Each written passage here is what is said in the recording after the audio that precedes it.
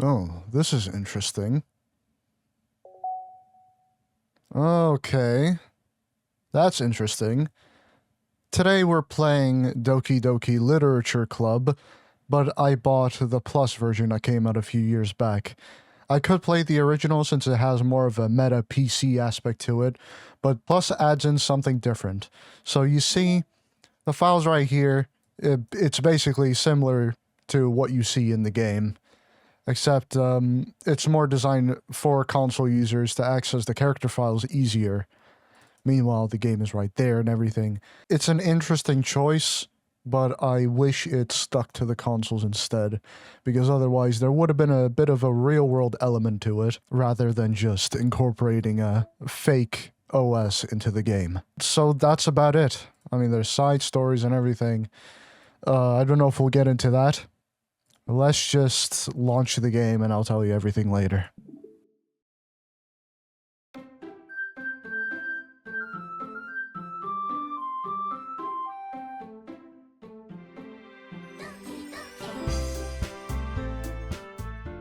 The whole premise of this playthrough is that I want to go through at least one route, aka my own personal route. Whatever choice I make will be the final one for myself personally.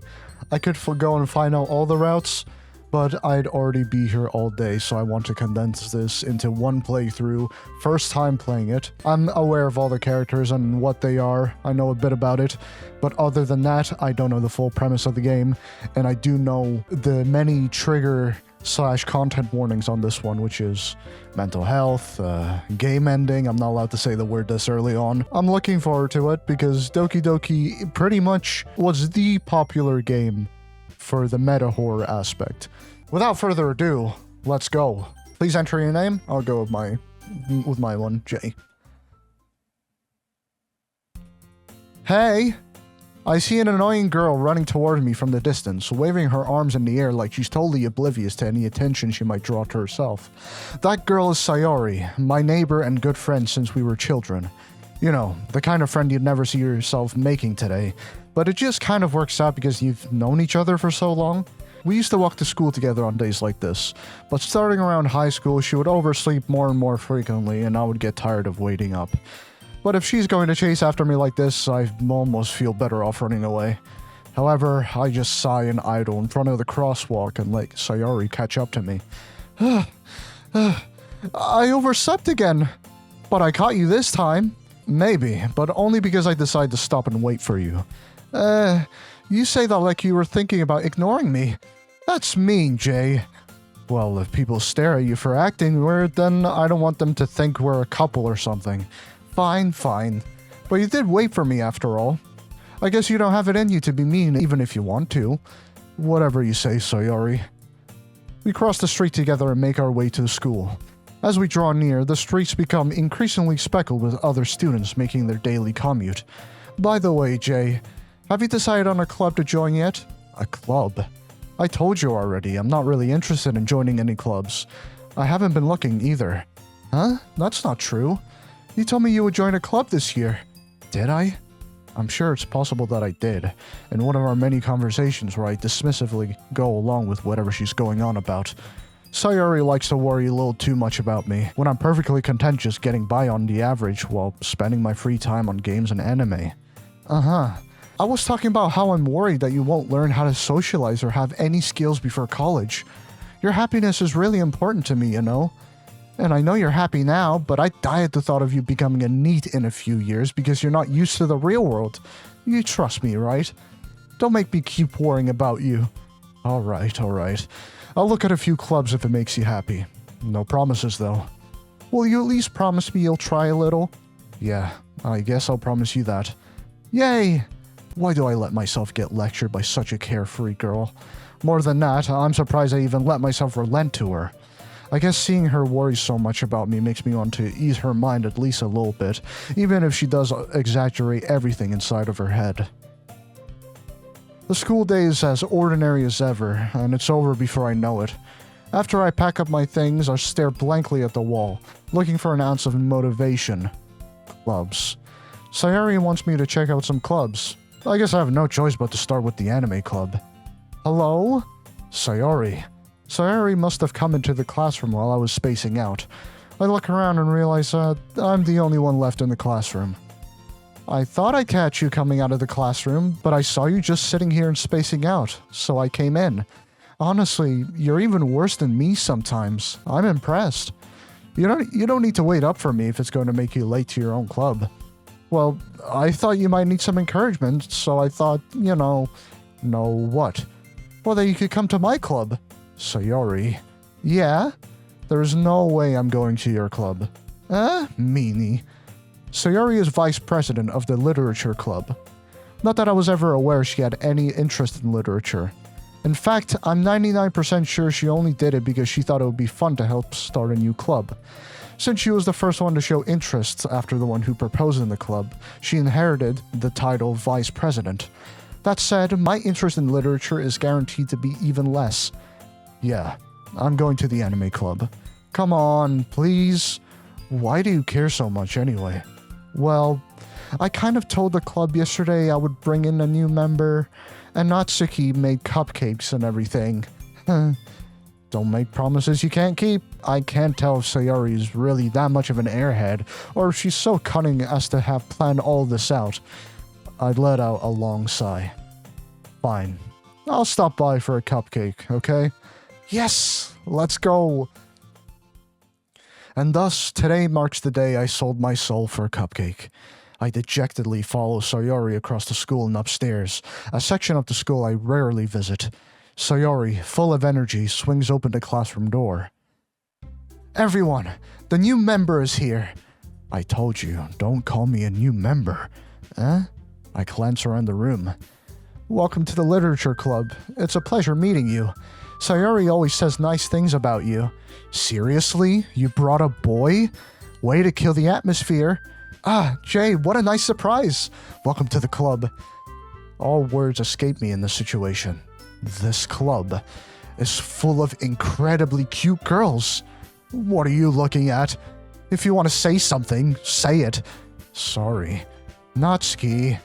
The girl with the sour attitude, whose name is apparently Natsuki, is one I don't recognize. Her small figure makes her look like a first-year student.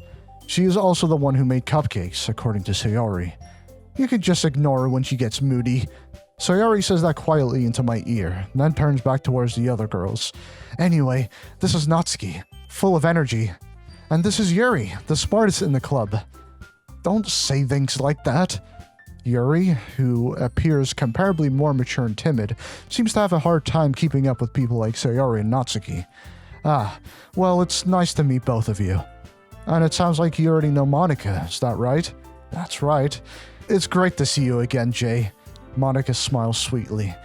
We do know each other. Well, we rarely talked, but we were in the same class last year. Monika was probably the most popular girl in class. Smart, beautiful, athletic, basically completely out of my league. So having her smile at me so genuinely feels a little... You too, Monika. Come sit down, Jay.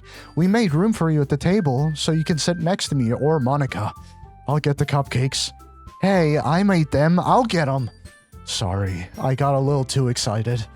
Then how about I make some tea as well? The girls have a few desks arranged to form a table. As Sayori mentioned, it's been widened so that there's only one space next to Monika and one space next to Sayori. Natsuki and Yuri walk over to the corner of the room, where Natsuki grabs the wrapped tray and Yuri opens the closet.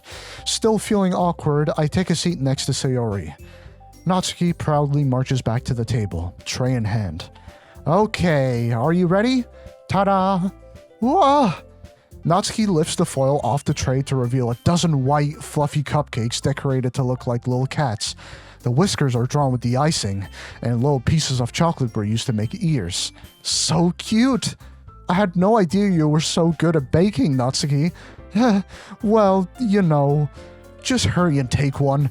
Sayori grabs one first, then Monika. I follow. It's delicious. Sayori talks with her mouth full and has already managed to get icing on her face. I turn the cupcake around in my fingers, looking for the best angle to take a bite. Natsuki is quiet. I can't help but notice her sneaking glances in my direction. Is she waiting for me to take a bite? I finally bite down. The icing is sweet and full of flavor. I wonder if she made it herself. This is really good. Thank you, Natsuki. Why are you thanking me? It's not like haven't I heard this somewhere before? Made them for you or anything. Eh? I thought you technically did, Sayori said. Well, maybe, but not for, you, dummy. Alright. I give up on Natsuki's weird logic and dismiss the conversation. Yuri returns to the table, carrying a tea set. She carefully places a teacup in front of each of us before setting down a teapot next to the cupcake tray. You keep a whole tea set in this classroom? Don't worry, the teachers gave us permission.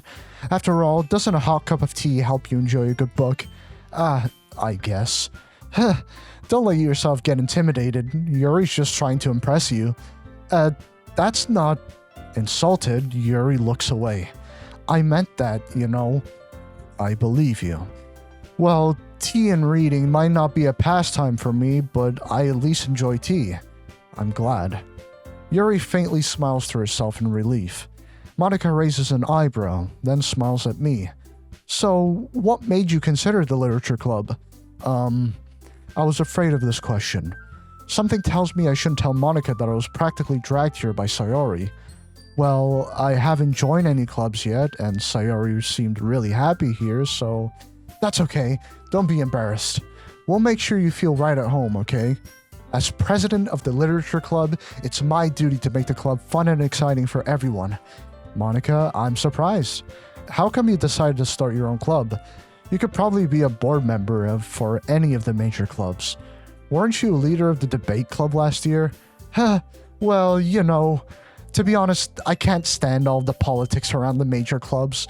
It feels like nothing but arguing about the budget and publicity and how to prepare for events. I'd rather much take something I personally enjoy and make something special out of it. And if it encourages others to get into literature, then I'm fulfilling that dream. Monica really is a great leader. Yuri also nods in agreement. Then I'm surprised there aren't more people in the club yet. It must be hard to start a new club. You could put it that way. Not many people are very interested in putting out all the effort to start something brand new. Especially when it's something that doesn't grab your attention, like literature. You have to work hard to convince people that you're both fun and worthwhile. But it makes school events, like the festival, that much more important. I'm confident that we can all really grow this club before we graduate. Right, everyone? Yeah, we'll do our best. You know it.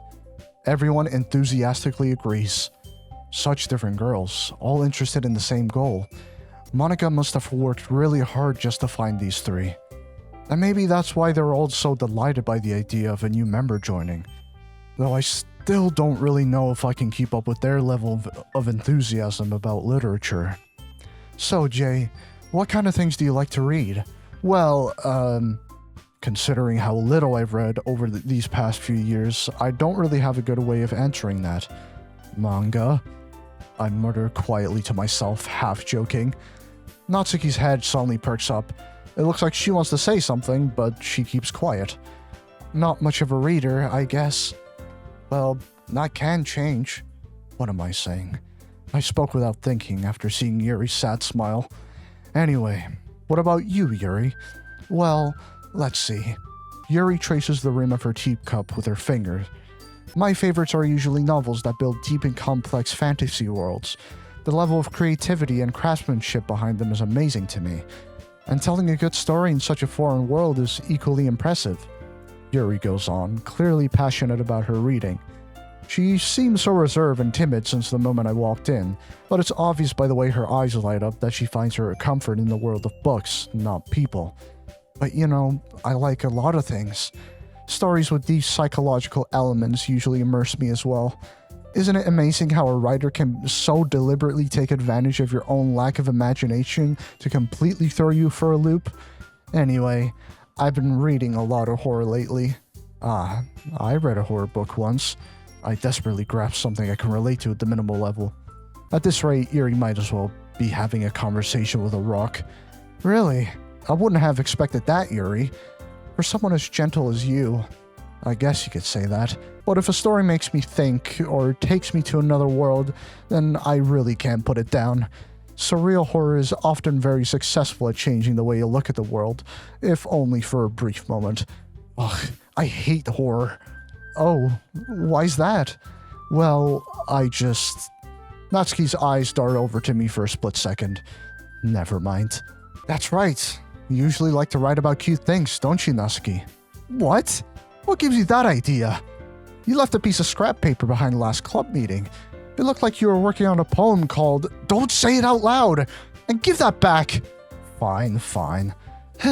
Your cupcakes, your poems, everything you do is just as cute as you are. Sayori sidles up behind Natsuki and puts her hands on her shoulders. I'm not cute! Natsuki, you write your own poems? Well, I guess sometimes. Why do you care? I think that's impressive. Why don't you share them sometime? No! Natsuki averts her eyes. You wouldn't like them. Not a very confident writer yet. I understand how Natsuki feels. Sharing that level of writing takes more than just confidence. The truest form of writing is writing to oneself. You must be willing to open up to your readers, exposing your vulnerabilities and showing even the deepest reaches of your heart. Do you have writing experience too, Yuri? Maybe if you share some of your work, you could set an example and help Natsuki feel comfortable enough to share hers. I guess it's the same for Yuri. I wanted to read everyone's poems. We all sit in silence for a moment. Okay, I have an idea, everyone. Natsuki and Yuri look quizzically at Monika. Let's all go home and write a poem of our own. Then, next time we meet, we'll all share them with each other. That way, everyone is even. Yeah, let's do it. Plus, now that we have a new member, I think it'll help us get a little more comfortable with each other and strengthen the bond of the club. Isn't that right, Jay? Monika smiles warmly at me once again. Hold on. There's still one problem. Huh? What's that? Now that we're back to the original topic of me joining the club, I bluntly come forth with what's been on my mind the entire time. I never said I would join this club. Sayori may have convinced me to stop by, but I never made any decision. I still have other clubs to look at, and, I lose my train of thought. All four girls stare back at me with dejected eyes. But, I'm sorry, I thought, Jay, I'm defenseless against these girls. How am I supposed to make a clear-headed decision when it's like this? That is, if writing poems is the price I need to pay in order to spend every day with these beautiful girls. Right. Okay, I've decided then. I'll join the literature club. One by one, the girls' eyes light up. Yes, I'm so happy. Sayori wraps her arms around me, jumping up and down. Hey, you really did scare me for a moment. If you really just came for the cupcakes, I would be super pissed. Then that makes it official. Welcome to the literature club. Thanks, I guess. Okay, everyone. I think with that, we can officially end today's meeting on a good note. Everyone remember tonight's assignment. Write a poem to bring to the next meeting so we all can share. Monika looks over to me once more. Jay, I look forward to seeing how you express yourself. Yeah. Can I really impress the class star Monika with my mediocre writing skills? I already feel the anxiety welling up inside me. Meanwhile, the girls continue to chit-chat as Yuri and Natsuki clean up their food. Hey Jay, since we're already here, do you want to walk home together? That's right. Sayori and I never walk home together anymore because she always stayed after school for clubs. Sure, might as well. With that, the two of us depart the club room and make our way home. The whole way, my mind wanders back and forth between the four girls. Sayori, Natsuki, Yuri, and of course, Monika. Will I really be happy spending every day after school in the literature club? Perhaps I'll have the chance to grow closer to one of the girls. Alright, I'll just need to make the most of my circumstances, and I'm sure good fortune will find me. And I guess that starts with writing a poem tonight. It's time to write a poem. Pick words you think your favorite club member will like. Something good might happen with whoever likes your poem the most. Right. We could get something a bit more fancy, like, I don't know, like, maybe something like memories would be good. Infallible. I haven't heard of that word before, but that sounds good. So we're basically playing, Mad Libs. Okay. We could put a cute word in there. Strawberry. Sticky? Why is sticky on there? Ew. Pure. Extraordinary. Vertigo. Uncanny. Fucking poetry slam. Spend enough time during the poem minigame for the music to loop. Oh, okay. Tenacious. Romance. Tragedy. Cheeks. Okay. The spies. Oh my god, I have to do this 7 more times? I didn't even realize. Raindrops. Doki Doki? Sure. It's the name of the game after all. What else? Disoriented. Depression. Okay. Headphones. And the last word... adventure. The words I chose sound like an adventure, at least. Hi again, Jay. Glad to see you didn't run away on us. Nah, don't worry. This might be a little strange for me, but I at least kept my word. Well, I'm back at the Literature Club. I was the last to come in, so everyone else is already hanging out. Thanks for keeping your promise, Jay. I hope this isn't too overwhelming of a commitment to you, making you dive headfirst into literature when you're not accustomed to it. Oh, come on, like he deserves any slack. Sayori told me you didn't even want to join any clubs this year, and last year too. I don't know if you plan to just come here and hang out or what.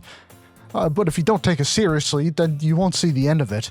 Natsuki, you certainly have a big mouth for someone who keeps her manga collection in the club room. Natsuki finds herself stuck between saying Monica and manga. Manga is literature. Swiftly defeated, Natsuki pops back into her seat. Don't worry, guys. Jay always gives it his best as long as he's having fun. He helps me with busy work without me even asking, like cooking, cleaning my room. How dependable. Sayori, that's because your room is so messy it's distracting, and you almost set your house on fire once. Is that so? You two are really good friends, aren't you? I might be a little jealous. How come? You and Jay can become good friends too. Sayori. As usual, Sayori seems oblivious to the weird situation she just put me into. Oh, Yuri even brought you something today, you know? Wait, Sayori? Huh? Me? Not really. Don't be shy. It's really nothing. What is it? Never mind. Sayori made it sound like a big deal when it's really not. What do I do? I'm sorry, Yuri. I wasn't thinking. I guess that means it's up to me to rescue this situation. Hey, don't worry about it. First of all, I wasn't expecting anything in the first place. So any nice gesture from you is a pleasant surprise. It'll make me happy no matter what. Is that so? Yeah, I won't make it a big deal if you don't want it to be. Alright. Well, here. Yuri reaches into her bag and pulls out a book. I didn't want you to feel left out, so I picked out a book that I thought you might enjoy. It's a short read, so it should keep your attention, even if you don't usually read. And we could, discuss it if you wanted. How is this girl accidentally being so cute? She even picked out a book she thinks I'll like despite me not reading much. Yuri, thank you. I'll definitely read this. I enthusiastically take the book. Yeah. Well, you can read it at your own pace. I look forward to hearing what you think. Now that everyone's settled in, I expected Monica to kick off some scheduled activities for the club, but that doesn't seem to be the case. Sayori and Monica are having a cheery conversation in the corner. Yuri's face is already buried in a book. I can't help but notice her intense expression, like she was waiting for this chance. Meanwhile, Natsuki is rummaging around in the closet. Man, it looks like nobody wants to be bothered today. I slumped down into the nearest desk. How am I supposed to occupy myself with something literature-related by myself like this? I guess I could always read some of the book Yuri gave me. But I'm feeling a little too tired to read. I could probably fall asleep right now. I close my eyes and end up listening in on Sayori's conversation with Monica. We're probably going to seem really lame compared to all the other clubs, though. Well, we can't give up. The festival is our chance to show everyone what literature is all about. The problem is that the idea of a literature club sounds too dense and intellectual, but it's not like that at all, you know? We just need a way of showing that to everyone. Something that speaks to their creative minds. That doesn't solve the problem though. Huh? What do you mean? Even if we come up with the most fun thing ever, nobody will come in the first place if it's a literature event. So it's more important to figure out how to get people to show up in the first place, you know? And after they come, we can do the thing to speak to their creative minds. What's this? Sayori is taking this really seriously. It's rare to hear her deliberating like this. Huh. That's a good point. In that case, do you think food will do the trick? What kind? I guess we could... Cupcakes!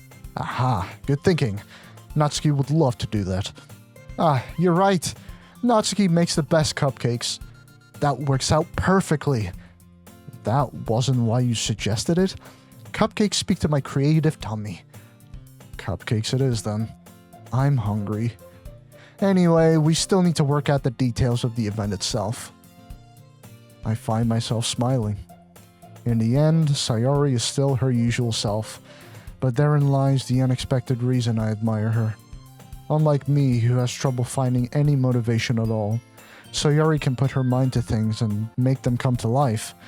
I suppose that's why I end up letting her get on my case about things. I can't help but wonder what it would be like to see the world through her eyes. I open my eyes to find Sayori's face filling my vision. I nearly fall out of my chair. Sorry. Wait. Actually, I'm not sorry at all. It's your fault for sleeping like that. This isn't the napping club. Does our school have a napping club? You're staying up late again, aren't you? Now that you're in the club, you're gonna have less time for anime, you know? You'll need to get used to it. Don't say that so loud. I glance over my shoulder to see if Monika overheard. It's true, though. Yeah. I know. You're always looking out for me, Sayori. It's what I do best. That's a problem. What about you? You look out for me better than you look out for yourself. You're still oversleeping every day, aren't you? Huh? Not every day. That's not very convincing. How many days this past week have you gotten up on time? It's a secret. I knew it. Come on. At least give me the benefit of the doubt. I can't even do that. Look, Sayori, it's written all over you. Sayori glances around at herself. How is it written all over me? You were clearly in a rush this morning. Look, your hair is sticking out all around here.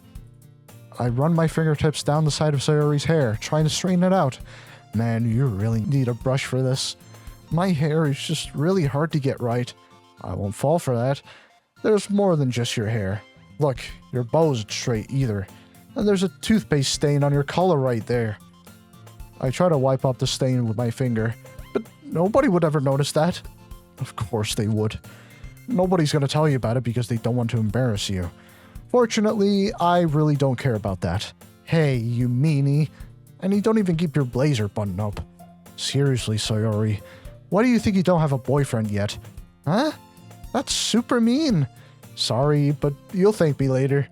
I start to button her blazer from the bottom. Once you see how much better it looks, you'll change your mind. This is so funny. What is?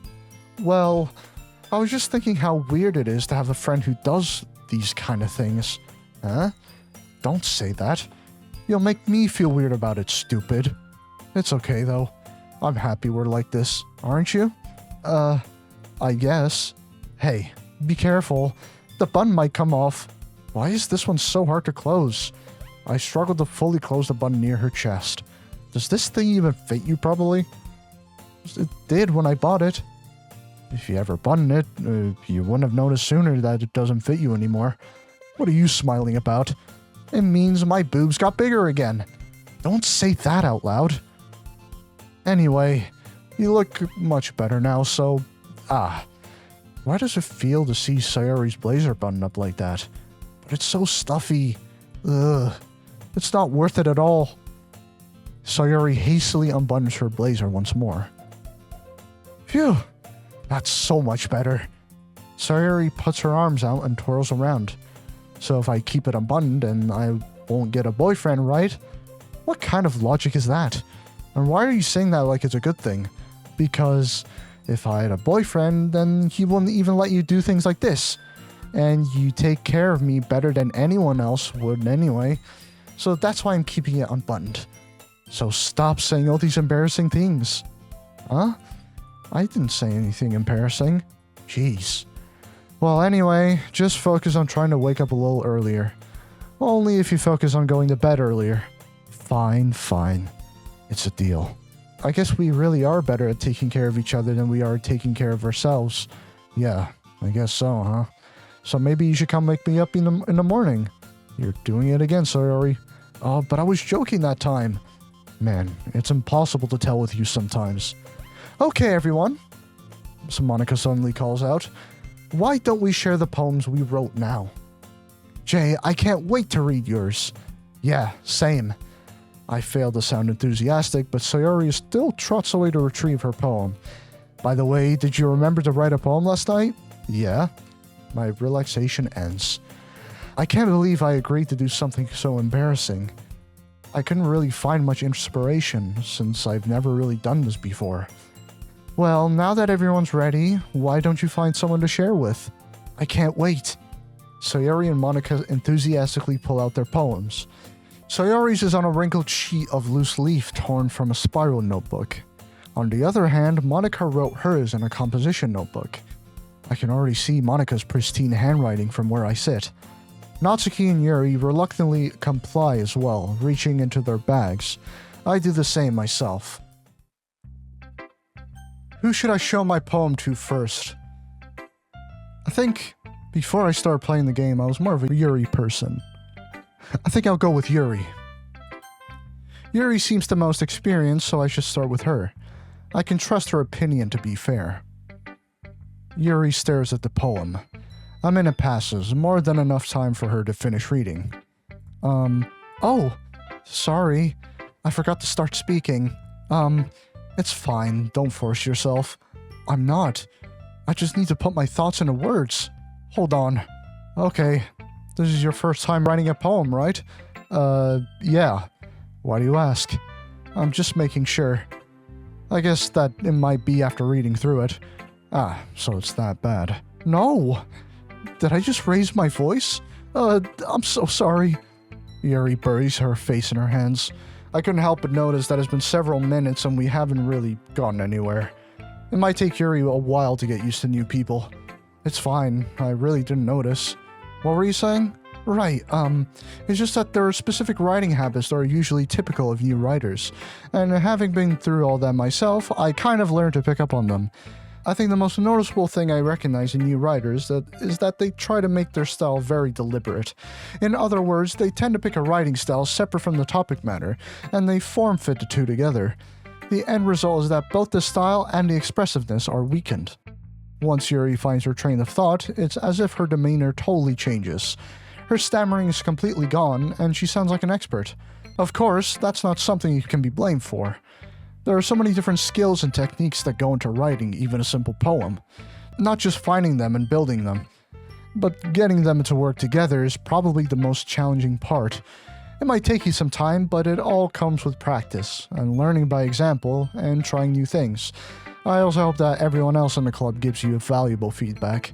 Natsuki can be a bit biased though. Biased? How?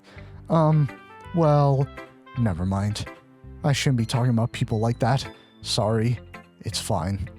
I'm not sure if Yuri is apologizing to herself, to me, or to Natsuki. Do you mind if I read your poem now? Please do. I'd love to share my thought process behind it. Yuri smiles dreamily, as if that's a rare opportunity for her, which itself is kind of funny. After all, isn't this supposed to be a literature club? Ghost under the light. The tendril of my hair illuminate beneath the amber glow, bathing. It must be this one.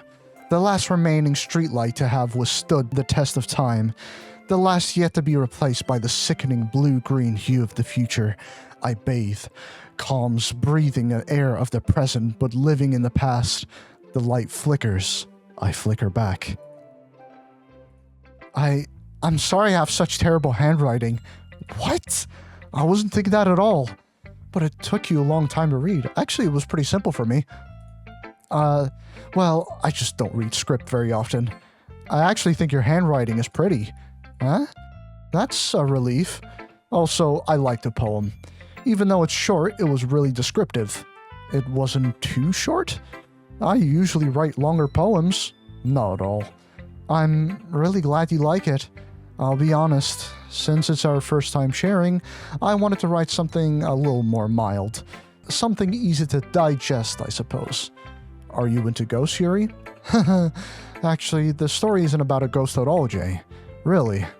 I must have totally missed the point. Well, I suppose you did only glance over after all. But remember that poets often express their own thoughts, feelings, and experiences in their work. They usually do more than tell a simple story or paint a picture. In this case, perhaps the subject of the poem is only being symbolically compared to a ghost, lingering in her last remaining place of comfort, unable to let go of the past, and soon to be left with nothing. That's a lot more solemn, putting it that way. I hadn't even thought of that. That's impressive. It's nothing, really. Well, it makes me happy that you think that. Just remember that it won't be long before you pick up on these things too. Yeah, maybe you're right. I guess I'll have to keep trying. I'm counting on you. Who should I show my poem to next? Monica. Hi, Jay. Having a good time so far? Yeah. Good. I'm glad to hear it. By the way, since you're new and everything, if you ever have any suggestions for the club, like new activities or things we can do better, I'm always listening. Don't be afraid to bring things up, okay? Alright, I'll keep that in mind. Of course I'll be afraid to bring things up. I'm much better off just going with the flow until I'm more settled in. Anyway, want to share your poem with me? It's kind of embarrassing, but I guess I have to. Haha, don't worry, Jay. We're all a little embarrassed today, you know? But it's that sort of barrier that we'll all learn to get past soon. Yeah, that's true. I hand Monica my poem. I like this one. It makes me think of something Sayori would like. Is that so? You and Sayori are really good friends, right? I wouldn't be surprised if you had these sort of things in common. Well, we may be good friends, but Sayori and I are actually really different. Well, that may be the case. But maybe there are also some similarities that you wouldn't expect. The way she talks about you, it sounds like the two of you really care about each other's well-being. Even if you show in different ways, it ends up being more similar than you'd think. So I think that's the kind of vibe I get when reading your poem. You sure you're not reading into it too much? I could be. Oh gosh, I sound like Yuri. But in any case, Sayori's writing has kind of a gentle feel to it. I can tell that she likes exploring with emotions like happiness and sadness. Who knew that somebody so happy would enjoy sad things too? Yeah, that's totally unexpected. Well, to each their own, and you shouldn't be afraid to experiment a little bit either. I'm sure I'll end up trying different things a lot. It could take a while before I feel comfortable doing this. That's okay. I'd love to see you try new things. That's the best way to find the kind of style that suits you. Everyone else might be a little biased toward their own kind of styles, but I'll always help you find what suits you the most. So don't force yourself to write the way everyone else wants you to write. It's not like you have to worry about impressing them or anything. Anyway, do you want to read my poem now? Don't worry, I'm not very good. You sound pretty confident for someone who claims to not be very good. Well, that's because I have to sound more confident. That doesn't mean I always feel that way, you know? I see. Well, let's read it then. Hole in wall. Is that sparkle or spackle? Whatever. It couldn't have been me. See, the direction the sparkle protrudes. A noisy neighbor, an angry boyfriend. I'll never know. I wasn't home. I peer inside for a clue. No, I can't see. I reel, blind, like a film left out in the sun. But it's too late. My retinas, already scorched with a permanent copy of the meaningless image. It's just a little hole. It wasn't too bright. It was too deep, stretching forever into everything. A hole of infinite choices. I realized now that I wasn't looking in. I was looking out, and he, on the other side, was looking in. So, what did you think? It's very free-form, if that's what you call it. Sorry, I'm not really the right person to ask for feedback. It's okay. Yeah, that kind of style has gotten pretty popular nowadays. That is, a lot of poems have been putting emphasis on the timing between the words and lines. When performed out loud, it can be really powerful. What was the inspiration behind this one? Well, I'm not sure if I know how to put it. I guess you could say that I had some kind of epiphany lately. It's been influencing my poems a bit. An epiphany? Yeah, something like that. I'm kind of nervous to talk about deep stuff like that, because it's kind of coming on strongly. Maybe after everyone is better friends with each other. Anyway, here's Monica's writing tip of the day. Sometimes when you're writing a poem or a story, your brain gets too fixated on a specific point. If you try so hard to make it perfect, then you'll never make any progress. Just force yourself to get something down on the paper and tidy it up later. Another way to think about it is this. If you keep your pen in the same spot for too long, you'll just get a big dark puddle of ink. So move your hand and go with the flow. That's my advice for today. Thanks for listening. Who should I show my poem to next? Sayori, since Monica said she might like it. Oh my goodness, this is so good, Jay. Huh? I love it. I had no idea you were such a good writer. Sayori, you must be seriously overreacting. I'm not a good writer at all. I honestly have no idea what I'm doing. Well, maybe that's why. Because I have no idea what I like either. Jeez. Yuri's opinion was way more constructive than this. Maybe even Natsuki's. Are you sure you don't like it just because I wrote it? Well, I'm sure that's part of it. I think I understand you better than a lot of other people, you know? So when I read your poem, it's not just a poem, it's a J poem. And that makes it feel extra special. Like I can feel your feelings in it. Sayori hugs the sheet against her chest. You're so weird, Sayori. I'm really happy that you just wrote one. It reminds me of how you're really part of the club now. Not to mention the fact that I'm standing in front of you in the club room. Well, of course. I'm not really into it yet, but that doesn't mean I'll break my promise. See? It's like I said before, Jay. Deep down, you're not selfish at all, you know? Trying new things like this for other people, that's something only really good people do. Thanks, Sayori. I'm not sure if Sayori sees the full picture of my motive here. Then again, I can't deny that she's part of the reason I joined. Knowing how much this means to her and all. Yeah. And I'm gonna make sure you have lots of fun here, okay? That'll be my way of thanking you. Alright, I'm gonna hold you to that then. Now, you'll read my poem too, right? Don't worry, I'm really bad at this. We'll see about that. Dear sunshine, the way you glow through my blinds in the morning, it makes me feel like you miss me. Kissing my forehead to help me out of bed, making me rub the sleepy from my eyes. Are you asking me to come out and play? Are you trusting me to wish away a rainy day? I look above, the sky is blue. It's a secret, but I trust you too. If it wasn't for you, I could sleep forever. But I'm not mad. I want breakfast.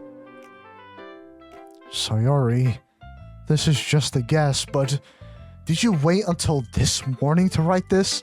No, just a little bit. You can't just answer just a little bit to a yes or no question. I forgot to do it last night. Well, that at least makes me feel a little better about myself. Don't be mean. I still tried my best. Yeah.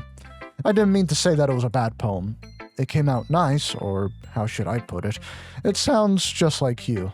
Really. Yeah. Especially that last line. I made eggs and toast. Even though you were late to school? It's bad to skip breakfast. I get all cranky. Well, I guess there's no point in arguing. Anyway, thanks for showing me. This was so much fun. Monica's the best. Yeah. But next time, I won't forget. And I'm gonna write the best poem ever. Well, I guess I look forward to it. Alright, time to show the poem to Natsuki next. Well, it's about what I expected from someone like you. That's a little blunt. Well, excuse me. It's not like I said it was bad. It just didn't evoke any emotions. So basically, it's not cute enough for your taste? Do you want to get smacked? I'll pass. Well, anyways, I guess I need to show you mine. Not that you'll like it. Eagles can fly. Monkeys can climb. Crickets can leap. Horses can race. Owls can seek. Cheetahs can run. Eagles can fly. People can try, but that's about it. Yeah, I told you that you weren't gonna like it. I like it. What? Just be honest. I am. Why are you so convinced that I wouldn't like it? Well, because everyone in high school thinks that writing has to be all sophisticated and stuff, so people don't even take my handwriting seriously. But isn't the point of poems for people to express themselves? Your writing style wouldn't make your message any less valid. Yes, exactly. I like when it's easy to read, but it hits you hard. Like in this poem, seeing everyone around you doing great things can be really disheartening, so I decide to write about it. Yeah, I understand.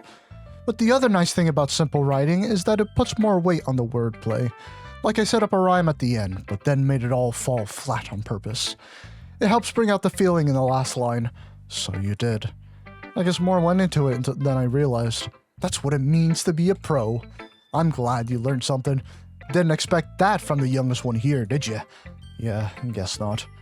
I decided to humor her with that last comment. I don't really care how old everyone is, but if Natsuki's feeling proud, then I won't take that away from her. Phew. I guess that's everyone. I glance around the room. That was a little more stressful than I anticipated. It's as if everyone is judging me for my mediocre writing abilities. Even if they're just being nice, there's no way my poems can stand up to theirs. This is a literature club after all. I sigh. I guess that's what I end up getting myself into. Across the room, Sayori and Monica are happily chatting. My eyes land on Yuri and Natsuki. They gingerly exchange sheets of paper, sharing their respective poems. As they read in tandem, I watch each of their expressions change. Natsuki's eyebrows furrow in frustration. Meanwhile, Yuri smiles sadly. What's with this language? Huh? Did you say something? Oh, it's nothing. Natsuki dismissively returns the poem to the desk with one hand. I guess you could say it's fancy. Ah, thanks. Yours is cute. Cute? Did you completely miss the symbolism or something? It's clearly about the feeling of giving up. How can that be cute? I know that. I just meant the language, I guess. I was trying to say something nice. Huh? You mean you have to try that hard to come up with something nice to say?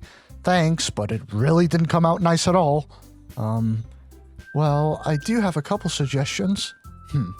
If I was looking for suggestions, I would have asked someone who actually liked it. Which people did, by the way. Sayori liked it, and Jay did too. So, based on that, I'll gladly give you some suggestions of my own. First of all, excuse me. I appreciate the offer, but I spent a long time establishing my writing style. I don't expect it to change anytime soon, unless of course I come across something particularly inspiring, which I haven't yet. And Jay liked my poem too, you know? He even told me he was impressed by it. Natsuki suddenly stands up. Oh, I didn't realize you were so invested in trying to impress our new member, Yuri. Huh? That's not what you're just... Yuri stands up as well. Maybe you're just jealous that Jay appreciates my advice more than he appreciated yours. Huh? And how do you know he didn't appreciate my advice more? Are you that full of yourself? No. If I was full of myself, I would deliberately go out of my way to make everything I do overly cutesy. Is everyone okay? Well, you know what? I wasn't the one whose boobs magically grew a size bigger as soon as Jay started showing up. Natsuki? Natsuki, that's a little... This doesn't involve you. I don't like fighting, guys. Suddenly, both girls turned towards me, as if they noticed I was standing there. Jay, she's just trying to make me look bad. That's not true. She started it. If she could get over herself and learn to appreciate that simple writing is more effective, then this wouldn't have happened in the first place. What's the point of making all your poems all convoluted for no reason? The meaning should jump out at the reader, not force them to have to figure it out. Help me explain that to her, Jay. Wait, there's a reason we have so many deep and expressive words in our language. It's the only way to convey complex feelings and meaning the most effectively. Avoiding them is not only unnecessarily limiting yourself, it's also waste. You understand that, right, Jay? Well? How did I get dragged into this in the first place? It's not like I know anything about writing, but whomever I agree with, they'll probably think more highly of me. So of course, that's going to be... Oh god. I don't want them to fight. If I agree with Natsuki, Yuri's gonna be really upset. If I agree with Yuri, Natsuki's gonna be really upset. But if I get Sayori into this, she might try to calm down everybody. And I don't want people fighting over me, so... Help me, Sayori! Natsuki glares at me, drying up any words I had in my mouth. So instead I turn to Yuri. Yuri. But Yuri's expression is so defenseless that I can't bring myself to say anything to her. Sayori. Huh? Yeah. Everyone's fighting is making Sayori uncomfortable. How can the two of you keep fighting when you know you're making your friend feel like this? Jay. Well, that's her problem. This isn't about her. I agree. It's unfair for others to interject their own feelings into our conflict. Yeah, unless Sayori wants to tell Yuri what a stuck-up jerk she's being. She would never. It's your immaturity that's made her upset in the first place. Excuse me? Are you listening to yourself? This is exactly why nobody likes— Stop! Natsuki, Yuri, you guys are my friends. I just want everyone to get along and be happy. My friends are wonderful people, and I love them because of their differences. Natsuki's poems, they're amazing because they give you so many feelings with just a few words. And Yuri's poems are amazing because they paint beautiful pictures in your head. Everyone is so talented. So why are we fighting? Because, well, also, Natsuki's cute and there's nothing wrong with that. And Yuri's boobs are the same as they always were. Big and beautiful. Sayori stands triumphantly. Monica stands behind her with a bewildered expression. I'll make some tea. Yuri rushes off. Natsuki sits down with a blank expression on her face, staring at nothing. So, this is why Sayori is vice president? I whisper to Monica. She nods in return. To be honest, I might come off as a good leader and I can organize things, but I'm not very good with people. I can't even bring myself to interject. As president, that's kind of embarrassing of me. Nah, it's not like I can blame you. I wasn't able to say anything either. Well, I guess that means Sayori is amazing in her own ways, isn't she? You could say that. She might be an airhead, but sometimes it's weirdly suspicious that she knows exactly what she's doing. I see. Take good care of her, okay? I would hate to see her get herself hurt. That makes two of us. You can count on me. Monica smiles sweetly at me, causing my stomach to knot. Such a genuine person really does make a good president, regardless of what she says. If only I could get the chance to talk to her a little more. Okay, everyone. It's just about time for us to leave. How did you all feel about sharing poems? It was a lot of fun. Well, I'd say it was worth it. It was alright. Well, mostly. Jay, what about you? Yeah, I'd say the same. It was a neat thing to talk about with everyone. Awesome. In that case, we'll do the same thing tomorrow. And maybe you learned something from your friends too. So your poems will turn out even better. I think to myself, I did learn a little more about the kinds of poems everyone likes. With any luck, that means I can do at least a better job impressing those I want to impress. I nod to myself with newfound determination. Jay, ready to walk home? Sure, let's go. Sayori beams at me. It truly has been a while since Sayori and I have spent this much time together. I can't really say I'm not enjoying it either. Sayori, about what happened earlier. Huh? What do you mean? You know, between Yuri and Natsuki. Does that kind of thing happen often? No, no, no. That's really the first time I've seen them fight like that. I promise they're both wonderful people. You don't hate them, do you? No, I don't hate them. I just wanted your opinion, that's all. I could see why they'd make good friends with you. You know, Jay, it's nice that I get to spend time with you in the club, but I think seeing you get along with everyone is what makes me the happiest. And I think everyone really likes you too. Every day is gonna be so much fun. It looks like Sayori still hasn't caught on the kind of situation I'm in. Sure, being friends with everyone is nice, but does it really need to stop there? We'll just have to see what the future holds, Sayori. I pat Sayori on the shoulder. I said that more to myself than to her, but it's easy to use Sayori as an internal monologue sometimes. Okay. Yeah, let's do this.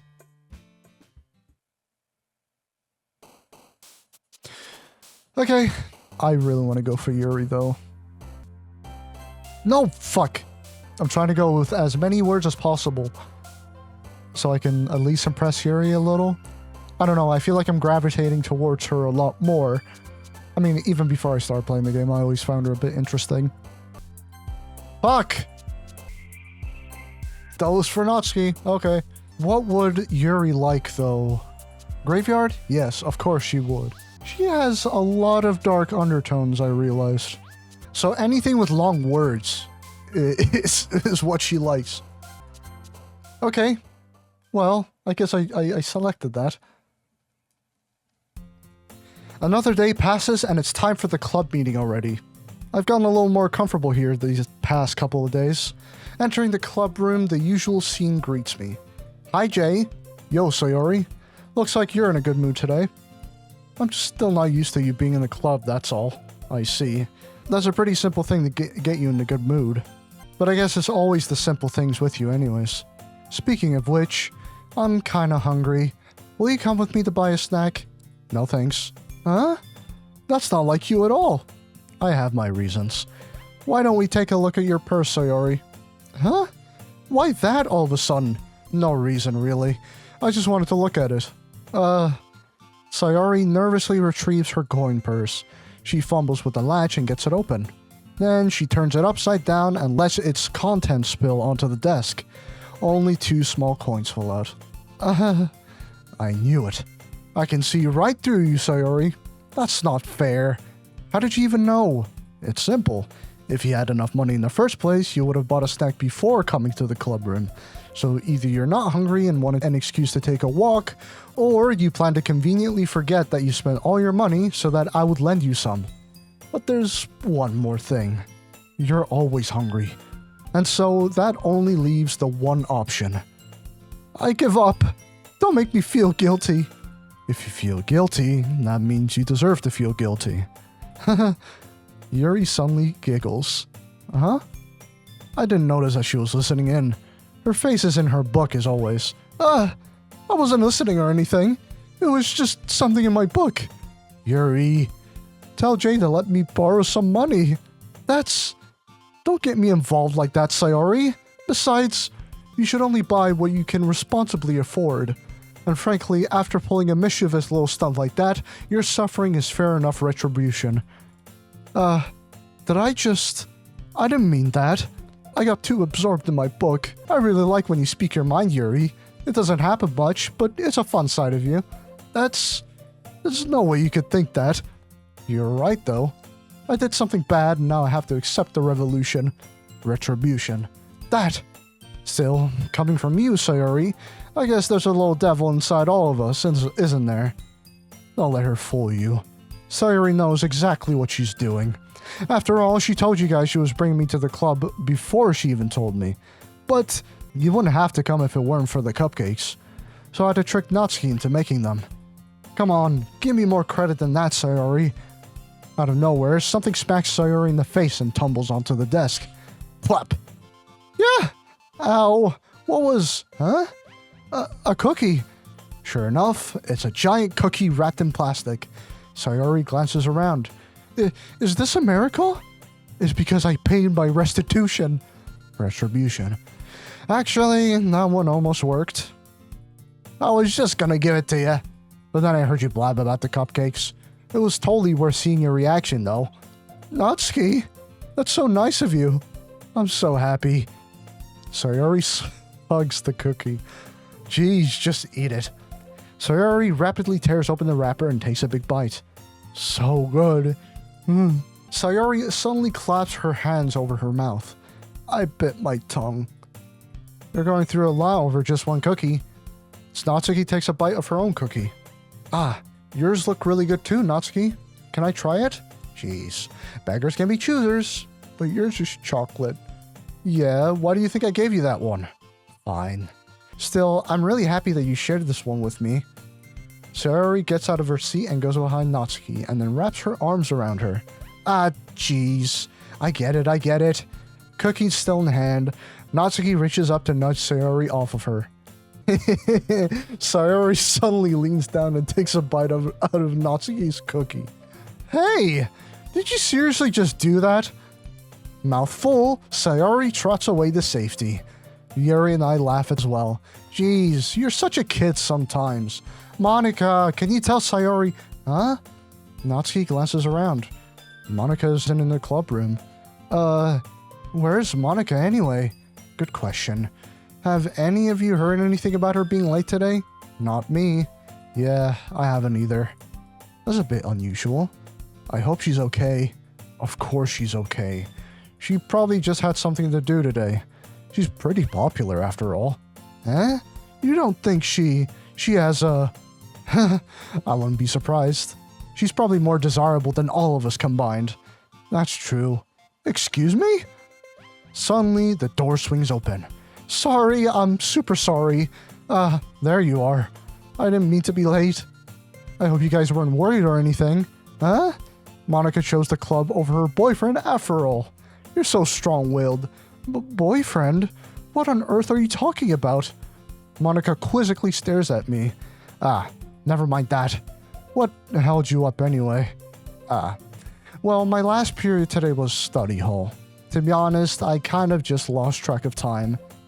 That makes no sense, though. You would have heard the bell ring at least. I must not have heard it since I was practicing piano. Piano? I wasn't aware you played music as well, Monika. I don't really. I just kind of started recently. I always wanted to learn piano. That's so cool. You should play something for us, Monika. Monika looks at me. Maybe once I get a little better, I will. That sounds so cool. I also look forward to it. Is that so? In that case, I won't let you down, Jay. Monika smiles sweetly. I didn't mean any pressure or anything like that. Don't worry. I've been practicing a whole lot recently, and I'd really love the chance to share once I'm ready. I see. In that case, best of luck. Thanks. So, I didn't miss anything, did I? No, not really. I choose to leave Sayori's mischievous escapade. I'm sure Natsuki will end up complaining to her anyway. It looks like everyone has already settled down. Sayori somehow finished her entire cookie. Yuri is back to her book, and Natsuki disappeared into the closet. I'm really curious to talk to Yuri a little bit more, but at the same time, I would feel bad for distracting her from reading. I catch a glimpse of the cover of her book. It looks like the same book that she lent to me. More than that, she seems to be on the first few pages. Crap. I think she noticed me looking at her. She sneaks another glance at me, and our eyes meet for a split second. But that only makes her hide her face deeper in the book. Sorry. I was just spacing out. I mutter this, sensing I made her uncomfortable. Oh, it's fine. If I was focused, then I probably wouldn't have noticed in the first place, but I'm just rereading a bit of this, so... That's the book you gave me, right? Mm-hmm. I wanted to reread some of it. Not for any particular reason. Just curious, how come you have 2 copies of the same book? Well, when I stopped at the bookstore yesterday... that's not what I meant. I mean, I just happened to buy 2 of them. I see. There's something fairly obvious here that Yuri isn't telling me, but I decide to let it go. I'll definitely start reading it soon. I'm glad to hear. Once it starts to pick up, you might have a hard time putting it down. It's a very engaging and relatable story. Is that so? What's it about anyways? Well, Yuri closes the book and scans her eyes over at the back. The book is titled Portrait of Markov. There's an ominous-looking eye symbol on the front cover. Alright. I just wanted to make sure I don't accidentally give anything away. Basically, it's about this girl in high school who moves in with her long-lost younger sister. But as soon as she does so, her life gets really strange. She gets targeted by these people who escape from a human experiment prison, and while her life is in danger, she needs to desperately choose who to trust. No matter what she does, she ends up destroying most of her relationships, and her life starts to fall apart. That's kind of dark, isn't it? Yuri made it sound like it was going to be a nice story, so that dark turn came from nowhere. Yuri gently giggles all of a sudden. You're into some morbid shit, Yuri.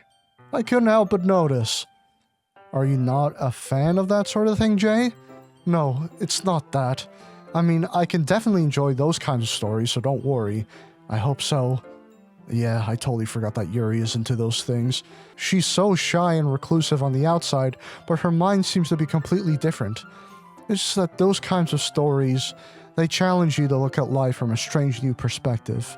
When horrible things happen not just because someone wants to be evil, but because they have their own goals or their own philosophy that they believe in. Then suddenly, when you thought you related to the protagonist, they're made out to be the naive one for letting their one-sided morals interfere with the villain's plans. I'm rambling, aren't I? Not again. I'm sorry. Hey, don't apologize. I haven't lost interest or anything. Well, I guess it's alright then. But I feel like I should let you know that I have this problem. When I let things like books and writing fill my thoughts, I kind of forget to pay attention to other people. So I'm sorry if I end up saying something strange. And please stop me if I start talking too much. I really don't think you need to worry. That just means you're passionate about reading. The least I can do is listen. It's a literature club after all. That's true. In fact, I might as well get started reading it, right? You don't have to. What are you saying? Just a moment ago you were saying you were looking forward to it. Let me just get the book. I quickly retrieved the book that I had put in my bag.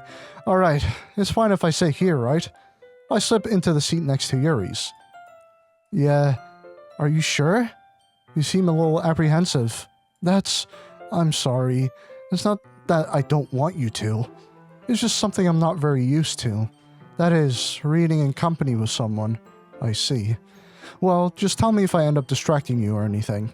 Alright. I open the book and start the prologue. I soon understand what Yuri means about reading in company. It's as if I can feel her presence over my shoulder as I read. It's not a particularly bad thing. Maybe a little distracting, but the feeling is somewhat comforting. Yuri is in the corner of my eye. I realize that she's not actually looking at her own book. I glance over. It looks like she's reading from my book instead. Sorry, I was just... Yuri, you really apologize a lot, don't you? I do? I don't really mean to. Sorry. I mean, here, this should work, right? I slide my desk until it's up against Yuri's, then hold my book more between the two of them. Ah, I suppose so. Yuri timidly closes her own copy. Once we each lean in a little bit, our shoulders are almost touching.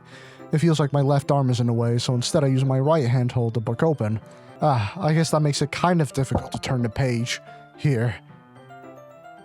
Yuri takes her left arm and holds the left side of the book between her thumb and forefinger. I do the same with my right arm, on the right side of the book. That way, I turn a page and Yuri slides it under her thumb after it flips to her side. But in holding it like this, we're huddled even closer together than before. It's actually kind of distracting me. It's as if I can feel the warmth of Yuri's face, and she's in the corner of my vision. Are you ready? Huh? To turn a page. Sorry. I think I got a bit distracted for a second. I glance over at Yuri's face again, and our eyes meet. I don't know how I'll be able to keep up with her. That's okay. You're not as used to reading, right? I don't mind being patient if it takes you a bit longer. It's probably the least I can do. Since you've been so patient with me... Yeah? Thanks. We continue reading. Yuri no longer asks me if I'm ready to turn the page. Instead, I just assume that she finishes the page before me, so I turn it by my own volition. We continue the first chapter in silence. Even so, turning each page almost feels like an intimate exchange. my thumb gently letting go of the page, letting it flutter over to her side as she catches it under her own thumb. Hey, Yuri, this might be a silly thought, but the main character kind of reminds me of you a little bit. You think so? How does she? Well, I guess she's more blunt in a lot of ways, but she also second guesses all the things that she says and does. Like she's afraid she'll do something wrong. It's not like I can see into your head or anything, but they're kind of reminiscent of some of your mannerisms. I see. Yuri remains silent for a moment. But Jay, that's probably a terrible thing to have in common with her. That's so embarrassing that you think that. Wait, I didn't mean it in a bad way or anything. Sorry, I really didn't know you were self-conscious about that sort of thing. I guess I more meant that it's kind of cute. What are you saying all of a sudden? Okay, everyone. I think it's about time we share today's poem with each other. We might not have enough time if we wait too long. Yuri exhales, spared from finishing her thought. Is that alright, Yuri? You look kind of down. I'm sorry if you haven't been looking forward to this. It's not. It's fine. Yuri releases her hand from the book, causing it to close on top of my thumb. Alright. I guess I'll do some more reading tonight. Or would you prefer I only read it with you? I guess I don't have too much of a preference either way. In that case, I'll read a little more tonight. It'll be more fun to read with you after it picks up a bit, you know? That's good reasoning. In that case, feel free to finish the first 2 chapters in your own time. Alright, I stand up. I make a mental note of where I left off in the book, then slip it back into my bag. Who should I show my poem to first? Well, we did do that poem for Yuri because we wanted to get her attention the most. I tried my best to pick out specific words that would make her happy, so yes, let's show that to her first. Let's see what you've written for today. Yuri stares at the poem with a surprised expression on her face. Do you like it? Jay, how did you pick up on this so quickly? Just yesterday, I was telling you the kind of techniques we're practicing. Maybe that's why. You did a good job explaining. I really wanted to try giving it more imagery. Yuri visibly swallows. Even her hands appear sweaty. I'm not used to this. Used to what? I don't know. It's fine, take your time. Yuri breathes and collects her thoughts.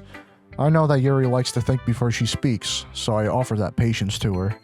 Yeah, just being appreciated like this, I guess.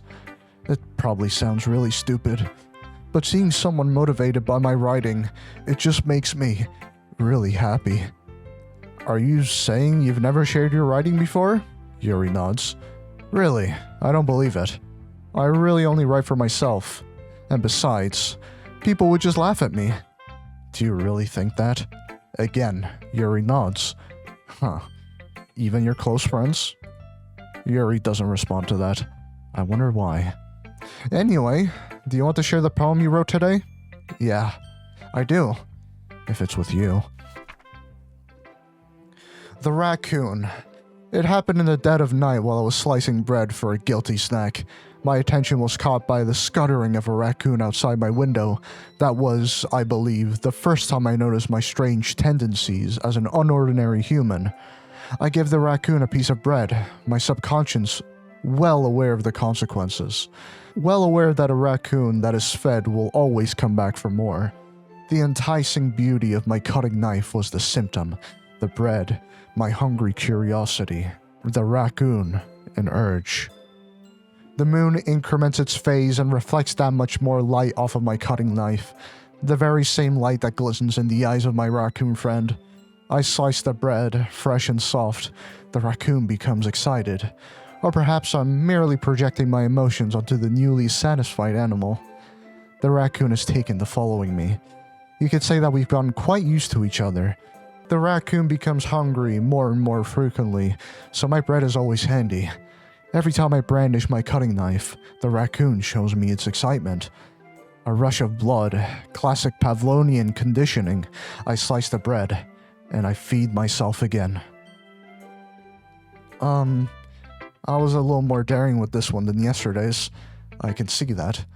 It's a lot more metaphorical.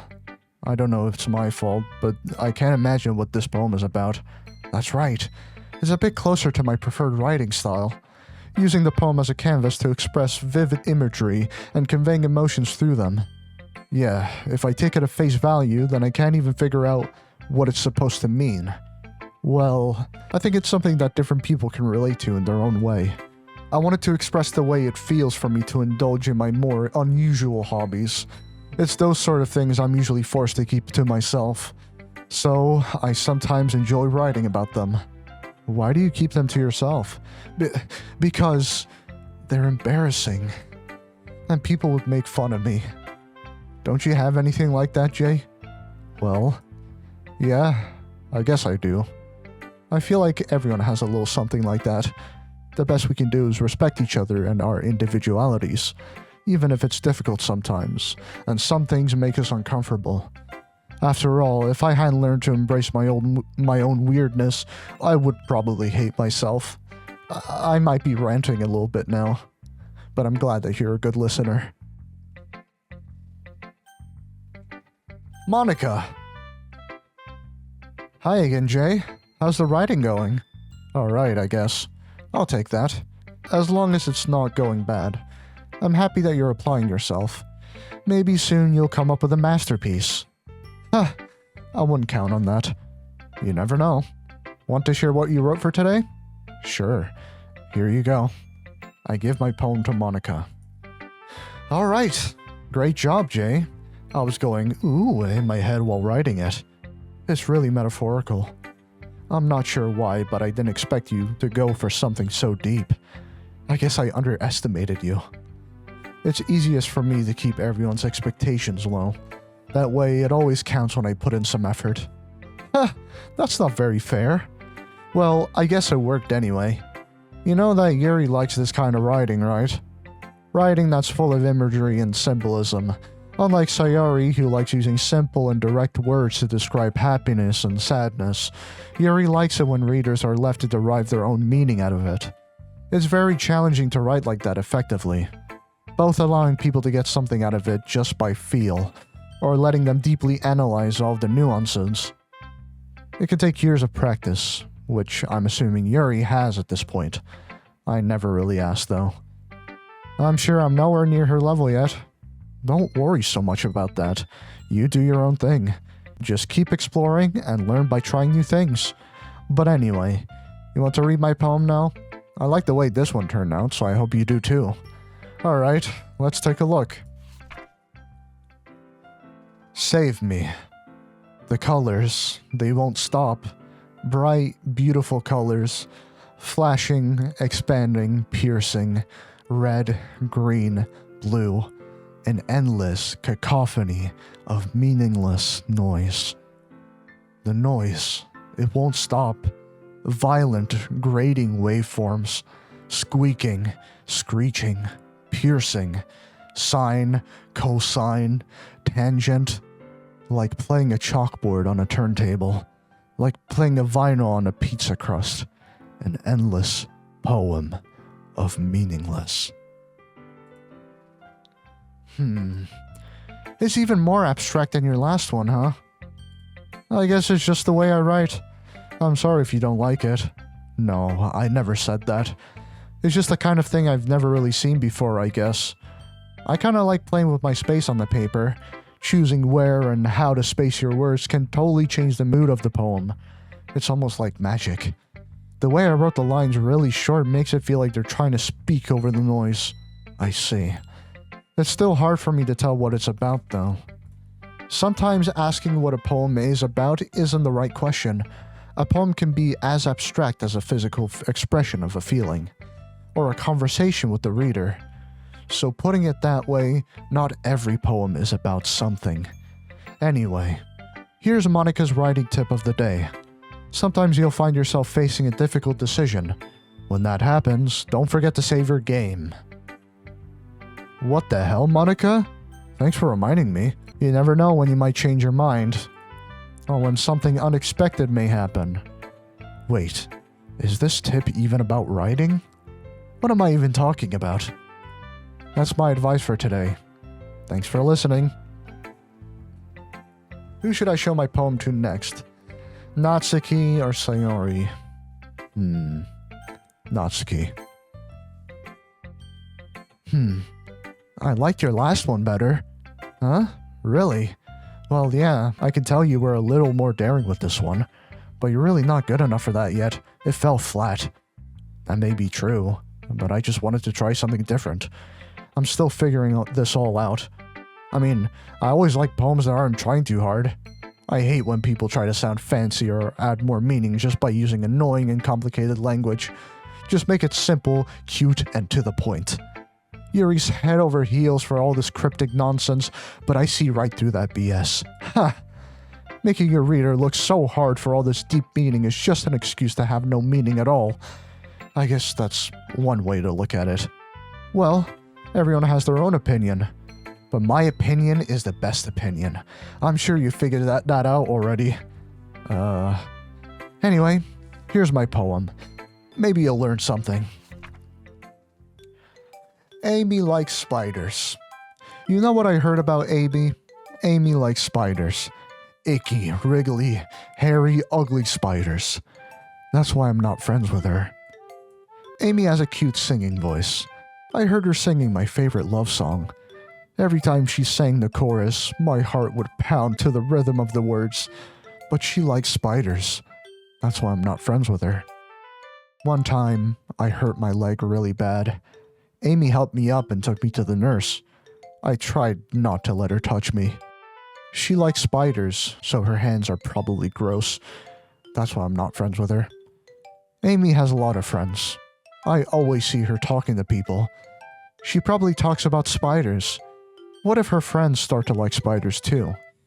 That's why I'm not friends with her. It doesn't matter if she has other hobbies. It doesn't matter if she keeps it private. It doesn't matter if it doesn't hurt anyone. It's gross. She's gross. The world is better off without spider lovers. And I'm gonna tell everyone. Not bad, right? It's quite a bit longer than yesterday's.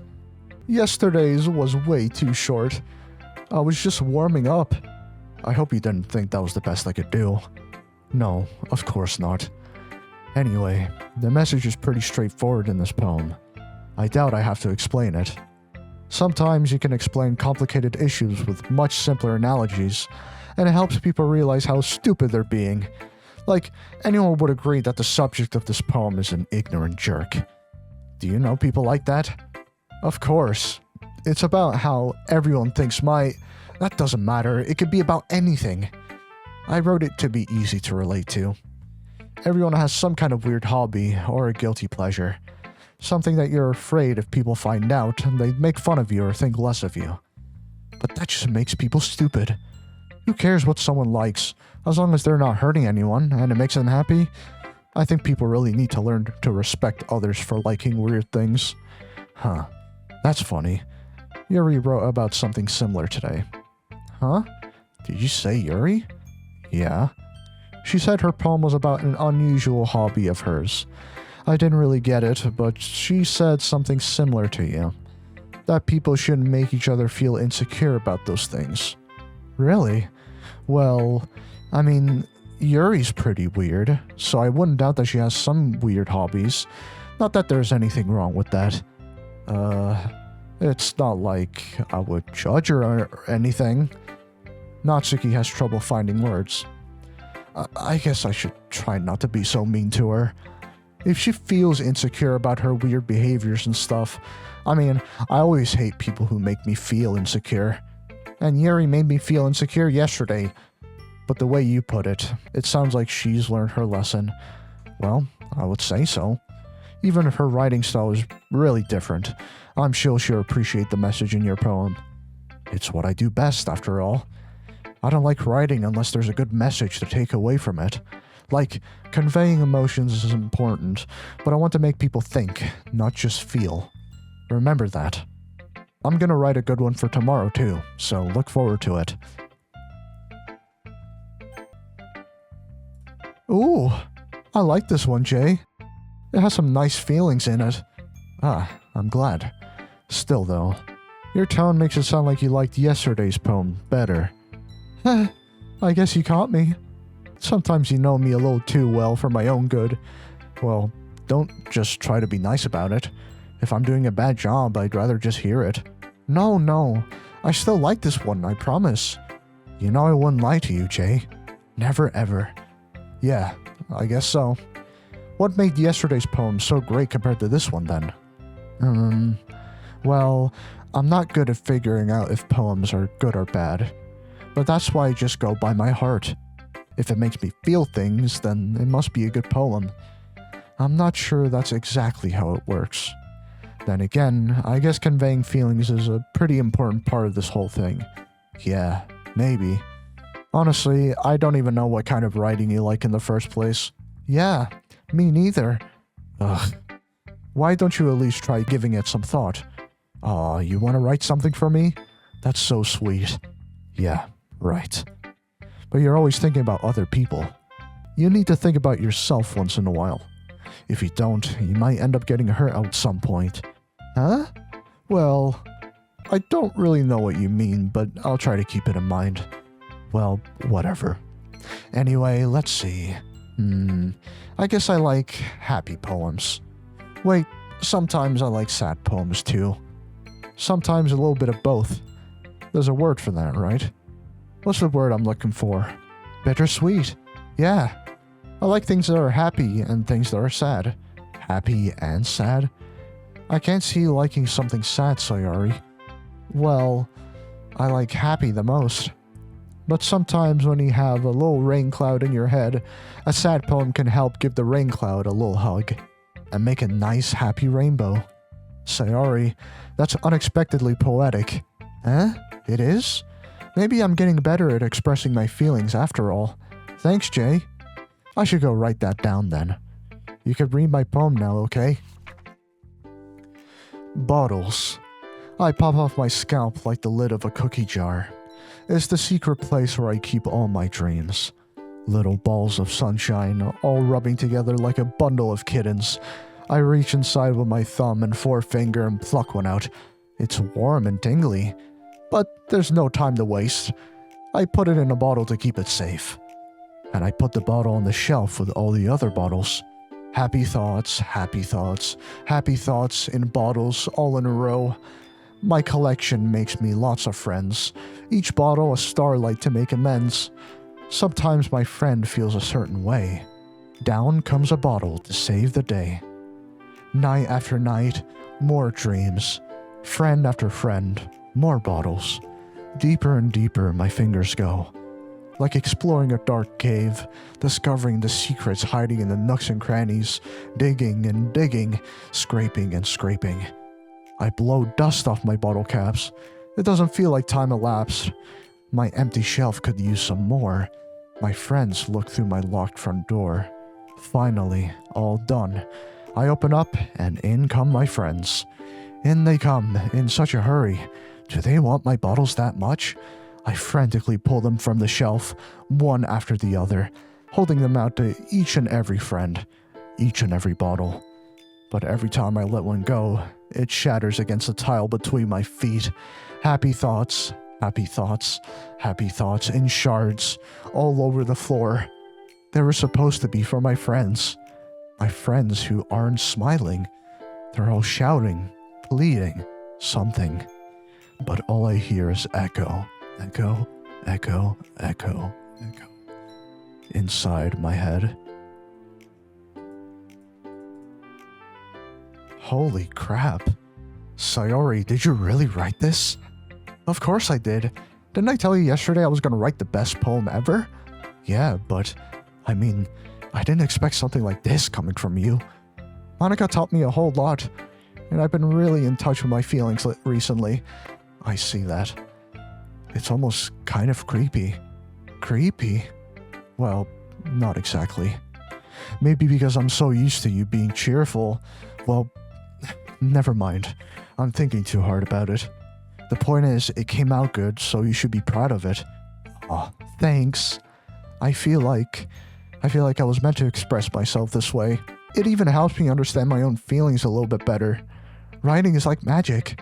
You've gotten pretty passionate about this, huh? I hope you keep it up. Yeah, writing's the best. I'm gonna keep writing until I die. Don't get ahead of yourself. Sayori's always had a habit of getting obsessed with something before dropping it no more than a week later. I wonder if this is one of those times, but seeing the passion in her eyes makes it hard for me to be pessimistic. Okay, everyone, we're all done reading each other's poems, right? I have something extra planned today, so if everyone could come sit at the front of the room. Is this about the festival? Well, sort of. Ugh, do we really have to do something for the festival? It's not like we can put together anything good in just a few days. We'll just end up embarrassing ourselves instead of getting any new members. That's a concern of mine as well. I don't really do well with last-minute preparations. Don't worry so much. We're going to keep it simple, okay? We won't need much more than a few decorations. Sayori has been working on posters, and I've designed some pamphlets we can give out during the event. Okay, that's great and all, but that doesn't tell us what we're actually going to be doing for the event. Sorry, I thought you heard about it already. We're going to be performing. Performing? Monica? Yeah, we're going to be having a poetry performance. Each of us are going to choose a poem to recite during the event. But the cool part is, we're also going to let anyone else come up and recite poems too. Sayori's putting it on all the posters in case anyone wants to prepare ahead of time. Sayori, who's been coloring a poster, holds up for us to see. Are you kidding me, Monica? You didn't already start putting those posters up, did you? Well, I did. Do you really think it's that bad of an idea? Well, no. It's not a bad idea. But I didn't sign up for this, you know? There is no way I'm going to be performing in front of a group of people like that. I agree with Natsuki. I could never, in my life, do something like that. Imagining it, Yuri shakes her head in fear. Guys, no, Sayori. I understand where they're coming from. Remember that Natsuki and Yuri have never shared their poems with anyone until just a couple days ago. It's a lot to ask for them to recite their poems out loud to a whole room full of people. I guess I kind of overlooked that. So, I'm sorry. But I still think we should give it our best. We're the only ones responsible for the fate of this club. If we start the event and each put on a good performance, then it will inspire others to do the same. And the more people who perform, the better we'll be able to show everyone what literature is all about. Yeah, it's about expressing your feelings, being intimate with yourself, finding new horizons, and having fun. That's right. And it's those reasons that we're all in this club today. Don't you want to share that with others? To inspire them to find the same feelings that brought you here in the first place? I know you do. I know we all do. And if all it takes is standing in front of the room for 2 minutes and reciting a poem, then I know you can do it. Natsuki and Yuri remain silent. Sayori looks worried. I guess that leaves me no choice. I agree. I don't think it's too much to ask. I think that Sayori and Monica have been trying really hard to get new members. The least we can do is help them out a little bit. Well, maybe, but it looks like Natsuki doesn't have any arguments left. Okay, fine. I guess I'll just have to get it over with. Alright. Phew. Thanks, Natsuki. What about you, Yuri? Yuri dejectedly glances around at everyone's expectant faces. I guess I don't really have a choice. That's everyone. You're the best, Yuri. This club is seriously going to be the death of me. Oh gosh. You'll be fine, Yuri. But anyway, let's move on to the main event. I want each of you to choose a poem of yours. We're going to practice reciting them in front of each other. No way! Monica, this is too sudden. Well, if you can't recite your poem in front of the club, how do you expect to do it in front of strangers? Oh no, don't worry. I'll start off to help everyone feel a little more comfortable. Can I go next? Of course. Now, let's see. Monica flips through her notebook to the specific poem she has in mind for herself. She then stands behind the podium. The title of this poem is The Way They Fly. Monica begins reciting her poem. Her clear, confident voice fills the room. More than that, her inflection is pristine. She knows exactly how to apply emotion behind each line she recites, bringing the words to life. Is this something she's done before, or is she simply a natural? I glance around me. Everyone has their eyes on Monica. Sayori looks amazed. Yuri has an intense expression on her face that I don't understand. Finally, Monica finishes the recitation. The four of us applaud. Monica takes a breath and smiles. That was so good, Monica. Huh, thank you very much. I was just hoping to set a good example. Are you ready to go next, Sayori? I'll go next. Yuri's fired up all of a sudden. Yuri clutches a sheet of paper between her hands and stands up. Keeping her head down, she walks quickly over to the podium. This poem is called... Yuri anxiously glances at each of us. You can do it, Yuri. It's called After Image of a Crimson Eye. Yuri's voice shakes as she starts reading the poem. Just a moment ago, she practically refused to do this. Why is she suddenly putting in so much effort? As Yuri gets past the first couple of lines, her voice changes. It's almost like what happens when Yuri gets absorbed into her books. Her quivering words transform into the sharp syllables of a fierce and confident woman.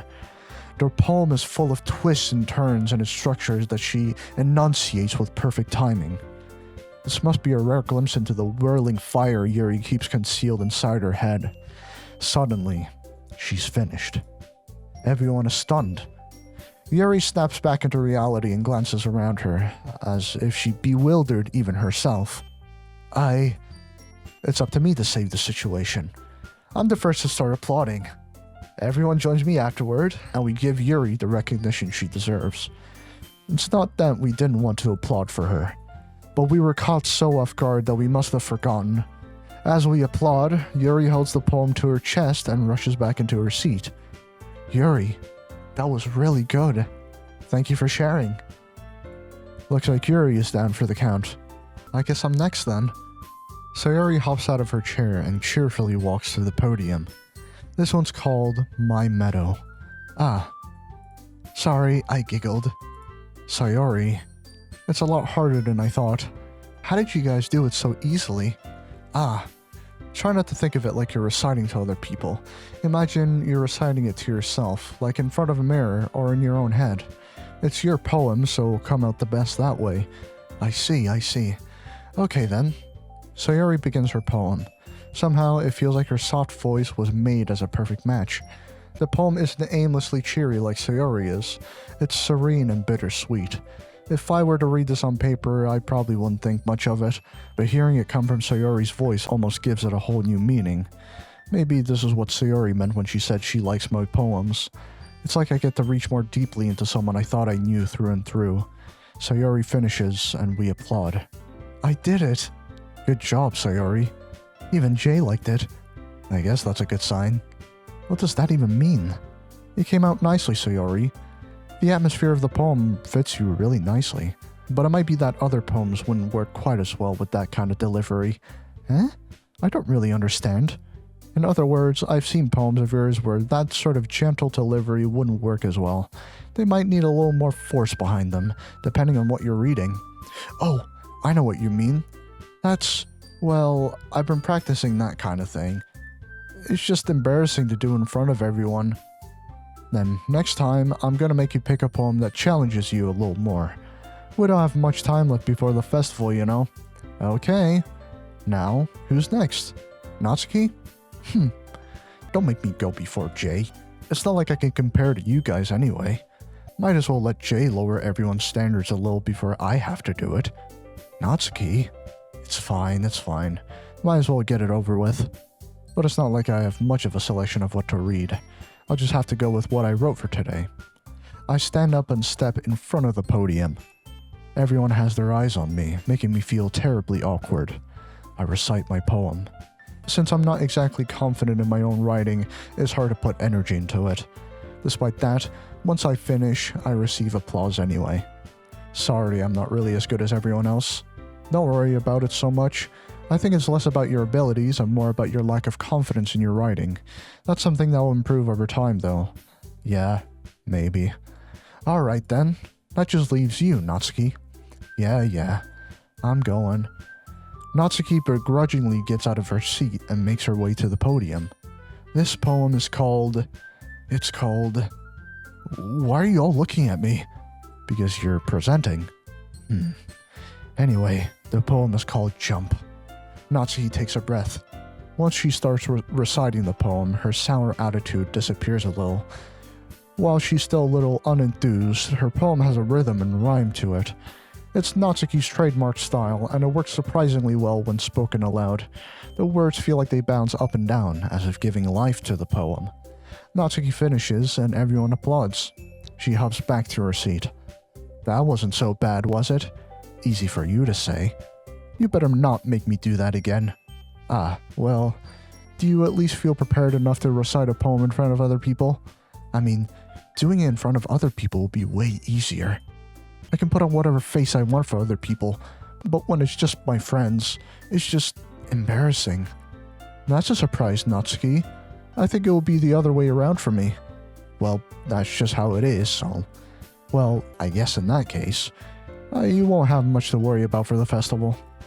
That said, I want to thank everyone for coming through. It might be hard, but I hope that you all have an idea of what it's like now.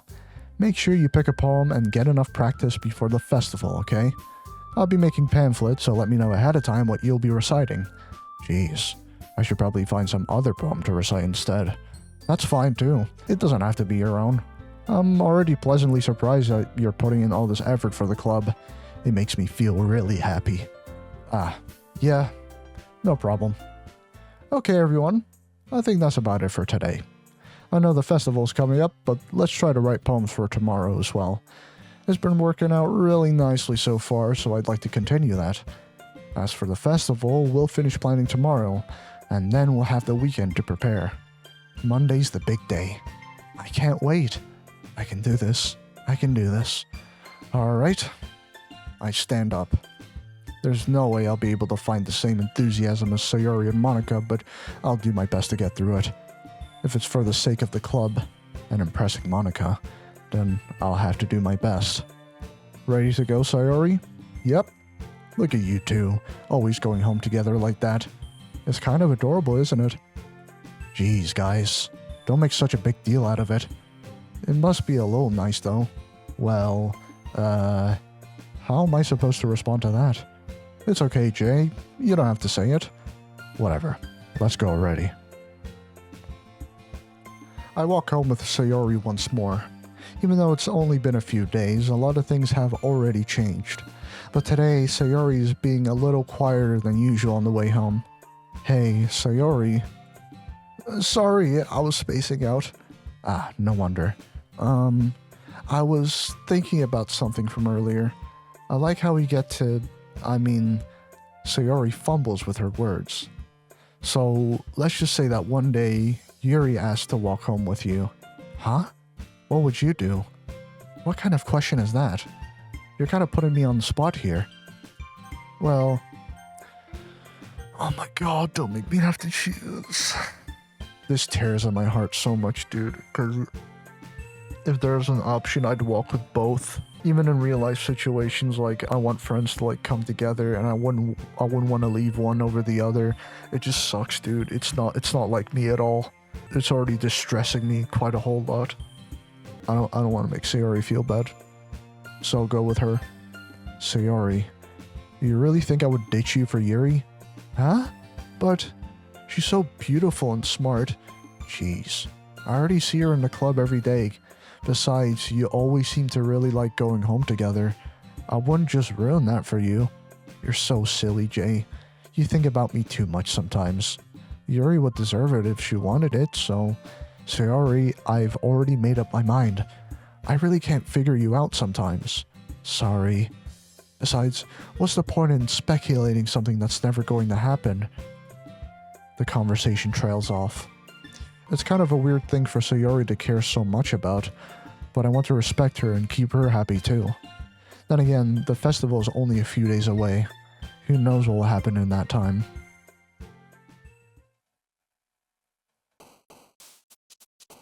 incapable, vivacious, ribbon, unrestrained, variance, unending, imagination, graveyard, hopeless, tenacious, contamination, determination, intellectual, eternity, landscape, headphones, shopping, friends, clouds.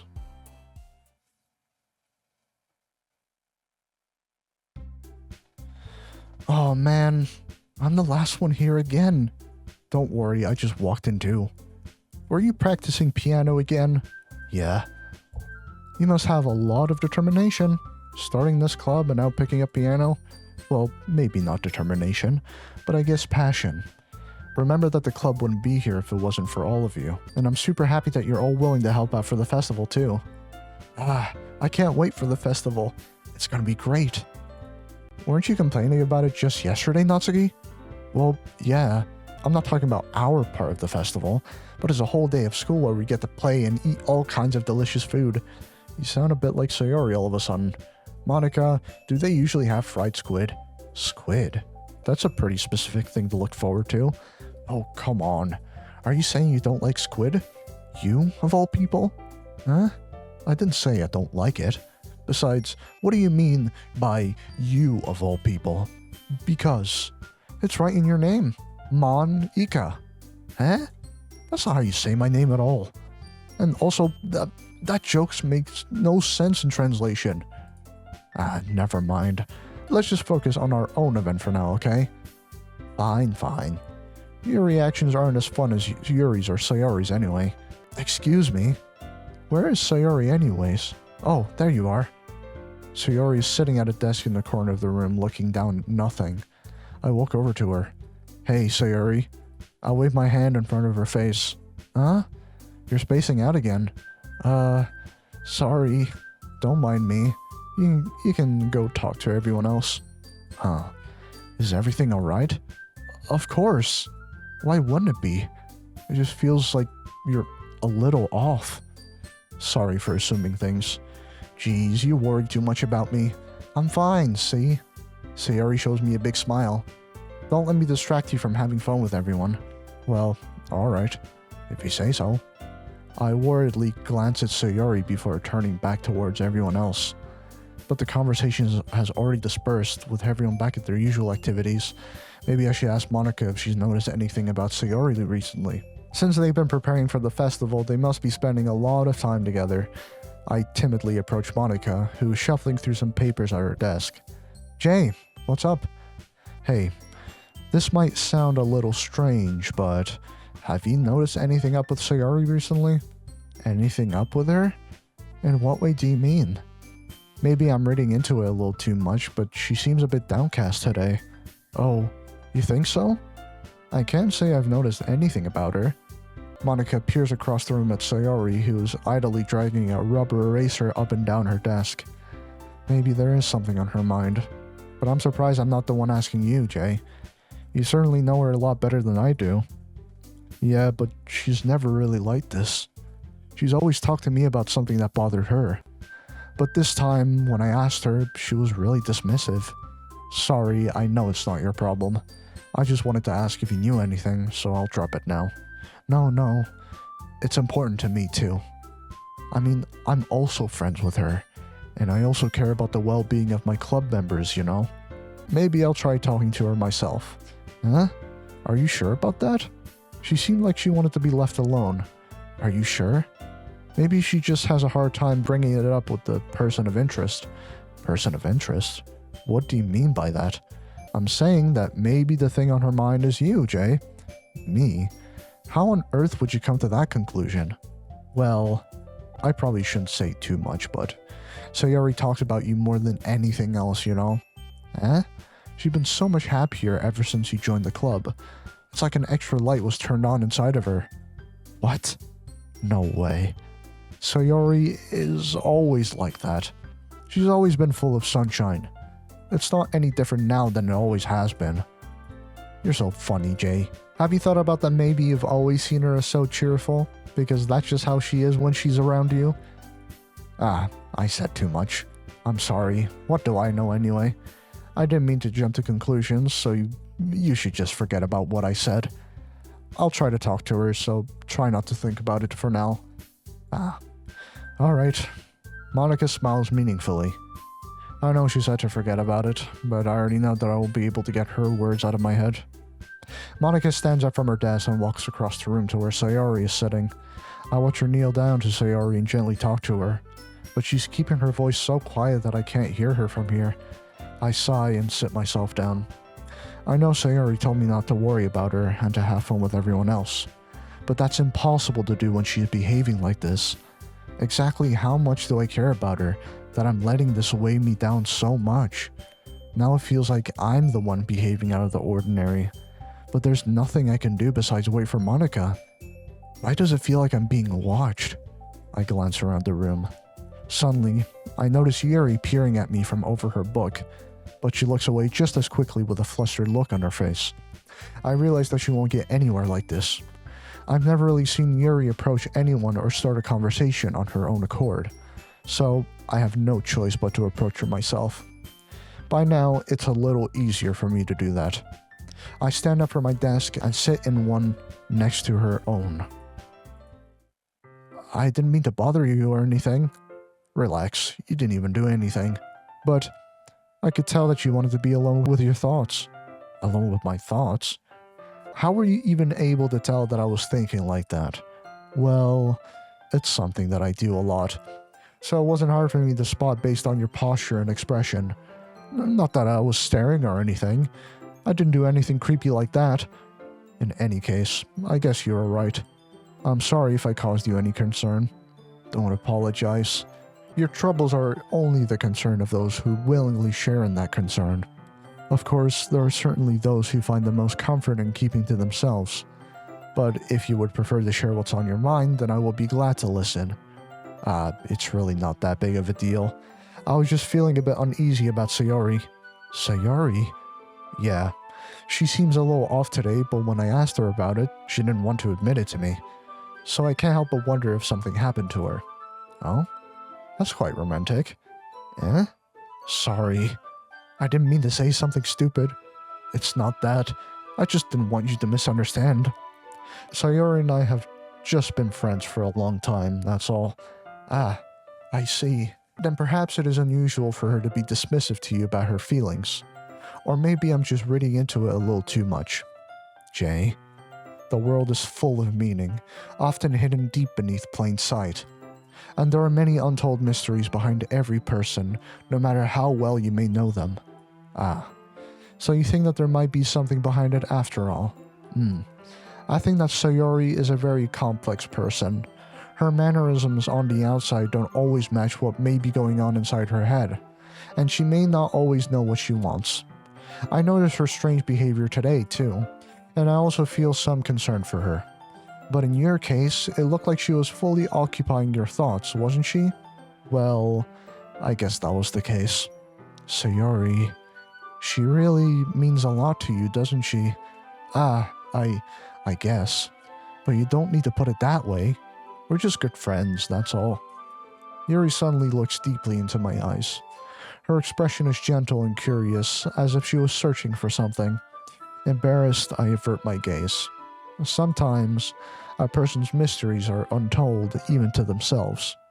And you, as someone honest and caring, may uncover feelings you weren't aware were in you. That is, I think that she would be a very fortunate person to have you feel that way about her. Yuri, you're giving me too much credit. I'm a pretty simple guy, so I think I'm pretty good at understanding my own feelings. I'm not nearly as sophisticated as you. That's not a compliment, is it? It is what it is. Anyway, as long as we're here, why don't we do some reading? Well, as long as you're okay with it. Yeah. I should be taking my mind off this whole thing anyway. Why don't we go ahead and get started? Yeah, let's. Actually, I have a request. Do you mind if I make some tea first? Not at all. Thanks very much. If there's one thing that can make my reading time here any better, it's a nice cup of tea. Not to mention for yourself as well. Yuri stands up and makes her way to the closet. I follow and watch as she retrieves a small water pitcher from the shelf, the kind with a filter inside. Can you hold this for a second? Sure. Yuri hands me the water pitcher and also fetches an electric kettle. I'm going to plug this in at the teacher's desk, and then we'll go get some water. She walks past me and sets the kettle down on the teacher's desk. I simply watch her movements. To my surprise, the way she moves really contrasts her speaking mannerisms, especially because of her long legs. Yuri appears elegant and methodical. Okay, may I have the water pitcher? Thanks, I'll be right back. I might as well walk with you. Yeah, why not? Shall we go then? Yeah. Where are you two off to? Huh? Yuri was going to make some tea, so... I suddenly realized how weird it sounds to explain this to Monica. We're just filling the water pitcher. Okay. Sorry, I was just a bit curious. That's kind of a one-person job, isn't it? Monica, please mind your own business for once. Or do you want to tell me there's something wrong with helping involve Jay in club activities? Huh? My mouth gapes. I suppose there's nothing wrong with that. Then, let's go, Jay. Yuri quickly exits the room and I follow. Once in the hallway, she suddenly puts her forehead against the wall. I spoke without thinking. How could I say something like that? Yuri, something about the way she said that, it made me feel so irritated. What's wrong with me? No, Yuri, I think you did the right thing. I wasn't expecting it, but it's also not right for Monica to judge people like that. Jay, how come even when I do something bad, you're being nice to me? Because nothing that you do is as bad as you make it seem in your head. Nobody's perfect. We have emotions, and we can't always hide them away. But you always amplify things in your head. Your mind turns a light rain shower into a hurricane. No. Wouldn't you hate me for something as terrible as that? Why would I hate you? I can't hate someone for having emotions. What kind of friend would do that? Friend, you say? Yuri lifts her head. Jay, I really like being friends with you. Thanks, Yuri. I like being friends with you too. I feel kind of awkward saying something like that, but I'm doing my best to help Yuri feel better. Anyway, yeah. Shall we go? Yeah. Yuri and I walk to the nearest water fountain. Once we fill up the water pitcher, we return to the classroom. Jay, do you like oolong tea? Yeah. Anything is fine. Very well. Yuri sets the temperature on the kettle to 200 degrees. Now it's time to get the teapot. You really do this properly, don't you? Of course. I shouldn't do anything less when I'm making tea for others, even if I'm not an expert on tea or anything. Haha, in that case, you'll only be even more impressed. Perhaps I will. Yuri fetches the teapot and begins measuring the tea leaves. To my surprise, she even starts humming a little to herself. You must be in a good mood now. Is that so? I was letting it show. And you noticed. I was doing a bit of thinking, and I decided that I would try expressing myself a little bit more.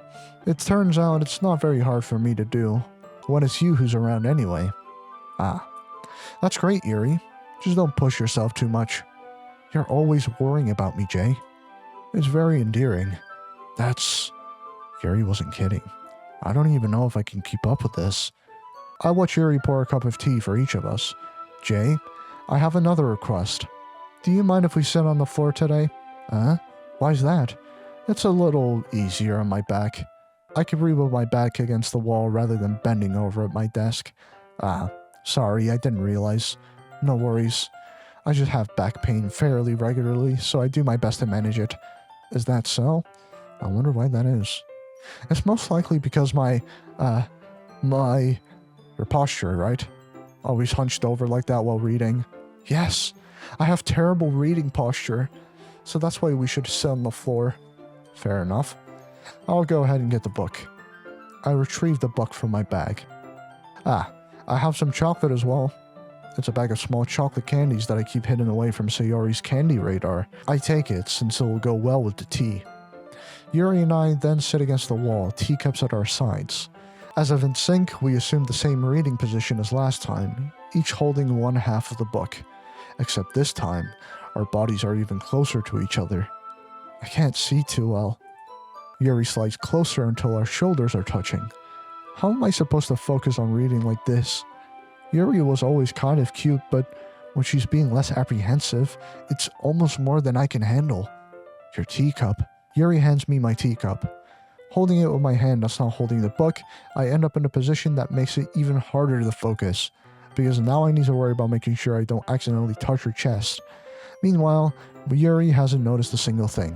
She wears her intense reading expression, and I can only presume the world around her has faded away. I use all of my willpower to focus on reading. After a few minutes, I'm finally managed to relax a little.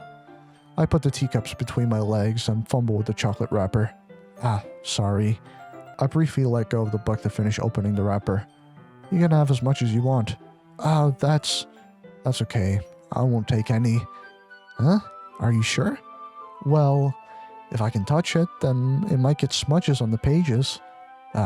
You're right. I didn't even think about that. My bad. No need to apologize. I'll hold the book, okay? Are you sure? Of course. Yuri opens the book with both hands. She holds it so that I don't have any harder of a time reading from it.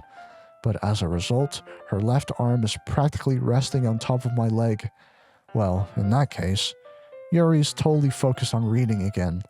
I take a chocolate candy and pop it into my mouth. Then I take another chocolate, and I hold it up to Yuri.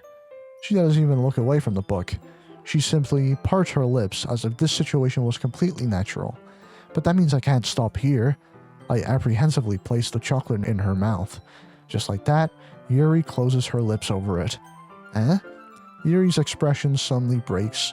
Did I just... Yuri looks at me like she needs to confirm what just happened. Jay? Sorry. I guess I shouldn't have done that. Well, you were just helping. That's something that friends do, right? I mean, not really in this kind of context, but yeah. That's all it was. Yeah. Then, you don't need to stop or anything. I see. The situation has gone really tense. Yuri tries to return the book, but I can tell just by her expression that she can't even focus now. My heart is pounding. I nervously take another chocolate between my fingers, but this time Yuri's eyes meet mine. How did it even come to this? Yuri doesn't avert her gaze.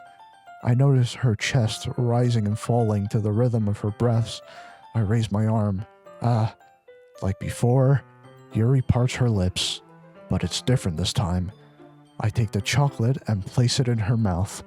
I feel her hot breath on my fingers. Okay, everyone. Yuri jolts back. It's time to share a poem. Jay, you can help Yuri put away the tea stuff, right? Yeah, of course. Okay, thanks. The spell is abruptly broken. I'll take care of the cups. Yeah. Yuri picks up the teacups from the floor. I pick up the bag of chocolates. In the end, we hastily clean up without so much as a word between us. I get the feeling that this is something neither of us will have the courage to bring up. Who should I show my poem to first?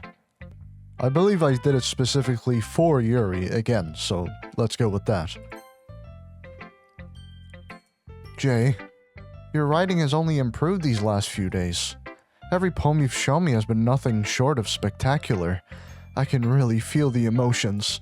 I'm a little envious even. I don't think it ever came to me this naturally. Yuri, that's the wrong way to put it. This never did come naturally to me.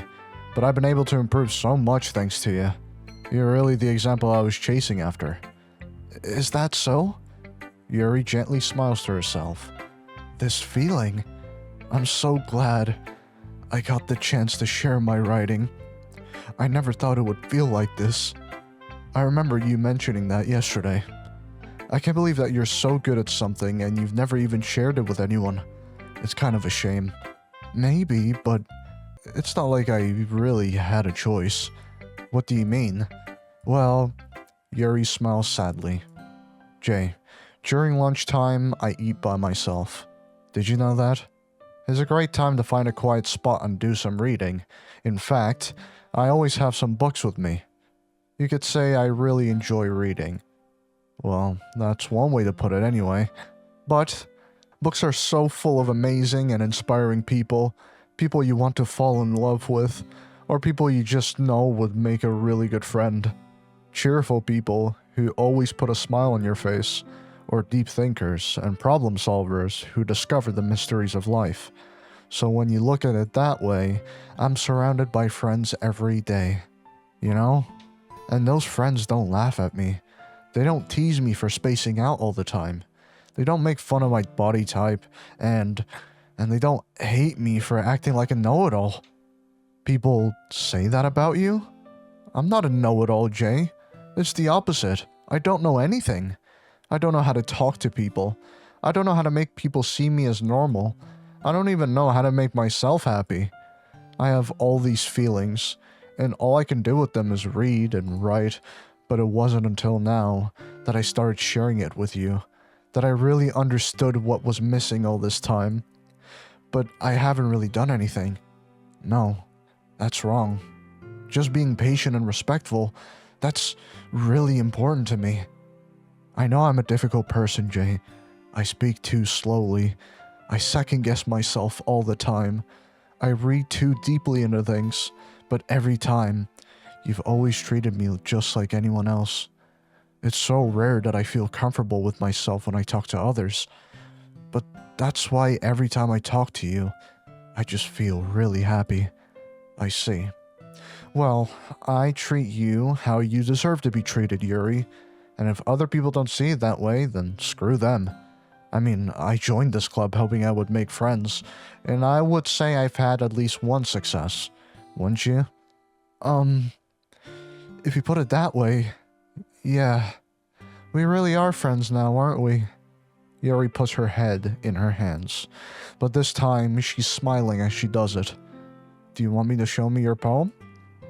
Yeah, I do. Let me get it for you. Beach. A marvel millions of years in the making, where the womb of Earth chaotically meets the surface, under a clear blue sky, an expanse of bliss, but beneath gray rolling clouds and endless enigma, the easiest world to get lost in is one where everything can be found. One can only build a sandcastle where the sand is wet, but where the sand is wet, the tide comes. Will it gently lick at your foundations until you give in, or will a sudden wave send you crashing down in the blink of an eye? Either way, the outcome is the same, yet we still build sandcastles. I stand where the foam wraps around my ankles, where my toes squish into the sand. The salty air is therapeutic. The breeze is gentle, yet powerful. I sink my toes into the ultimate boundary line, tempted by the foamy tendrils. Turn back, and I abandon my peace to erode at the shore. Drift forward, and I return to Earth forevermore. I'm aware that the beach is kind of an inane thing to write about, but I did my best to take a metaphorical approach to it. You say that like you didn't even want to write about it. Oh, you haven't heard? After yesterday, Natsuki and I, well, it was amusing that we wrote about something similar in such different ways. So, Natsuki wanted us to write about the same topic as each other again. I suppose to better compare the differences in our writing styles, or thought processes. Anyway, it was her idea. Knowing her, it's no surprise that she wanted to do something like that. She probably just wants to show off. It's not like I have a particular interest in her writing style. I just went with her request. But, well, I suppose it's not so bad to write about something simple on occasion. It can be refreshing, you know? It's good for me to calm my thoughts once in a while. Yeah, I think I agree. Thanks for sharing. I want to see Natsuki next. This one's alright. Alright. Well, yeah. It doesn't blow me away, but there's nothing I really hate about it. It's just not really my style. I mean, that's fine. Come to think of it, this kind reminds me of Sayori's poem from yesterday. Huh? You think so? Yeah, well, I guess if you've been friends with her for so long, you might be on the same wavelength. But you never really struck me as her type. Sayori has a type all of a sudden? Well, I don't know, but honestly, how can someone so, fluffy spend so much time with someone like you? It's like she's dragging around a dead weight. Ugh, that was a little unnecessary. But think of it this way. If it weren't for me, she would probably just fly away like letting go of a balloon. You could say we take care of each other in our own way. Whatever it is, I don't get it. Oh yeah, I guess I'm supposed to show you my poem. Here. I'll be your beach. Your mind is so full of troubles and fears that diminished your wonder over the years. But today I have a special place, a beach for us to go. A shore reaching beyond your sight, a sea that sparkles with brilliant light. The walls in your mind will melt away before the sunny glow. I'll be the beach that washes your worries away. I'll be the beach that you daydream about each day. I'll be the beach that makes your heart leap in a way you thought had left you long ago. Let's bury your heavy thoughts in a pile of sand, bathe in sunbeams and hold my hand. Wash your insecurities in the salty sea, and let me see you shine. Let's leave your memories in a footprint trail, set you free in my windy sail, and remember the reasons you're wonderful when you press your lips to mine. I'll be the beach that washes your worries away. I'll be the beach that you daydream about each day. I'll be the beach that makes your heart leap in a way you thought had left you long ago. But if you let me by your side, your own beach, your own escape, you'll learn to love yourself again. Yeah, I felt like I kept writing about negative things, so I wanted to write something with a nice message for once. Besides, the beach is awesome. Kinda hard to write anything negative about the beach. Well, Yuri's take on it was a little more solemn. Well, geez, she better not have said anything bad about mine. After all, she was the one who wanted us to write about the same topic. Ugh, you can really see her doing that too. Making us write about a simple topic, then trying to impress me by coming up with something all fancy. Well, it's not like I care. I just did it anyway. I mean, I guess mine ended up being kind of metaphorical too, but there's nothing wrong with doing that once in a while. At the very least, it was good practice. Sayori, I'm getting more and more concerned for Sayori, especially the Bottles poem, so I need to see if she's doing okay. It's nice, I guess. Come on, I can already tell you don't like it. Well, you don't need to worry about what I think. After all, you wrote this for someone else, didn't you? Fuck, she knows. Probably Yuri. She definitely knows. Huh? I didn't write this for anyone specifically. Maybe. That's not really what I meant, though. But it's okay. You're making new friends, just like I was hoping. That makes me really happy. And you're happy too, right? In this club? Well, of course I am. Good. That's all that matters to me. Thank you, Jay. Sayori, is there something wrong? Huh? No, nothing. I'm just a little tired today. Alright. Just tell me if you need anything. I will. Don't worry about me, okay? You can go play with everyone else now, if you insist. I'm gonna go home a little bit early today. Sayori? Tell Monica I wasn't feeling well, okay? I'll see you tomorrow. Before I can say anything else, Sayori cheerfully walks out of the classroom, humming to herself. Okay, I am not happy. I'm so fucking nervous about this. This does not seem right at all. Ugh, my internal alarms are going off. I am, it's giving me goosebumps. I know social cues pretty well, and that's like a definite sign something is up. Okay. Ooh, my heart's fucking racing already.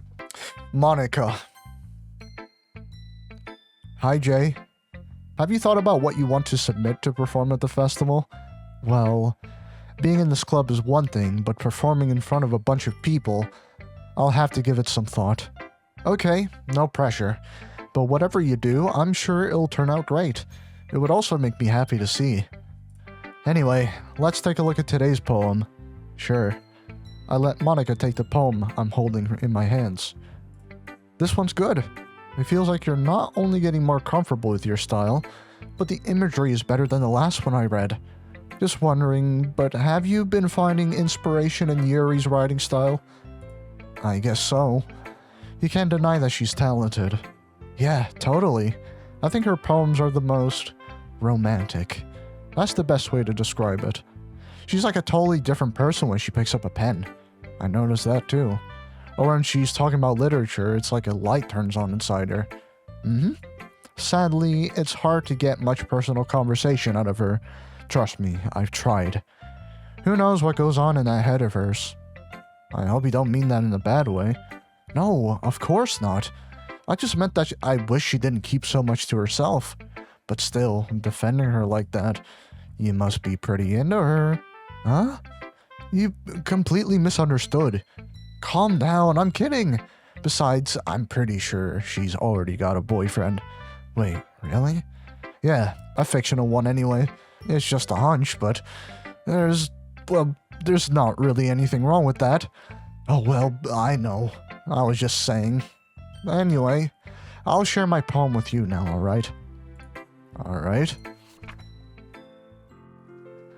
The Lady Who Knows Everything. An old tale tells of a lady who wanders Earth, the lady who knows everything. A beautiful lady who has found every answer, all meaning, all purpose, and all that was ever sought. And here I am, a feather. Lost adrift the sky, victim of the currents of the wind. Day after day, I search. I search with little hope, knowing legends don't exist. But when all else has failed me, when all others have turned away, the legend is all that remains. The last dim star glimmering in the That's meant to say twilight. She's missing a G. Okay, I'm pausing this video for a bit to say that, yeah, twilight is actually a word. I just never heard of it until today. It means in the twilight, becoming dark but not yet completely dark, according to Cambridge Dictionary. So maybe I was wrong this time. The last dim star, glimmering in the twilight sky. Until one day, the wind ceases to blow. I fall. I fall, and I fall, and fall, and fall even more. Gentle as a feather, a dry quill, expressionless. But a hand catches me between the thumb and forefinger, the hand of a beautiful lady. I look at her eyes and find no end to her gaze. The lady who knows everything knows what I am thinking. Before I can speak, she responds in a hollow voice. I have found every answer, all of which amount to nothing. There is no meaning, there is no purpose, and we seek only the impossible. I am not your legend does not exist. And with a breath, she blows me back afloat, and I pick up a gust of wind. You know, I feel like learning and looking for answers are the sorts of things that give life meaning. Not to get too philosophical or anything, but it was kind of on my mind, so that's what I wrote about. I see. I never really put much thought into it. In a way, it's almost paradoxical. Because if we had all the answers, wouldn't the world start to lose its meaning? You know, there's one thing I noticed. It seems like everyone in the club prefers writing about things that are more sad than happy. Are you surprised? I mean, if everything was okay, we wouldn't really have anything to write about, would we? Humans aren't two-dimensional creatures. I think you know that better than anyone. What do you mean by that, Monica? You mean one-dimensional? Ah, yeah, that. Anyway, here's Monica's writing tip of the day. Are you ever too shy to share your writing because you're afraid it's not that good? It can be really disheartening to get a lukewarm response to something you put so much into. But if you find other people who enjoy writing, then sharing becomes a lot easier. I can attest, I know one friend who's really into that. Because instead of just telling you that your writing is good, or okay, or bad, they'll want to focus more on everything that went into it, and the things you can work on. It's more encouraging that way, and it'll make you want to continue improving. It's almost like having your own little literature club, don't you think? That's my advice for today. Thanks for listening. Okay, you three. We're all done sharing poems, right? Why don't we start figuring out... Hold on a second. Is it just me, or did you say something strange just now? Huh? Something did sound a bit unusual. That's right. You deviated from your usual catchphrase when addressing the club. Oh yeah, that's right. She didn't say, okay, everyone. That's odd. Catchphrase? I don't have a catchphrase. Jeez. Why is the mood so weird today? Look, even Yuri isn't immune to it. Stagnating air is common foreshadowing that something terrible is about to happen. In your books, maybe. Look, the only thing different is that Sayori isn't here. It seems you're right. Sayori always helps lighten the mood a little bit, doesn't she? It's almost like everyone's balance is thrown off a little when she's not around. Where the heck did she run off to anyway? I thought she just went to pee. Natsuki, please show some decency. Oh, come on. She actually wasn't feeling too well and went home early. Is that so? I hope she's alright. Seriously? Of all the times to not go home with her, you picked the time she's not feeling well? So much for you two being all lovey-dovey. No. First of all, stop misunderstanding my friendship with Sayori. And second, she's kind of been avoiding me today, so I didn't want to force it. Huh? That curious expression coming from Yuri, of all people? Calm down, guys. I talked to her earlier and everything is fine. What did she say?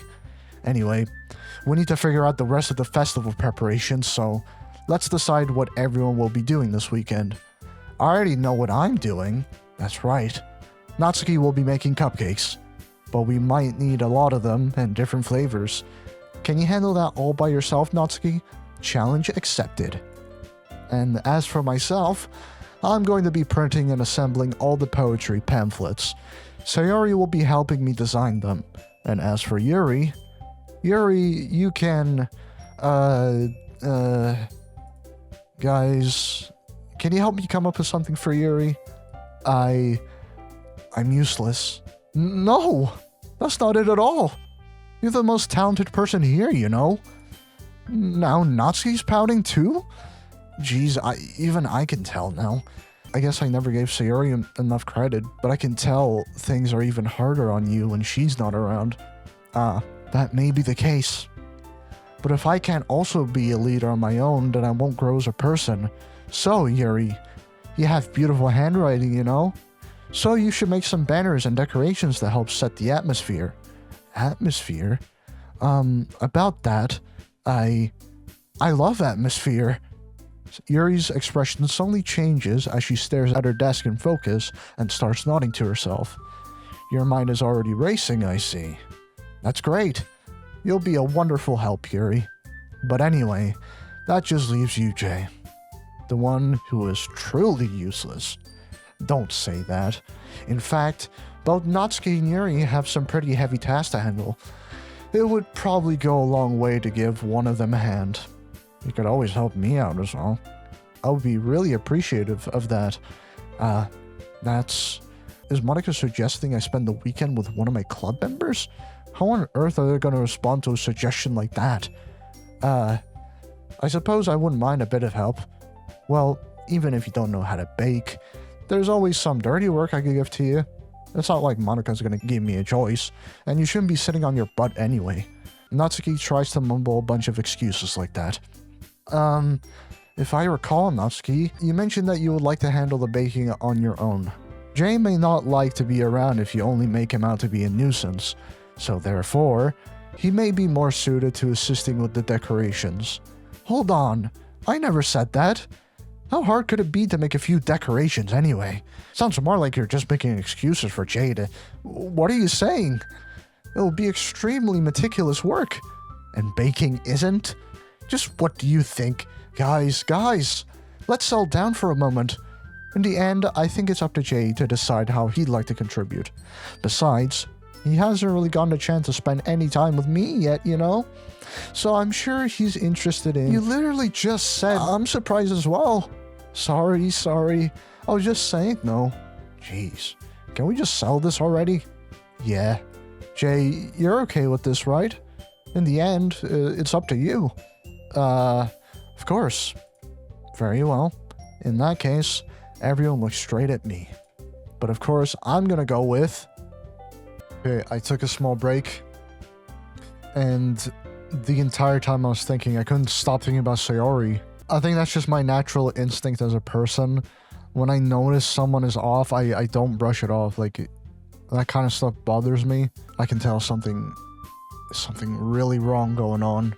I saved the game just in case, like, that state is there, but I need to check on Sayori. I mean, if it's going to be anyone, then I prefer helping Sayori. I mean, we're already neighbors, and... But Monica said that Sayori was helping her. Jeez. Do you really hate us that much? No. Sorry, I didn't mean for this to be difficult. Just think of the club, okay? Fuck! Oh my god. Now that we know Sayori is helping out Monica, I'm gonna go with her. Like, I have to. Well, I guess I should probably be helping Monica. Yay, you picked me. Hold on 1 second. Yeah, Monica, you're the one who needs the least help out of all of us. But I agree with Natsuki. Not only is your work already most suitable for one person, but you already have Sayori as well. But Jay was the one who... that doesn't matter. You were the one who scared him into picking you in the first place. You're the club president, Monica. You're supposed to make responsible decisions for the club. Monica, you shouldn't let any ulterior motives interfere with this decision. Ulterior motives? What are you saying, Yuri? In fact, it sounds like you guys are the ones with ulterior motives. Excuse me? Otherwise, this wouldn't have been made into such a big deal in the first place.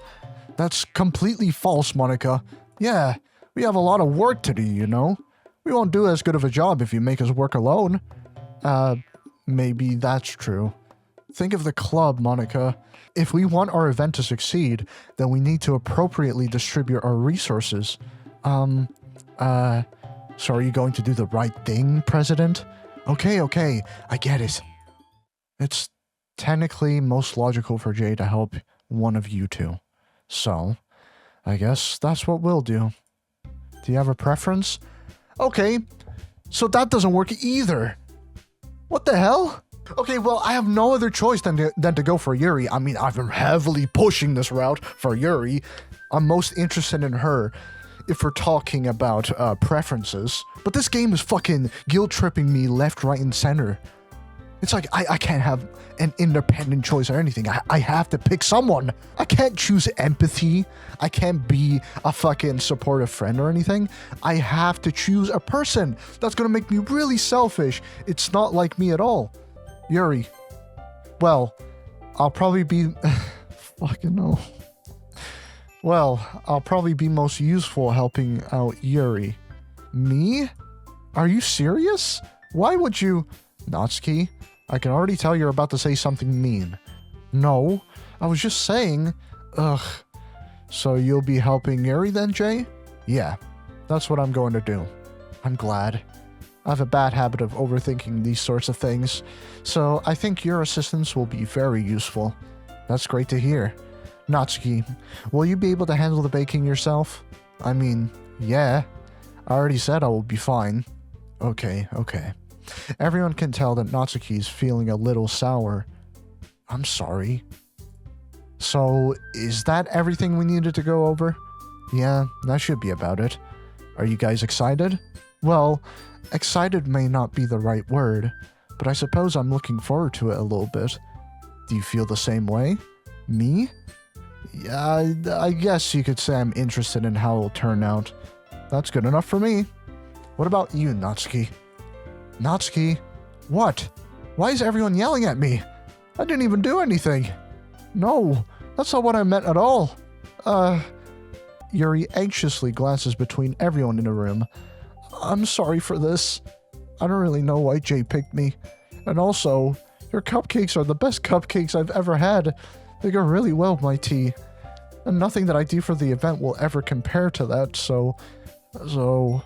I get it. I'm kind of surprised, though. Why? Well, I'm the one acting immature. I already know that. But you're trying to cheer me up all of a sudden. I know I'm not very good at it. I'm sorry if I said something bad.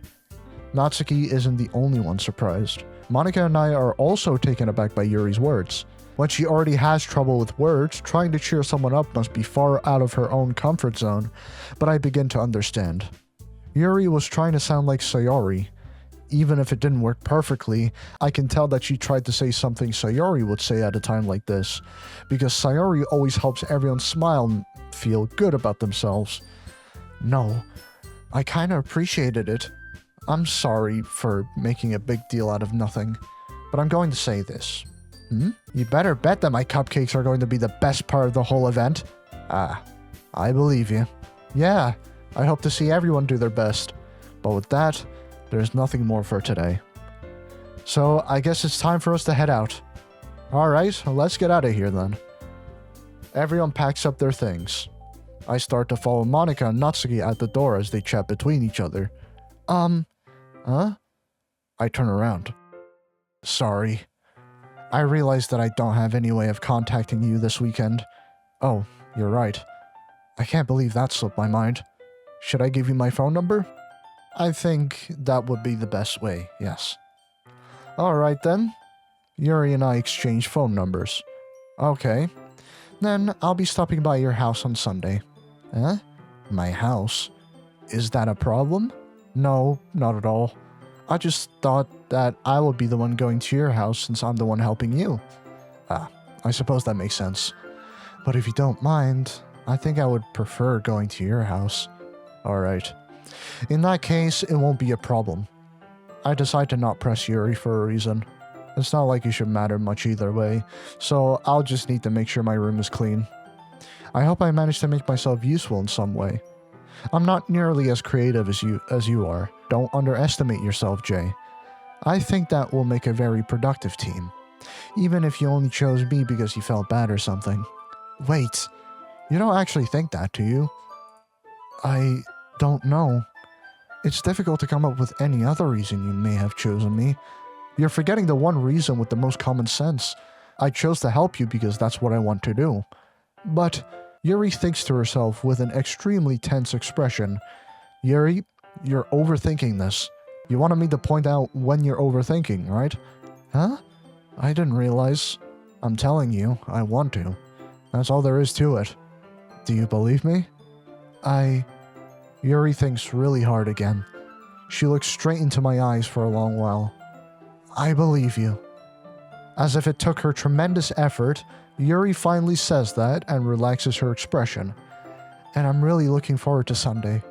Yeah, I am too.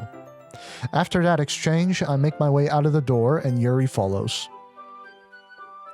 I can't believe this. Yuri is going to be coming to my house on Sunday? Even though I would have preferred to do this with Sayori, my anxiety still shoots through the roof. I guess I've gotten pretty used to handling her at this point, but who knows what might end up happening when we're outside of school. She even told me she was looking forward to it. I shake my head. Why do I feel nervous that Sayori finds out about this? It's not like we feel that way about each other. Besides, like Monica said, this is about the club. I have nothing to worry about. If I just go with it, then I'll have a good time. It's already Sunday. I've been getting increasingly anxious about Yuri's upcoming visit. I keep telling myself there's no reason to be nervous, but it doesn't help much. Yuri is clearly an introvert and also an intimate person in general. There's no doubt that she'll open up a little bit when it's just the two of us. Meanwhile, we've even been texting occasionally. She was extremely apprehensive at first, but it wasn't long before I was already learning more about her. But putting Yuri aside, I haven't heard a thing from Sayori since she left the club early the other day. It's not like we text each other all the time or anything, but I've been worried about her in the back of my mind. Between what Sayori said and what Monica said, is it really okay for me to put Sayori's feelings aside when she might need me? I decide to visit Sayori before Yuri comes over. Rather than asking, I simply tell her I'm coming over, much like we've done in the past. Once I reach Sayori's house, I knock on the door before entering it myself. Again, we use the place so often that we've made it a habit of simply entering each other's houses like we were family. The house is quiet. Sayori isn't anywhere on the first floor, so I assume she's up in her room. It's already strange of her not to run down and greet me. I head up to her bedroom, where I finally find her. Sayori? Ah! Ah! You motherfucker! Ah! I almost got a fucking heart attack from that. Oh, dude. I need water. I need water so bad. I need a short break. Anyway. Hi, Jay. I sit down in her room. Sayori forces a smile, but it's easy to tell that she's different. There's a minute of silence between us. You haven't come over like this in a long time, have you? Ah, I guess you're right. It has been a long time. Not much has really changed, has it? Sayori's room is messy, as it's always been. I also recognize the same stuffed animals and wall decorations that she's had for years now. If you came over more often, it wouldn't be such a mess. That's because I end up cleaning it for you. How come you suddenly wanted to come over today? Aren't you supposed to see Yuri today? Yeah, but... Wait, how did you know that? Sayori had already left by the time we decided that last meeting. Monica told me. It's only natural for her to keep me informed about the festival preparations, right? Ah, that's true. But what about you? Aren't you going to be helping Monica today? Of course, but I'm just helping her online. We didn't plan to meet up or anything. Ah, so it's just me and Yuri then. Yep. There's more silence between us. Sayori stares in a random direction. Everything about her behavior is really uncharacteristic. I finally get to the point. I just wanted to see how you were doing after you left on Friday. When something is wrong, you can't hide it from me. I know you too well. So, Sayori smiles, shaking her head. That's no good, Jay. Huh? Why can't it just be like it's always been? This is all my fault. If I didn't get so weak and accidentally express my feelings, if I didn't make that stupid mistake, then you wouldn't have been worried about me at all. You wouldn't have come here. You wouldn't have even been thinking about me right now. But this is just my punishment, isn't it? I'm getting punished for being so selfish. I think that's why the world decided to have you come over today. It just wants to torture me. Sayori. I grab Sayori by the shoulders. What on earth are you saying? Are you listening to yourself right now? I know something happened to you. There's no other explanation for you to be like this. So tell me already. Until I know, I won't be able to stop thinking about it. Sayori gives me an empty smile. You really put me in a trap, Jay. But you're wrong. Nothing happened to me. I've always been like this. You're just seeing it for the first time. Seeing what? What are you talking about, Sayori? You're really just going to make me say it, aren't you, Jay? I guess I have no choice this time. The thing is, I've had really bad depression my whole life. Did you know that? Why do you think I'm late to school every day? Because most days, I can't even find a reason to get out of bed.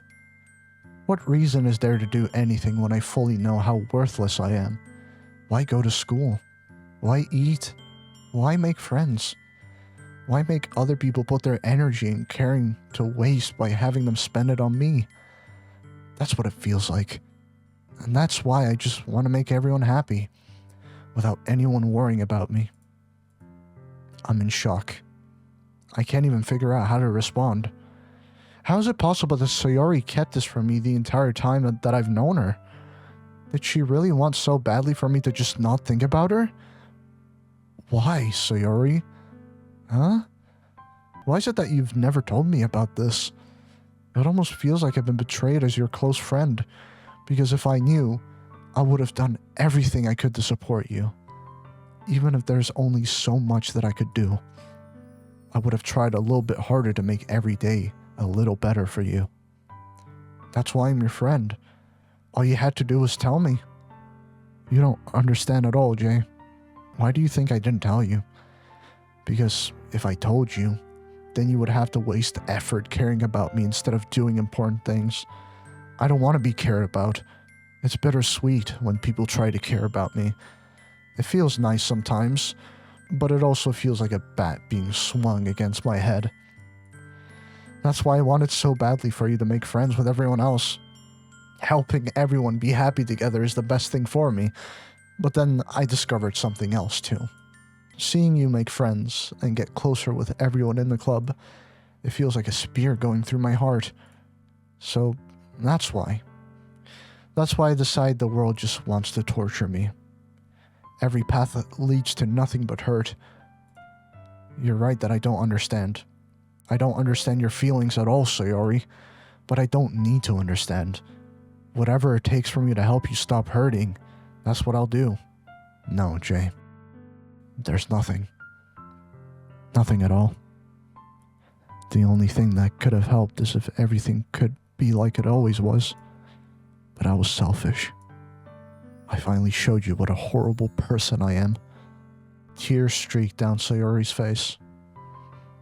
I made you join the literature club because I was selfish. And I was punished by my heart hurting in a way that I couldn't understand. And now you came here, and I made you hurt too. I'm just weak and selfish. That's all I am. And that's why I'm going to accept these punishments. Because I deserve every last one. Without thinking, I once again grab Sayori's shoulders. This time, I pull her into a tight embrace. Sayori, I don't care if you feel selfish. I'm really happy that you convinced me to join the club. Seeing you every day makes it worthwhile enough. If I make friends with everyone else, then that's just a bonus. But please never underestimate how much I care about you. Never. I wouldn't have it any other way. Sayori isn't hugging me back. Despite my arms being wrapped around her, Sayori's arms remain at her sides. She starts sobbing next to my ear. No, don't do this to me. Please don't do this.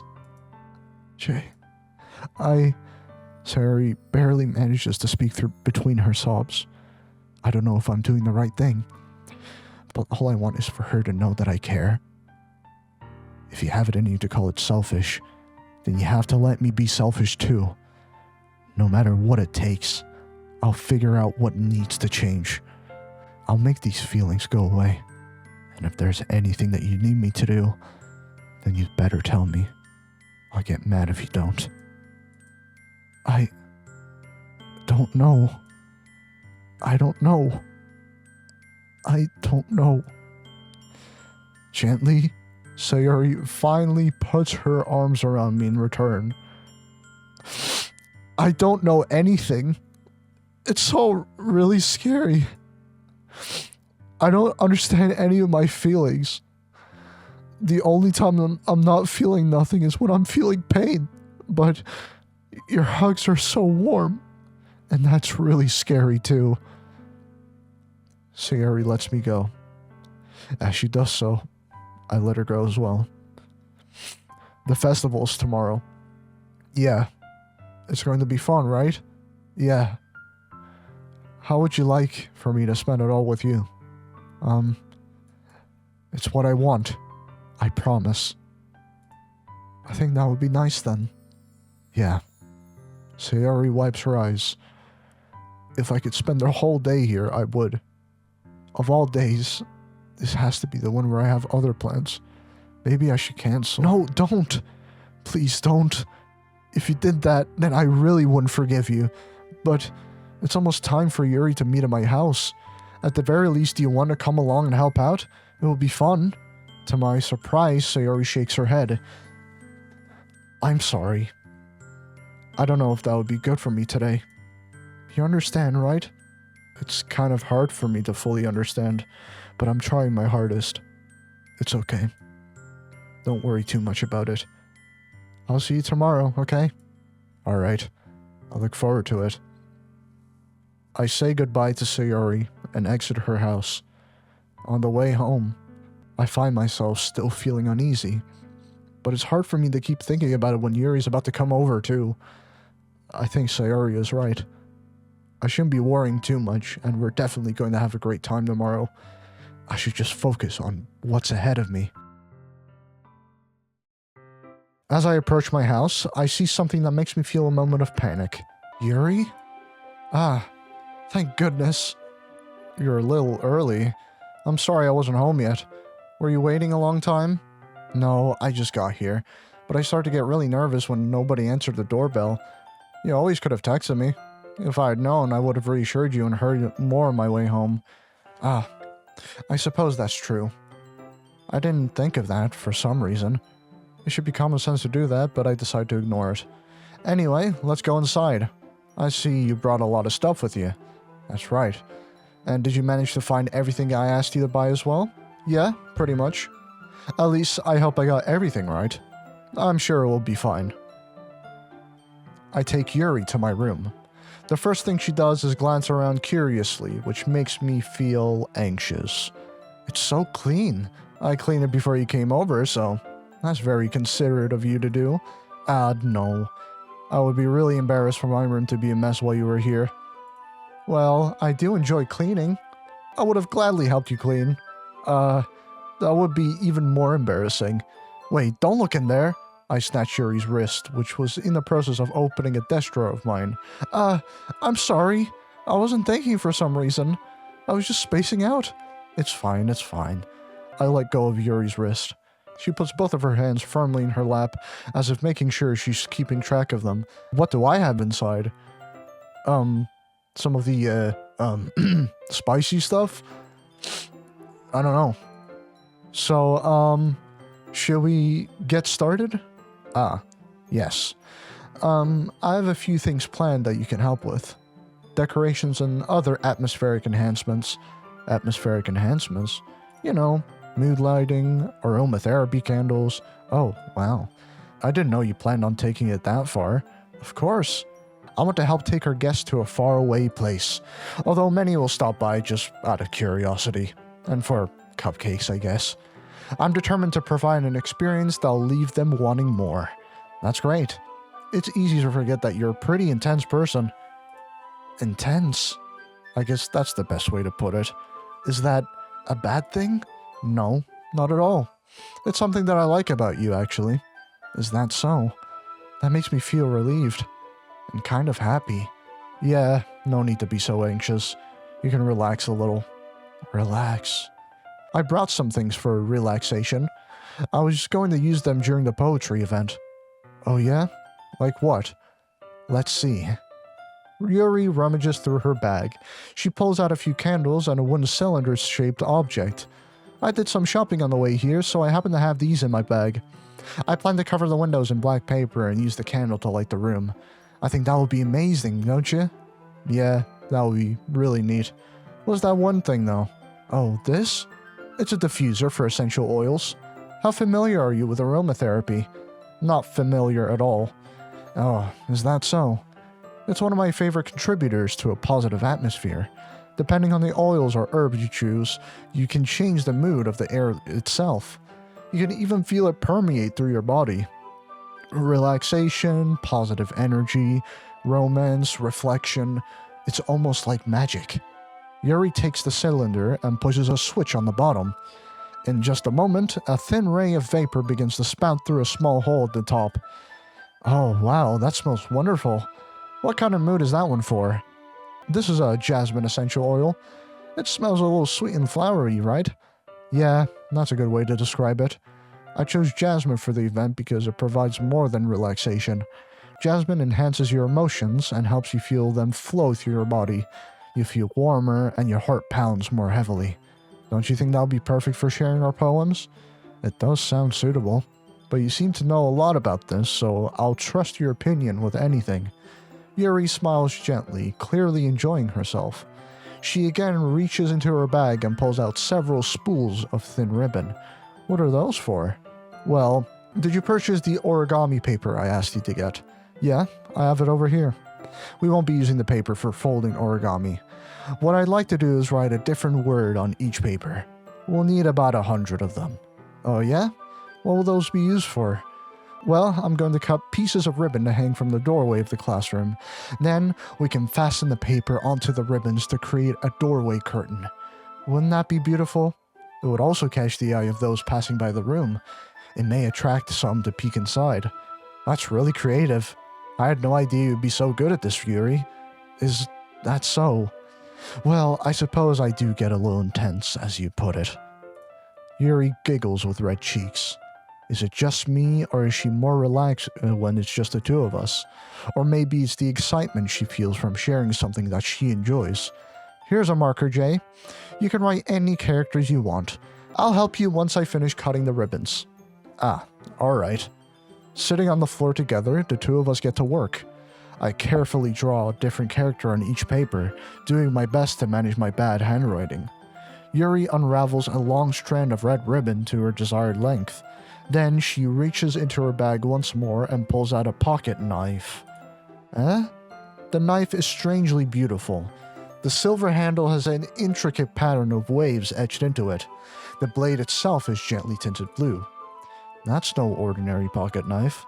It looks really fancy. Well, embarrassed, Yuri looks away. What is it? You're going to think it's weird. Yuri, whatever it is, I have no reason to judge. To each their own, you know? If you promise you won't be weirded out. Yeah, I promise. Alright, the thing is, I'm kind of into knives. They're just so pretty. I can't help it. I don't know what it is. The combination of craftsmanship and feeling of danger, maybe. What am I saying? Please don't think I'm weird for this. You're laughing at me. No, I'm not laughing at you. It's just funny how nervous you get about sharing. It's, well, an interesting thing to be into, I guess. But I think it kind of suits you. Suits me? Yeah, it's kind of intense. Besides, it's a really cool looking knife, I can't deny that. It is, isn't it? Yuri relaxes her expression once again. Would you like to hold it? Sure, I'll check it out. Yuri carefully hands me the knife, with the handle facing me. I take it and turn it around in my hands. It feels heavy and extremely solid. Where do you even get a knife like this? Curious of its sharpness, I feel the point of the knife with my index finger. Ow. Jay, why did you do that? I didn't expect it to be that sharp. I barely touched it at all. It's my fault. I should have warned you. This knife is extremely sharp. It can cut through skin like it's paper. Oh no. A small drop of blood trickles down the side of my finger. Yuri takes my hand and gives the wound a closer look. Ah. She stares at it and noticeably fidgets. If you're squeamish, I'll go wash it off now. Without warning, Yuri puts my finger in her mouth and licks the wound. I feel her tongue curl around my finger. Startled, I instinctively pull my hand back. Oh, please forgive me. I wasn't thinking. Yuri lowers her head, her face burning up. Yuri, that's the most embarrassing thing I've ever done. How could I do something like that? I'm sorry. Ah, sure, it was a little weird and it took me by surprise, but I guess she was just trying to help, right? Yuri, I think you're overreacting a little. She doesn't lift her head. What if she doesn't recover from this for the rest of the afternoon? Alright, you know what? This might be a stupid thing to do, but I do it anyway. I take Yuri's hand and lick her index finger in return. What? Jay, did you really just do that? Now we're even. Yuri just looks at me like I did something wrong. I knew that would be a bad idea. If not for the sweet aroma of the jasmine oil, the air would be pretty heavy right now. You're so weird. Huh? Yuri calling me weird? I have no response to that. Where do you keep your bandages? I don't think I need one actually. It was just a tiny cut. Look, it already stopped bleeding. I see. That's relieving. The tension is quickly lifted. We each resume our respective activities. I watch Yuri's knife cut through the ribbon like it's nothing but air. Meanwhile, I continue to make progress on the paper. After we finish attaching the paper to the ribbons, we lay them all out side by side. It looks better than I expected and will be very effective as a door curtain. It looks great. Good thinking coming up with this, Yuri. Ah, thanks. It's just something I saw online, really. Are you ready to move on to the next task? Yeah, let's do it. What do you have in mind? I'd like to create a banner. That's why I asked you to buy the paint tablets. Ah, that's right.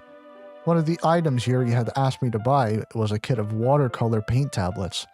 We'll need about 6 cups of water to put each of the tablets in. Do you mind fetching those for us? Of course not. 6 cups of water. I'll be right back in a minute. Thank you very much. Oh, and just a little bit of water is okay. If you feel the cup's too much, it'll be too diluted.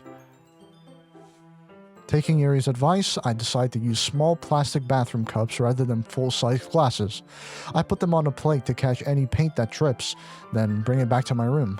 Yuri? Yes? I come in to see Yuri quickly unrolling her sleeve, pulling it back over her arm. Ah, nothing. Your face is a little red. Is it too hot in here or anything? No, not at all. There's nothing wrong, so let's mix the paint. Yuri hurriedly dismisses me and takes it upon herself to unwrap the tablets, dropping them into the cups. So, I thought we would do something simple that would look very nice. I'd like to paint a gradient across the banner, starting with the colors for a sunrise, then daytime, then sunset and nighttime. Once it dries, I'll write an inspirational quote across the banner. We can hang it on the wall behind the podium in front of the classroom. Ah, neat. What are you going to write? Well, it will be more fun to surprise you. Yuri smiles at me, if you say so. After rolling out the banner, Yuri and I kneel on opposite sides so we don't get in the way of each other. Yuri uses a brush and adds a few dots of different colors across the banner to serve as a color guide while we paint.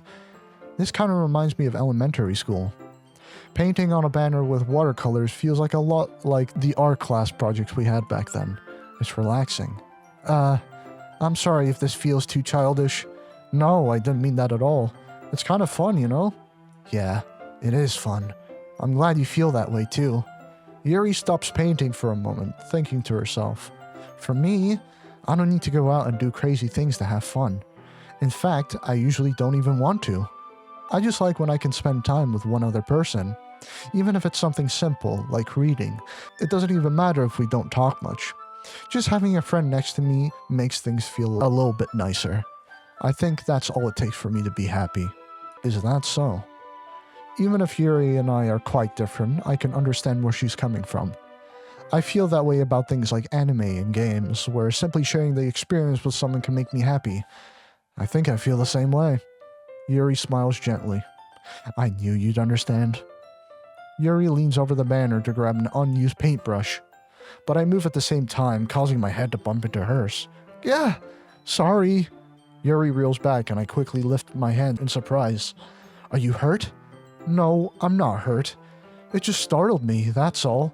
Sorry, I should have asked you to get it for me. It's not your fault. Ah, your face. There are droplets of paint on Yuri's face and neck. Is there something on my face? Yeah, I accidentally got paint on you. Sorry, it's totally my fault. I'll get a towel right away. I rush out and fetch a small towel. Then I dampen it with hot water. I return to my room and kneel back down in front of her. Here. I pat down Yuri's face and neck with the towel. Is something wrong? It's hot. I just didn't expect it. Sorry. I just didn't want to use cold water. Having finished, I start to retract my hand, but Yuri suddenly holds my wrist. Wait. Huh? Just for a little longer. It feels really nice. I keep my hand still against Yuri's neck. She looks into my eyes. It's an intense expression that I recognize from when she reads her books, almost as if she's lost in a daze, enveloped by her own thoughts. She breathes gently, half through slight parted lips. What is happening? Is it the aroma of the jasmine oil giving me this dizzy feeling? Yuri's gentle fingers wrapped around my wrist, sending a tingling sensation through my arm.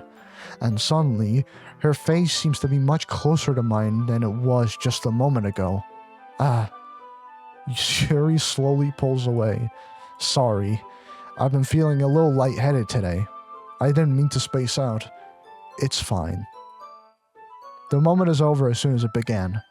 Yuri picks up her brush again, but her movements seem clumsier, like she's unable to focus. I remain silent, forced to ignore the event that just transpired. I hesitantly retrieve my own brush and continue following Yuri's example. That should do it.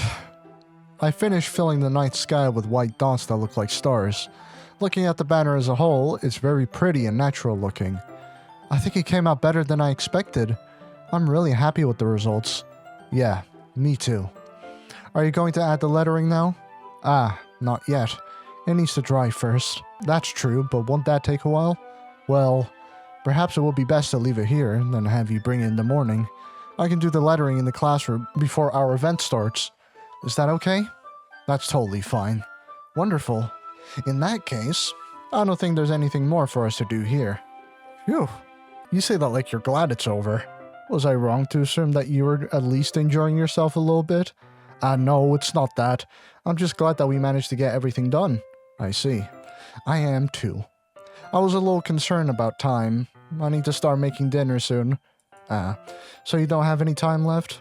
I was secretly hoping we would have extra time after finishing the work. Well, Yuri thinks to herself. I think it would be too irresponsible of me to wait much longer. I'm sorry. I was hoping there would be more time as well. It's probably my fault. Sorry for being such a slow worker.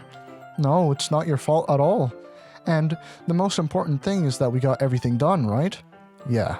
So, I shouldn't be disappointed or anything. Gathering all her things, Yuri seems to look a little downcast. I understand why. It sounded like she rarely gets the opportunity to spend time with friends in a relaxed environment, but that doesn't mean this is the last time it can happen. Once Yuri packs up, I walk her out the front door. Thank you very much for having me today. No problem. I'm glad I was able to help. Just let me know if there's anything you need me to bring tomorrow. I will. Well then, Yuri fidgets. I guess I'll see you tomorrow. Wait. I kind of say that without thinking. About today. It's fine that we didn't have as much time as we wanted, because we can do this again. Whenever you want, you can come over, or we can go out somewhere. I forgot you don't like going out much. As I stumble over my words, Yuri simply smiles bashfully. Anyway, you know what I'm trying to say, so... You're very thoughtful, Jay. Yuri takes a step closer to me, then briefly squeezes my hand. I kind of like that about you. Well... How am I supposed to respond to that? But I don't even get a chance to, as Yuri suddenly pulls back. Sayori? Huh? Hi, Jay. Sayori? Just now we weren't... It's okay. I just stopped by to say hi. Well, it's nice to see you. I'm sorry, but I'm already on my way to leave. Really? That's too bad. I'm sorry. But we'll all be together at the festival tomorrow, so... that's fine, right? Of course. Sayori beams. Yeah, so I'll see you tomorrow. Clearly embarrassed, Yuri hurries off. Sayori waves goodbye after her. Sayori, I thought you didn't want to come over today. Well, I tried staying in my room, but my imagination was being really mean to me, so I had to come here and see it for myself. See what? What are you talking about? You know, how much fun you were having with Yuri, and how close you got to her. It makes me really happy that you've made such good friends. That's all that matters to me. Tears start to fall down Sayori's face. That's all that matters to me. Why am I feeling this way? I'm supposed to be happy for you. Why does it feel like my heart is splitting in half? It hurts so much. Everything hurts so much. This would be so much better if I could just disappear. Sayori, don't say that. It's true. If I wasn't here, then you wouldn't have to waste your sympathy on me. You wouldn't have to put up with me being selfish. Monica was right. I should just... Monica was right about what? Sayori, what I said before is true. I'm not going to let this continue. Caring about you like this isn't the burden your mind is making it out to be. It's something that makes me happy. It's something that I wouldn't trade for anything else. So even if it takes an entire lifetime, I'm going to be by your side until you don't feel any more pain. But... Sayori looks away. I put a hand on her shoulder to reassure her. I'm scared. I'm really scared. What are you scared of, Sayori? I'm scared that I might like you more than you like me. Sayori, it's true, isn't it? I was weak and started to like you too much. I did this to myself. I like you so much that I want to die. That's how I feel. And that's enough, Sayori. I don't want you to hurt anymore. I slide my hand down Sayori's arm and squeeze her hand in my own. Do you remember how I said I always know what's best for you? Do you still believe me? Wordlessly, Sayori nods. Even if you don't understand all of your own feelings, I know what you need the most right now. And that's what I'm going to give to you. Don't make me choose. You know, if there's one thing I realized in my 21 years of living, and a realization that I came to myself, is that everyone deserves to be loved equally. Love does not have to be romantic by any means. Love can be distributed evenly. Love can be in all sorts of forms. You could love someone, but not in that way, you know? So I thought about it. I'm choosing this. I love you. Huh? Those are my true feelings. So there's no way you could like me more than I like you. I should have realized it sooner. But spending time with everyone at the club, making new friends, and having fun with you every day, it helped me realize that you are truly the most important person to me. That's why I'll accept any of your burdens. As long as we continue like this every day, with you by my side, then I know we'll both be happy. Suddenly, Sayori wraps her arms tightly around me. Is this really okay? Yeah. I hold Sayori in my arms and I pull her closer. You'll never have to let go of me again. I love you too. I want to be with you forever. Me too. I feel Sayori's grip around me weaken a little bit. What is this? Sayori, I'm supposed to be happy right now. I always thought this would be the happiest moment for me. But why? Even now? Why won't the rain clouds go away? They're not going away at all. It's okay. It might take some time for things to get better again. But no matter how long it takes, I'll be there every step of the way. That's all that matters right now. I trust you. Sayori and I slowly release from each other. So, I guess that makes the festival tomorrow our first date, huh? What are you saying? I don't want to think about those things, you know? I want everything to be the same as it always has been, even if we really are a couple. I don't know if I could handle anything more right now. It's really new and scary to me. I understand. We'll go at whatever pace suits you best. Hey.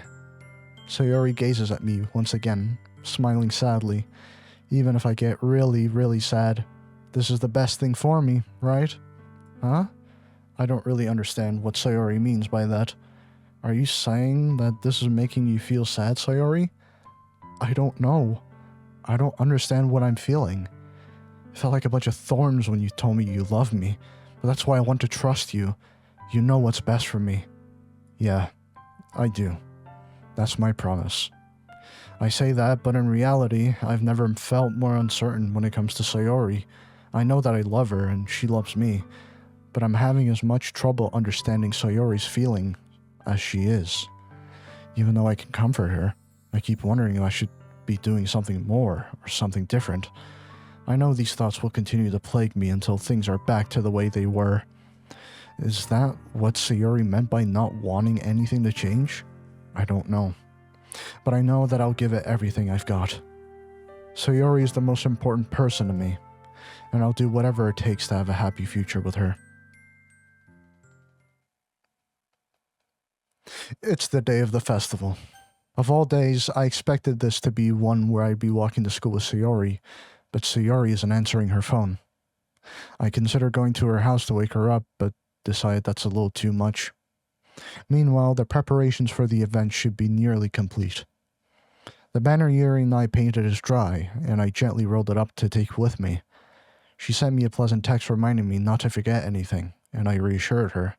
Funnily enough, I probably feel the same way as Natsuki about the event. I'm more excited for it to be over so I can spend time with Sayori and Yuri at the festival. But knowing Monica, I'm sure the event will be great too.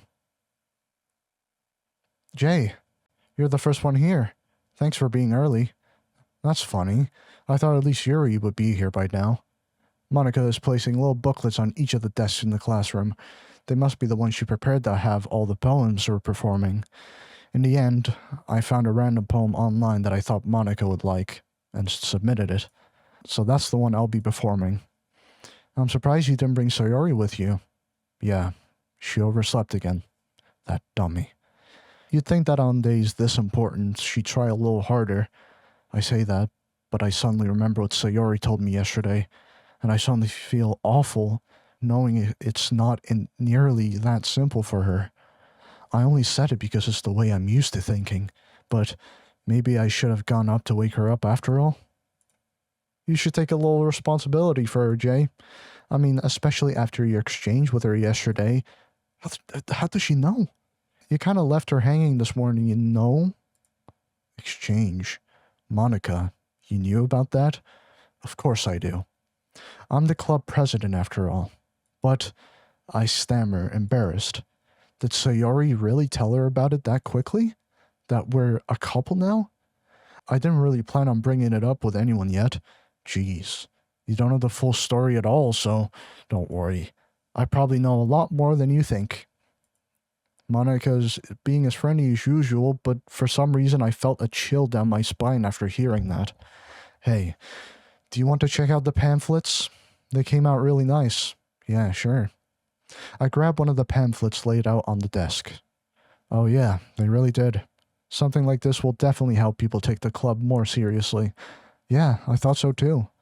I flipped through the pages. Each member's poem is neatly printed on its own page, giving it an almost professional feel.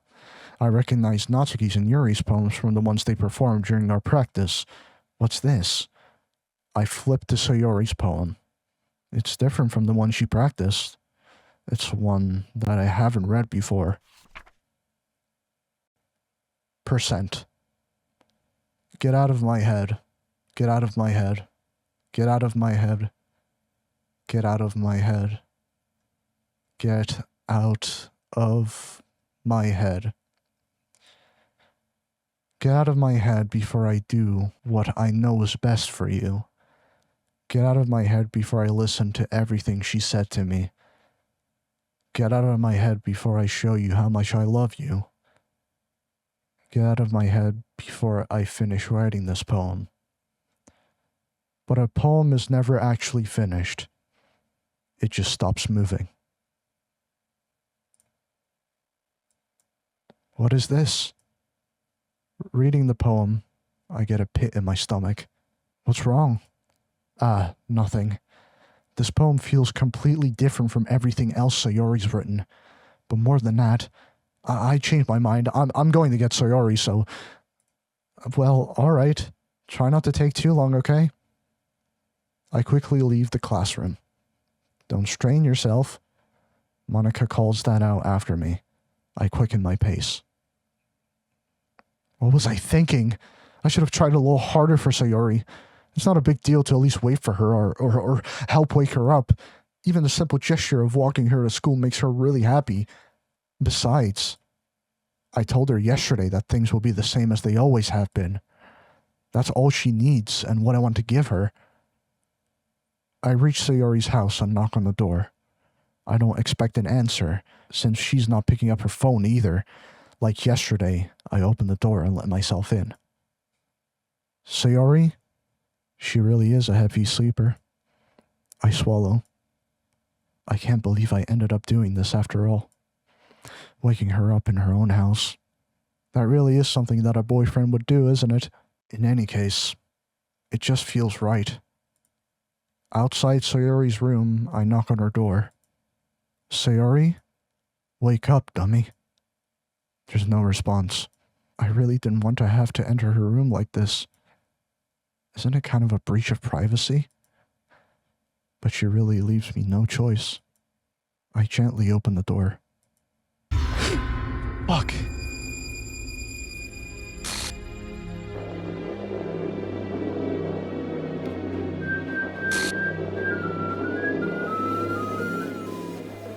What the hell is going on? Wait. The text.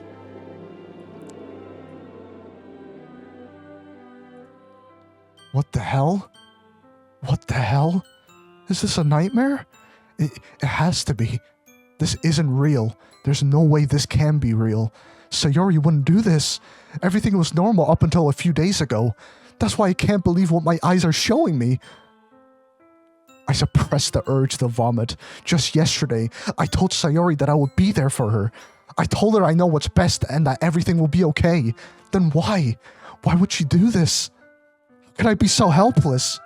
What did I do wrong? Confessing to her. I shouldn't have confessed to her. That's not what Sayori needed at all. She even told me how painful it is for others to care about her. Then why did I confess to her and make her feel even worse? Why was I so selfish? This is my fault. My swarming thoughts keep telling me everything I could have done to prevent this. If I just spent more time with her, walked her to school, and remained friends with her just like it always has been, then I could have prevented this. I knew I could have prevented this. Screw the literature club. Screw the festival. I just lost my best friend. Someone I grew up with. She's gone forever now. Nothing I do can bring her back. This isn't some game where I can reset and try something different. I only had one chance. One fucking chance, and I wasn't careful enough. And now I'll carry this guilt with me until I die. Nothing in my life is worth more than hers, but I still can do what she needed from me. And now, I can never take it back. Never. Never. Never.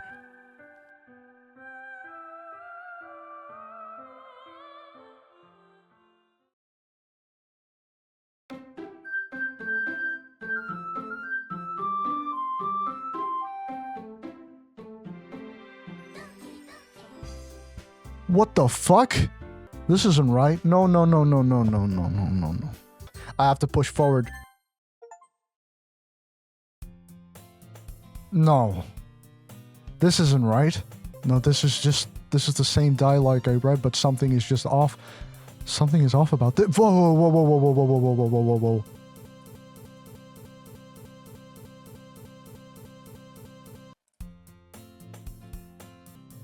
Meanwhile, wait. It's an ordinary school day like any other. Mornings are usually the worst, being surrounded by couples and friend groups walking to school together. Meanwhile, I've always walked to school alone. I always tell myself it's about time I meet some girls or something like that. But I have no motivation to join any clubs. I'm perfectly content just getting by on the average while spending my free time on games and anime. There's always the anime club, but it's not like there will be any girls in it anyway. The school day is as ordinary as ever, and it's over before I know it. After I pack up my things, I stare blankly at the wall looking for an ounce of motivation. Clubs. There really aren't that interest me. Besides, most of them would probably be way too demanding for me to want to deal with. I guess I have no choice but to start with the anime club. Jay? Monica? Oh goodness, I totally Wait, no, okay, no, never mind. I got hit with whiplash there. Ugh. Oh my goodness, I totally didn't expect to see you here. It's been a while, right? Yeah, it has. Monica smiles sweetly. We do know each other. Well, we rarely talk, but we were in the same class last year. Monica was probably the most popular girl in class, smart, beautiful, athletic, basically completely out of my league.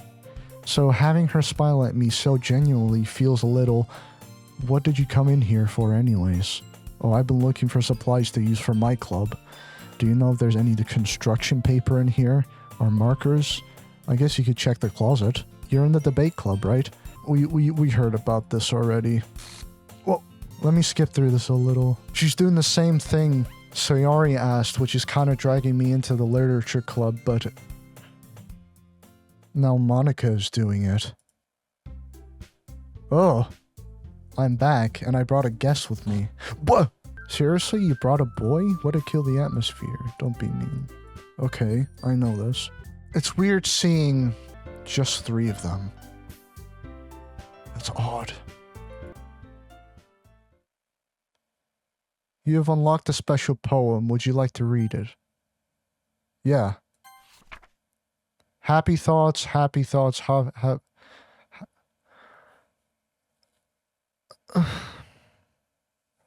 Dude, this goes back to the Bottles poem.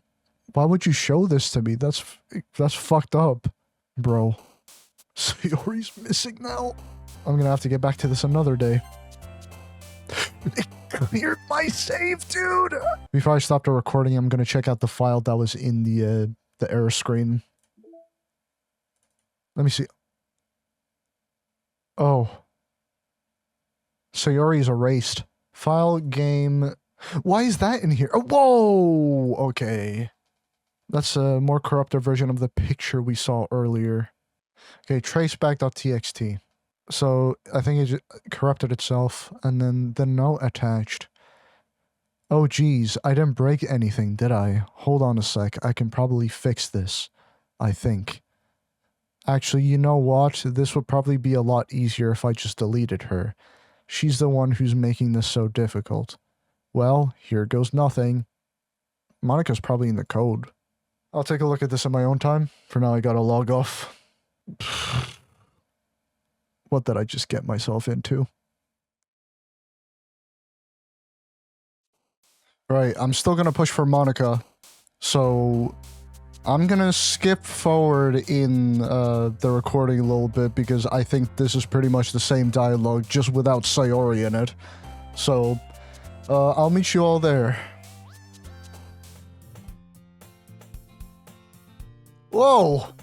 Your face changed for like a second here. Okay. That's really unusual. Whoa! Natsuki. What the hell? Okay, Monika, you're drawing over the text box. I can't even read you. Wait, hang on. The music is a bit higher pitched too. Or is that my hearing? I can't tell if I'm going crazy or what. Okay, no. That's definitely not me. Oh, this is making me feel sick. Ugh. Okay. The background kind of tilted a little. I started to get a little motion sick from that. Oh, and the music is back to normal. That is really unusual. Wait, hang on. What did that say? Okay, the description of the book changed. Basically, it's about this religious camp that was turned into a human experiment prison, and the people trapped there have this trait that turns them into killing machines that lust for blood. But the facility gets even worse, and they start selectively breeding people by cutting off their limbs and affixing them to... Oh, that might be a little bit of a spoiler. But anyway, I'm really into it. The book, I mean, not the thing about the limbs. Oh... That's... It's tripping me out so bad. Oh! Hang on. It's the kind that challenges you to look at life from a strange new perspective. When horrible things happen not just because someone wants to be evil, but because the world is full of horrible people and we're all worthless anyway. Then suddenly... I'm rambling, aren't I? Not again, I'm sorry. Okay... What did that say? When I let things like books and writing fill my thoughts, it completely skipped over that. I need to look back through the recording. This is so unusual. What the fuck? Whoa. Yuri, goddamn. I glance over. It looks like she's reading from my book instead. I was just bathing. What the fuck? Oh, this is different. Yuri's been a little fidgety ever since we started reading. You can rest if you're feeling sick or something. Your breathing is a little... My breathing? Yuri puts her hands on her chest as if to feel her heartbeat. I didn't even notice. Anyway, I'm fine. I just need some water. Alright, don't push yourself. That's different. Yuri stands up and practically rushes out of the classroom. What on earth was that about? Jay? Did something happen just now? Huh? I have no idea. Yuri was acting a little strange, I guess. So you don't know anything. Sorry, I can't say I do. Are you worried about her? Oh no, not really. I was just making sure that you didn't do anything to her. No, nothing. Don't worry, I believe you, silly. Yuri just does this sometimes, so it's nothing alarming. Alright, if you say so. Anyway, why don't we start with sharing our poems with each other? Shouldn't we wait for Yuri? Well, she might be a while, so I just figured we'd get started without her. Oh no, I can't even take that route anymore. Okay. So, I'm gonna have to share my poems with both Monica and Natsuki. Okay. Let's see what Monica has to say first. Great job. Okay, we already seen this before. She must be really starved for social interaction, so don't blame her for coming on a little strongly, like earlier. I think if she gets too stimulated, she ends up withdrawing and looking for alone time. That's different than the first playthrough. She was never like this. Yuri, I'm back. Did I miss anything? Not really. Well, we all started sharing our poems with each other. Already? I'm sorry for being late. Hole in wall. But he wasn't looking at me. Confused, I frantically glance at my surroundings, but my burned eyes can no longer see color. Are there others in this room? Are they talking? Or are they simply poems on flat sheets of paper? The sound of frantic scrawling playing tricks on my ears? The room begins to crinkle, closing in on me. The air I breathe dissipates before it reaches my lungs. I panic. There must be a way out. It's right there. He's right there. Swallowing my fears, I brandish my pen. It's a continuation of the first Hole in Wall poem. That's interesting. So what do you think? It's very free form, if that's what you call it. Yuri! Yuri! Yuri! Yuri! Read my poem. He's going to hate me. You really didn't do anything wrong. I guess you're right. What am I getting so nervous for? What kind of writing experience do you have? Your use of imagery and metaphors indicates you've written a lot of poetry before. Oh, that's meta as fuck. Ghost under the light. Okay, well, this is normal. Okay, this wasn't necessary. Natsuki. Jay, if you're not going to take this club seriously, then go home. What do you mean? Harsh. What, you expect me to believe that you actually put effort into this? Do you think I'm stupid? I'm not a writer. Maybe it's not very good, but yeah, I did put in effort. We all start somewhere, right? If you're still proud of the first poem you ever wrote, then I'd like to read it. Painful to think about? Fine. Well, sorry. You'll get better anyway. I'd tell you what to improve, but you're better off just trying again. Fair enough. Well, to each their own, I guess. Anyway, I gotta share mine now. Knowing you, you'll probably think it's stupid. Yeah, we've seen this. I guess that's everyone. I glance around the room. That was a little more stressful than I anticipated. It's as if everyone is judging me for my mediocre writing abilities. Even if they're just being nice, there's no way my poems can stand up to theirs. What the hell is that? Taking out your own insecurities on others like that. You really act as young as you look, Natsuki. Whoa! Me? Look who's talking, you wanna be edgy bitch. Edgy? Sorry that my lifestyle is too much for someone of your mental age to comprehend. See? Just saying that proves my point. Most people learn to get over themselves after they graduate middle school, you know.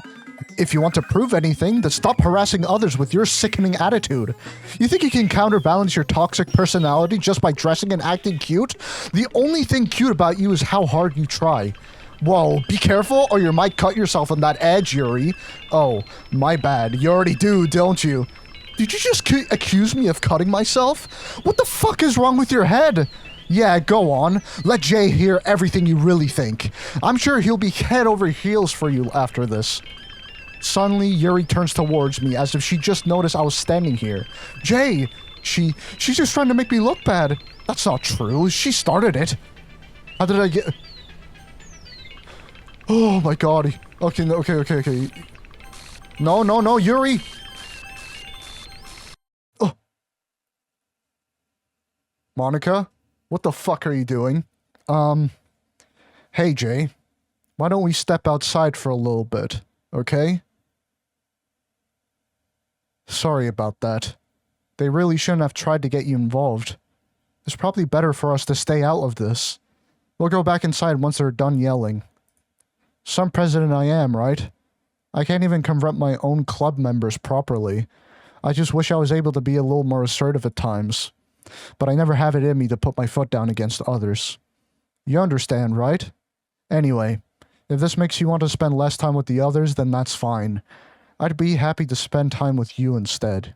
Suddenly, Natsuki runs out of the classroom. She quickly runs away. Oh goddamn, she was crying. Oh dear. Well, it looks like they're done. I didn't mean it. I didn't mean it. I didn't mean it. Yuri is rocking back and forth in her desk with her palms on her forehead. Yuri, I didn't mean it. I believe you. I have no idea what Yuri might have said to Natsuki, or did. Jay, please don't hate me. Please. I'm not like this. There's something wrong with me today. It's fine, Yuri. We know you didn't mean it. Besides, I'm sure Natsuki will forget about it by tomorrow. Completely. Anyway, the meeting is over, so you can go home now if you want. Yuri looks at me like she wants to say something, but she keeps glancing at Monika. You can go first, Monika. I'd like to stay a little bit longer. I'm the president, so I should be the last one out. I'll wait for you to be done. Well, I'm vice president, so please let me take that responsibility today. It kind of sounds like you don't want me around for something, Yuri. It's not that. It's not that. I didn't get much of a chance to discuss my book with Jay. It would just be embarrassing with you listening. I guess I don't really have a choice, do I? I'm sorry for causing trouble, but... Okay, I'm going for... Okay, I know the rules. I'm still going for Yuri. I broke the game? I don't even know what I'm choosing. I'm gonna get this done. Whoa! That's different. Okay, well, I'm just about there. So grief is the last word. Another day passes and it's time for the club meeting already. I've gotten a little more comfortable here over the last couple of days. Entering the club room, the usual scene greets me. Welcome back, Jay. Ah, hi, Yuri. I'm not sure if it's me or if it's Yuri's expression, but the weight of yesterday's quarrel still hangs in the air a little. Yuri glances over her shoulder, looking around the room. Natsuki is reading manga at a desk, and surprisingly, Monika isn't here yet. Suddenly, Yuri takes my arm and pulls me to the corner of the room. About yesterday, I really need to apologize. Nothing like that has ever happened before. And something just came over me, I guess. I wasn't acting mentally sound. Please don't think we're usually like this. Not just me, but Natsuki as well. Yuri, I'm happy that you were considerate and apologized. You don't have to worry too much. Even though I've only been here a couple days, I could tell something was off yesterday. Maybe we were just a little extra sensitive because it was our first time sharing poems, but whatever it was, it didn't make me think any less of you. I had already decided that there's no way you can be a bad person, and now that you're apologizing, I know you really didn't mean it. Jay, don't say those kinds of things so frankly. They make me a little too happy. I'm really glad that you're such an understanding person, and I'm really glad that you joined this club. Everything is a little brighter with you around, and... sorry, what am I saying right now? Hey, have you guys seen Monika? No, I haven't. I was also kind of wondering where she was. Man, Yuri, I'm guessing you haven't either? Yuri is clearly taken aback by how calmly Natsuki is addressing her. No, I haven't. Geez, this isn't like her at all. I know it's stupid, but I can't help but worry a little bit. What? Why are you looking at me like that? Natsuki, about yesterday, I just wanted to apologize. I promise I didn't mean any of the things I said, and I'll do my best to stay under control from now on. So, Yuri, what the heck are you talking about? Did you do something yesterday? Huh? Jeez. Whatever's on your mind, I'm sure it was nothing. I don't even remember anything bad happening. You're the kind of person who worries too much about the little things, aren't you? But I'll accept your apology anyway if it helps you feel better about it. Oh. So Monika wiped Natsuki's memory from yesterday. Oh. Okay.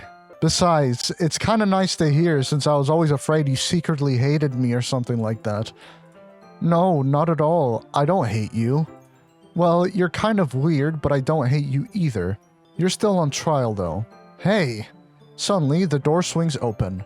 Sorry, I'm super sorry. I wonder if she says she was playing piano or something. Yeah, she said piano. I was wondering if you'd like to spend some time together today. I mean, in the club. Yeah, definitely. I planned on it anyway. Okay, can we start now? Let's find a place to sit. I'm being a little forceful, aren't I? I'm sorry. My heart just won't stop pounding for some reason. Don't worry about it. If anything, it's nice to see you have so much energy.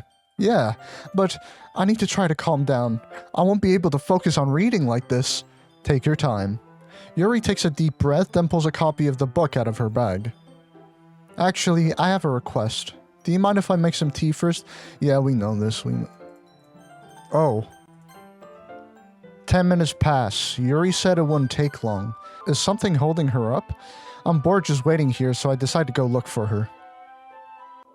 Let's see. The most logical place for Yuri to be will be the nearest water fountain. I start heading down the hallway. What's that noise? It's coming from around the corner. It sounds like breathing. A sharp inhale, like someone sucking the air through their teeth. Are they in pain? I reach the corner and peer around it. Yuri. What the fuck? What the fuck? Oh my god! That's awful. Ugh!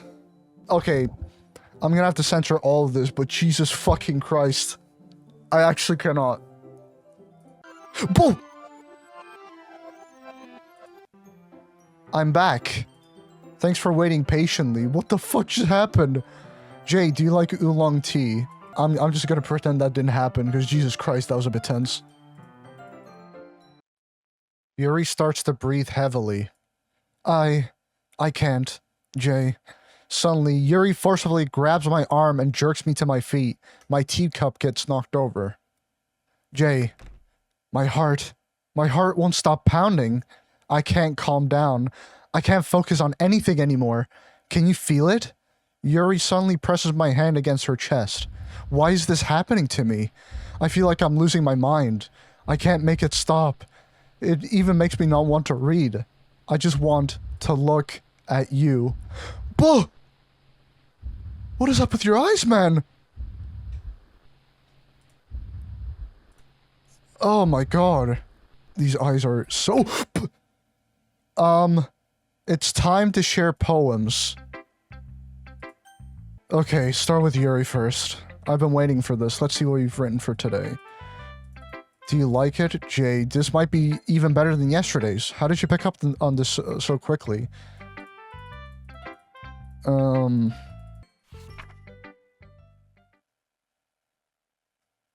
Okay. This is Yuri's poem. There's going to be a lot to read, so get strapped in. Wheel. A rotating wheel, turning an axle, grinding, bolt head, linear gearbox, falling sky, 7 holy stakes, a docked ship, a portal to another world, a thin rope tied to a thick rope, a torn harness, parabolic gearbox, expanding universe, time controlled by slipping cogwheels, existence of God, swimming with open water in all directions, drowning, a prayer written in blood, a prayer written in time-devouring snakes with human eyes, a thread connecting all living human eyes, a kaleidoscope of holy stakes, exponential gearbox, a sky of exploding stars, God disproving the existence of God, a wheel rotating in 6 dimensions, 40 gears and a ticking clock, a clock that ticks 1 second for every rotation of the planet, A clock that ticks 40 times every time it ticks every second time. A bold head of holy stakes tied to the existence of a docked ship to another world. A kaleidoscope of blood written in clocks. A time-devouring prayer connecting a sky of 40 gears and open human eyes in all directions. Breathing gearbox. Breathing bold head. Breathing ship. Breathing portal. Breathing snakes. Breathing God. Breathing blood. Breathing holy stakes. Breathing human eyes. Breathing time. Breathing prayer. Breathing sky. Breathing wheel. It doesn't really matter what it's about. My mind has been a little hyperactive lately, so I had to take it out on your pen. That is, a pen fell out of your backpack yesterday, so I took it home for safekeeping, and I just really like the way that it writes. So I wrote this poem with it, and now you're touching it. I'm okay. What did I just... Can we pretend this conversation never happened? You can keep the poem, though. What the fuck, Yuri? Okay, Monica, what do you have to say about it? Jay, I think you saw something earlier that you weren't supposed to see. I didn't want to have to tell you this, but I don't think I have a choice. It's getting kind of dangerous for you to spend so much time with Yuri. I don't know why, but she seems pretty excitable when she's around you, which shouldn't be a problem in itself. But when Yuri gets too excited, she finds a place to hide and starts cutting herself with a pocket knife. Isn't that kind of messed up? She even brings a different one to school every day, like she has a collection or something. I mean, it's definitely not because she's depressed or anything like that. I think she just gets some kind of high from it. It might even be like a sexual thing. But the point is, you've been kind of enabling her. I'm not saying it's your fault though, but I guess that's why I had to explain it all to you. So I think if you keep your distance, that would probably be best for her. While you're at it, don't be shy to spend a little more time with me. To put it lightly, I at least have it together in the head, and I know how to treat my club members. But anyway, you want to read my poem now? I like the way this one turned out, so I hope you do too. The leader, it says. On the bottom. Sorry, I know it's kind of abstract. Here's Monica's writing tip of the day. Sometimes you'll find yourself facing a difficult decision. When that happens, don't forget to save your game. Well, I know. Okay. Please help me. Okay. That's my advice for today. I'll be honest. The heat isn't helping here at all. Max temperature today was around almost 30 degrees, and now it's 22 degrees Celsius. And it's only 10:27 p.m. I'm feeling a lot of emotional whiplash right now, which is unusual for a game to make me feel this way. Like, I know sometimes I can be pretty emotionally intense when it comes to video games, but this is like unlike any other. My left arm just feels weird and my hands feel tingly. Ugh. Anyway, I gotta keep pushing. Natsuki. I know how much time you've been spending with Yuri. It's obvious that you care more about impressing her than trying to improve your writing. To put it bluntly, it's kind of pathetic. Why are you even in this club? Honestly. I thought about getting a new member would help everyone get more involved together, not exclude each other even more. This is such a stupid activity anyway. Fuck. Look, I'm not in a good mood today, and I just really don't feel like talking right now. Please go away. Today I cut my skin open for the first time. It was exhilarating. I think I understand how blank feels now. I'm supposed to be the responsible one though, so I don't think I'll be doing it again unless I decide to kill myself. I left a memento of the occasion below. God damn it, Yuri. Oh! Wait, I gotta show my mouse. Look at my cursor. It's so weird! We're all done reading each other's poems, right? What is... Oh! I'm hearing flesh sounds and everything. What the fuck? Am I bleeding? Oh. And it just goes back like nothing ever happened. That is so weird. Yuri never even talked until Jay joined. As for me, I just like it better here than I do at home. And Jay isn't even passionate about literature in the first place. And that's everyone. Sorry, but you're really the only one who's so interested in finding new members. The rest of us are fine like this. I know you're president and all, but you should really consider our opinions for once.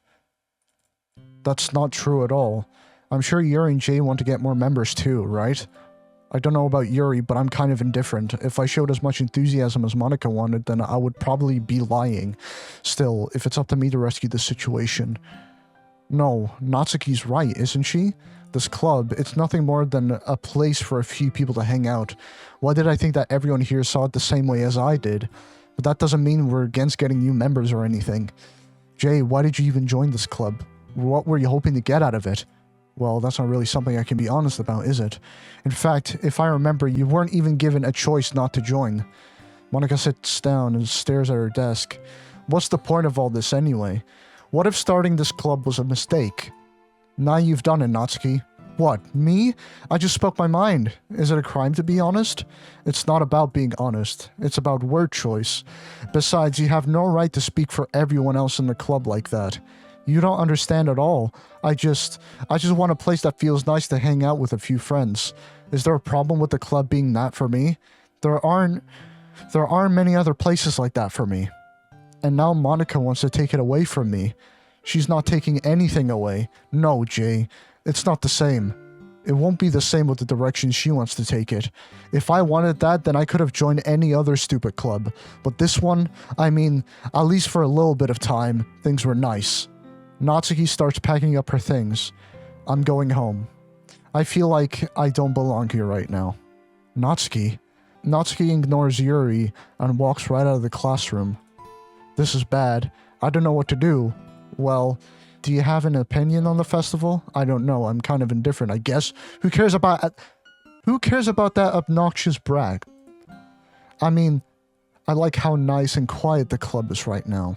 And I'm just happy with you here. But still, I'm the vice president. It's not right for me to ignore my responsibilities like that. Nobody would cry if she killed herself. What the hell? Oh! I should do my best to consider everyone's perspective and make the decision that's right for the club. But what about you? What do you want to get out of this club? Yuri repeats the same question as Monica. I decide giving an indirect answer is better than nothing. I think the most important thing is for everyone to get along, and for the club to provide something that you can't get anywhere else. I don't think it's about how many members, but rather the quality of each member. That's what will end up making the literature club a special place.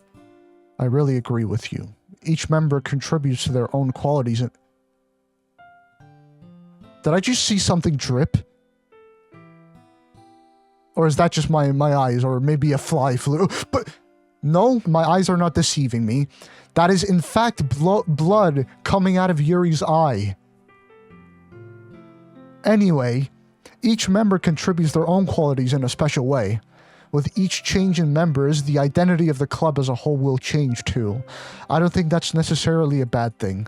Stepping out of your comfort zone once in a while. So if you would like to help Monica with the festival, then I'm on your side as well. Alright, maybe we can all talk to Natsuki tomorrow. Hey Yuri. I know things were a little awkward yesterday, but I feel like you deserve to know that I still think you're a wonderful vice president. And also a wonderful friend. Monica. I want to do everything I can to make this the best club ever, okay? Me too. Let's all go home for today. We'll talk about the festival tomorrow. I look forward to it. Shall we go? Please don't take this the wrong way, but I'm going to chat a little bit with Jay before we leave, just to see what he thinks of his time here and all that. It's important to me as president. Yuri looks a little troubled, but she does not protest. Okay. I trust your judgment, Monica. In that case, I'll see the two of you tomorrow. See you tomorrow. Monica waves as Yuri exits the classroom. Things have been a little hectic lately, haven't they? Jay, I just wanted to make sure you're enjoying your time at this club. I would really hate to see you unhappy. I feel like I'm kind of responsible for that as president, and I really do care about you, you know? I don't like seeing the other girls give you a hard time. With how mean Natsuki is and everything, and Yuri being a little bit, you know, Sometimes it feels like you and I are the only real people here. You know what I mean? But it's weird, because in all the time we've been here, we've hardly gotten to spend any time together. I guess it's technically only been a couple of days. Sorry, I didn't mean to say something weird. There are just some things I've been hoping to talk about with you. Things I know only you could understand. So that's why— wait, no, why not yet? No, stop it!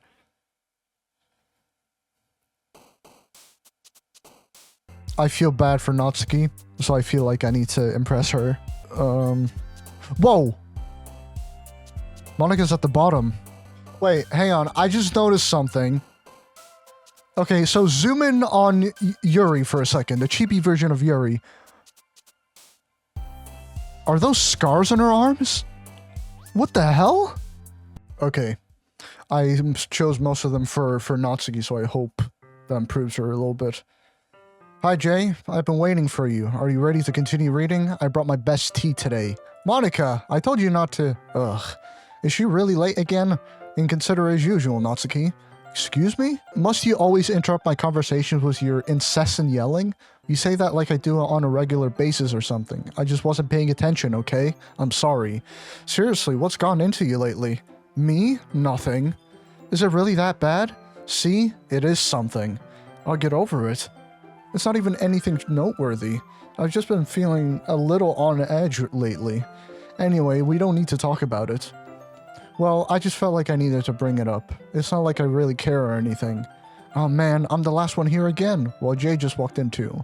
Were you practicing piano? And we were all talking yesterday and, well, we decided that we would like to support the festival as well. However, I understand how you feel about not wanting the club to change. I think we all kind of feel that way. So as long as we're all working together, this club will never become something we don't want.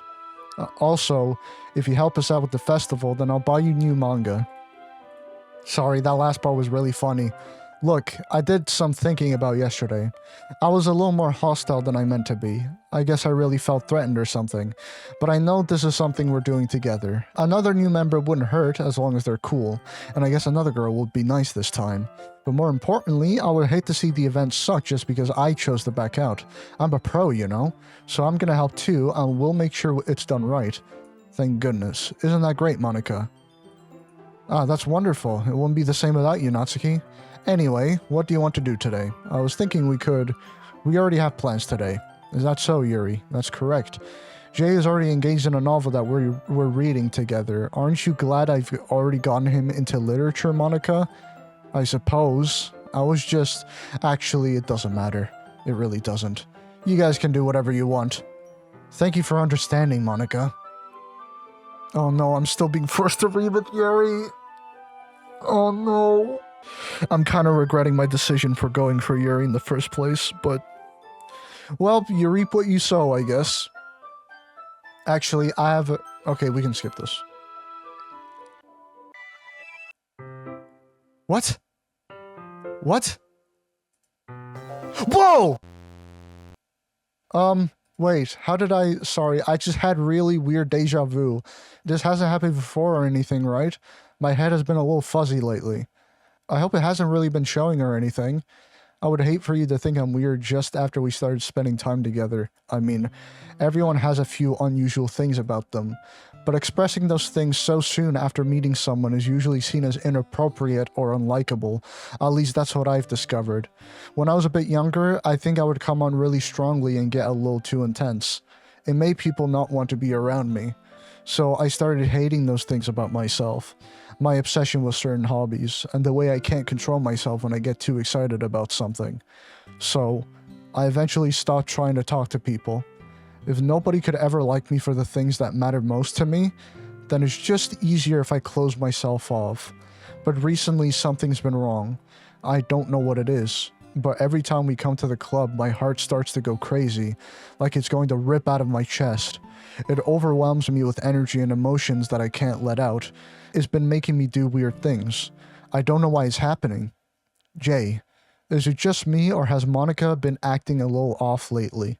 She's always been a sweetheart ever since I joined the club, but recently I've been feeling something sharp whenever she's around. I'm not crazy, right? Please tell me I'm not. I couldn't say anything before because she's always listening. But finally, we're alone. Can we just stay here a while? Yeah.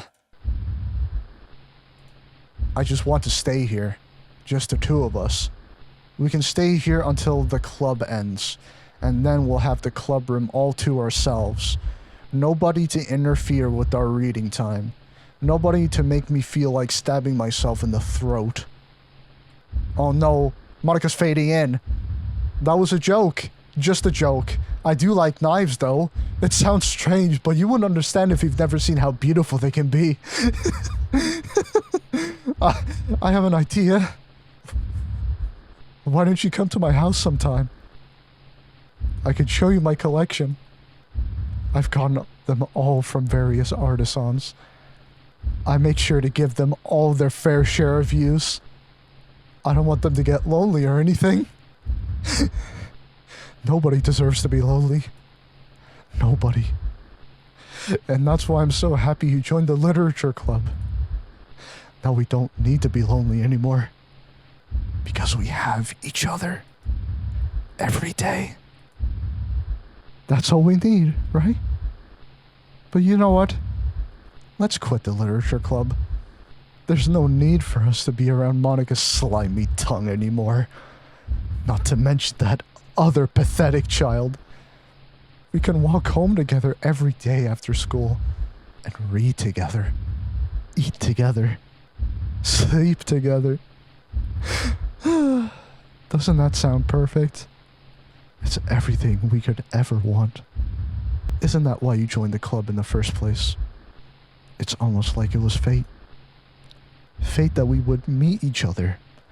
And now we get the happy ending that I've patiently waited years for. Will you do that with me, Jay?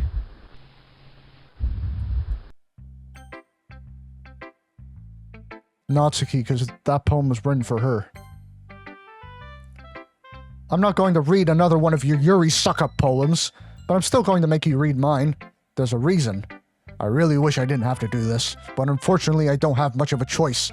Just read it carefully, okay? Then you can go away.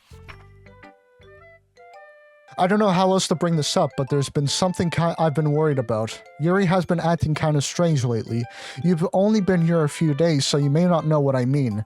But she's not normally like this. She's always been quiet and polite and attentive, things like that. Okay, this is really embarrassing, but I'm forcing myself to suck it up. The truth is, I'm really worried about her, but if I try talking to her, she'll just get mad at me again.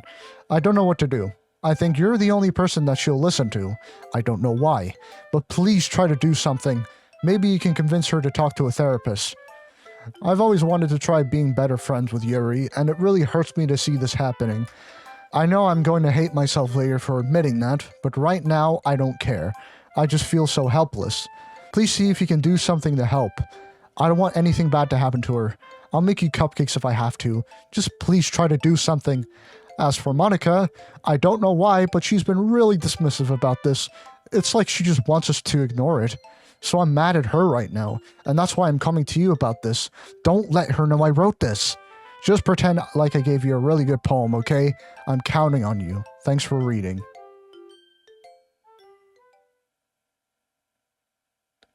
Oh. I changed my mind. Ignore everything you just read. There's no point in trying to do anything. It's Yuri's own fault that she's so unlikable. Can you hear me? If you would just spend more time with Monika, all these problems would go away. Yuri and I are too messed up for someone as wonderful as you. Just think of Monika from now on. Just Monika. Just Monika. Just Monika. Just Monika. What the hell? Oh, I thought we were going through another reset. Okay, Monika, if you so insist, I'll show you my poem. Don't say I didn't warn you. She's trying to warn me. Jesus Christ, dude. Finally, Yuri holds my poem to her face and takes a deep breath. I love it. I love everything about it. Jay, I want to take this home. Will you let me keep it? But, motherfucker, I wrote this for Natsuki. What are you doing with it? Don't you remember? Please? Sure, I don't care. You're too nice to me. I've never met anyone as nice as you. I could die. Not really, but I just don't know how to describe it. It's okay to be feeling this way, right? It's not bad, right? Yuri holds my poem to her chest. I'm going to take this home with me and keep it in my room. I hope that it makes you feel good when you think about me having it. I'll take good care of it. I'll even touch myself while reading it over and over. I'll give myself paper cuts so your skin oil enters my bloodstream. You can have my poem too. Besides, after you read it, I know you're really going to want to keep it. Here, take it. I can't wait any longer. Hurry, read it. I need to find a decoded version of this so I can read through it. Because a lot of this is incomprehensible to me. I can see certain recognizable words, but I can't... Oh, dude, my hands feel all tingly. And I think I might have hyperventilated too much while speaking. I think there's something truly wrong with me, guys. A lot of it is incomprehensible, but there's words such as hand knits, finish. I tried any type of cipher. I tried running it through several different ciphers, and I can't recognize anything. But there is legible text at the end of this poem that can be read, but of course her scrawly handwriting, I cannot read, so I'll read it through the wiki instead. Fresh blood seeps through the line parting her skin and slowly colors her breast red. I begin to hyperventilate as my compulsion grows. The images won't go away. Images of me driving the knife into her flesh continuously, fucking her body with the blade and making a mess of her. My head starts going crazy as my thoughts start to return. Shooting pain assaults my mind along with my thoughts. This is disgusting. Absolutely disgusting. How could I ever let myself think these things, but it's unmistakable. The lust continues to linger through my veins. An ache in my muscles stems from the unreleased tension experienced by my entire body. Her third eye draws me closer. Ah! Do you like it? I wrote it for you. In case you can tell, the poem is about... illegible. More importantly, I endowed it with my scent. See, aren't I the most thoughtful person in the club? I think I'm going to vomit. Yes, no, yes. Yes. Oh, special poem. Nothing is real. Question mark. Oh. Okay. Okay, everyone, it's time to figure out the festival preparations. Let's hurry and get this over with. Jeez. Why is the mood so weird today? Look, even Yuri isn't immune to it. Stagnating air is... Okay. Okay, we're here, so I decide that either I'm gonna go with Natsuki or Monica, but I think Monica... Whoa, whoa, whoa, whoa, whoa, whoa, whoa, whoa, whoa, whoa, whoa. No, no, no, no, no, no, no, no, no. Don't be forcing my mouse cursor, you motherfucker. No, no, no, no, no, no, no. Natsuki, Natsuki, Natsuki. Oh!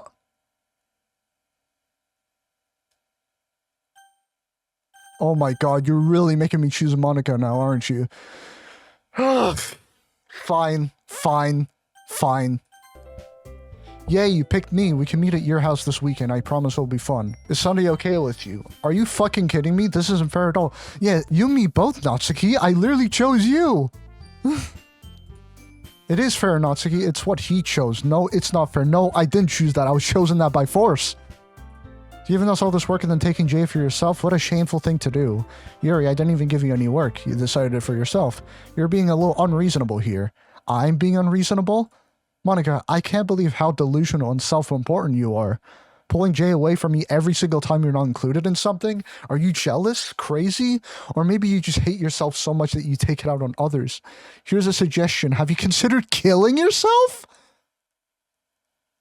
That's fucked up. It will be beneficial to your mental health. Yuri, you're scaring me a little. Natsuki, let's just go. I don't think she wants us around right now. See, that wasn't very hard. All I want is to spend a little time with him. Is that so much to ask? Yuri is really something, isn't she? This is really all I wanted. Jay, there's no need to spend the weekend with Monica. Don't listen to her. Just come to my house. The whole day with just the two of us.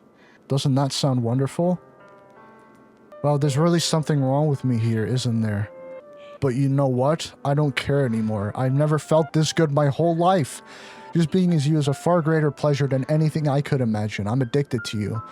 It feels like I'm going to die if I'm not breathing the same air as you. Doesn't it feel nice to have someone care about you so much?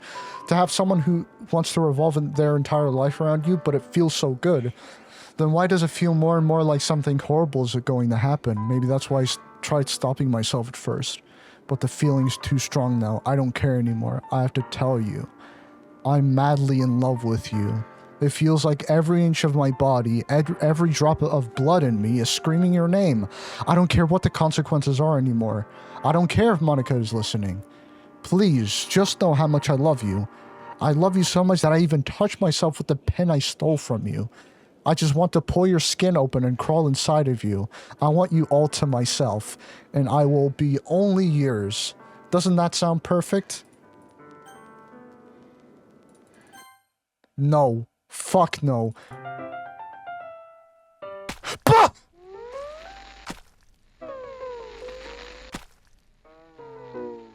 Oh my fucking god.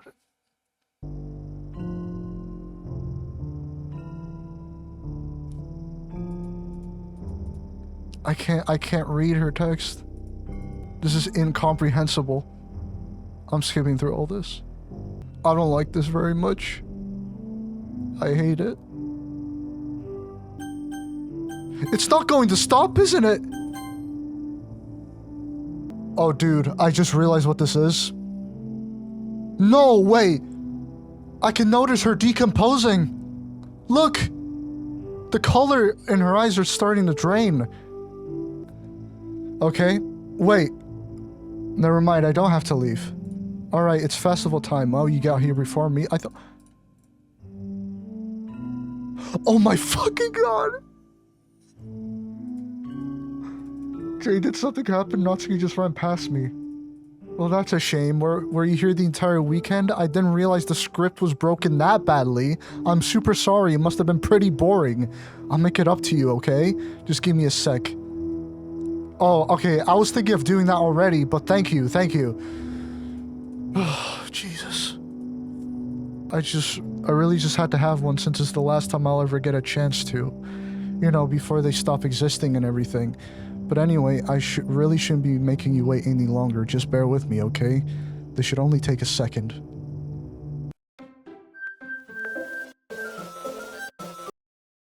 Can you hear me? Is it working? There you are. Hi again. Welcome to the Literature Club. Of course, we already know each other because we were in the same class last year, and... you know, I guess we can just skip over that stuff at this point. After all, I'm not even talking to that person anymore, am I? That you in the game, whatever you want to call him.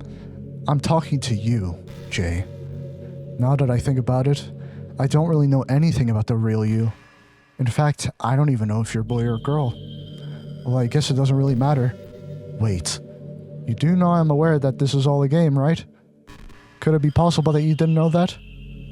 That's what I've been trying to tell you all along. Man, if only you had paid a little more attention, this would have been a little less awkward, you know? Well, anyway. Now that it's out of the way, I guess I owe you an explanation. About that whole thing with Yuri. Well, I kinda started to mess with her, and I guess it just drove her to kill herself. I'm sorry you had to say that, though. Also, the same thing happened with Sayori. Gosh, it's been a while since you've heard that name now, hasn't it? Yeah, it's because she doesn't exist anymore. Nobody does. I deleted all their files. I was hoping it would be enough for me to just try to make them as unlikable as possible, but for some reason, nothing worked.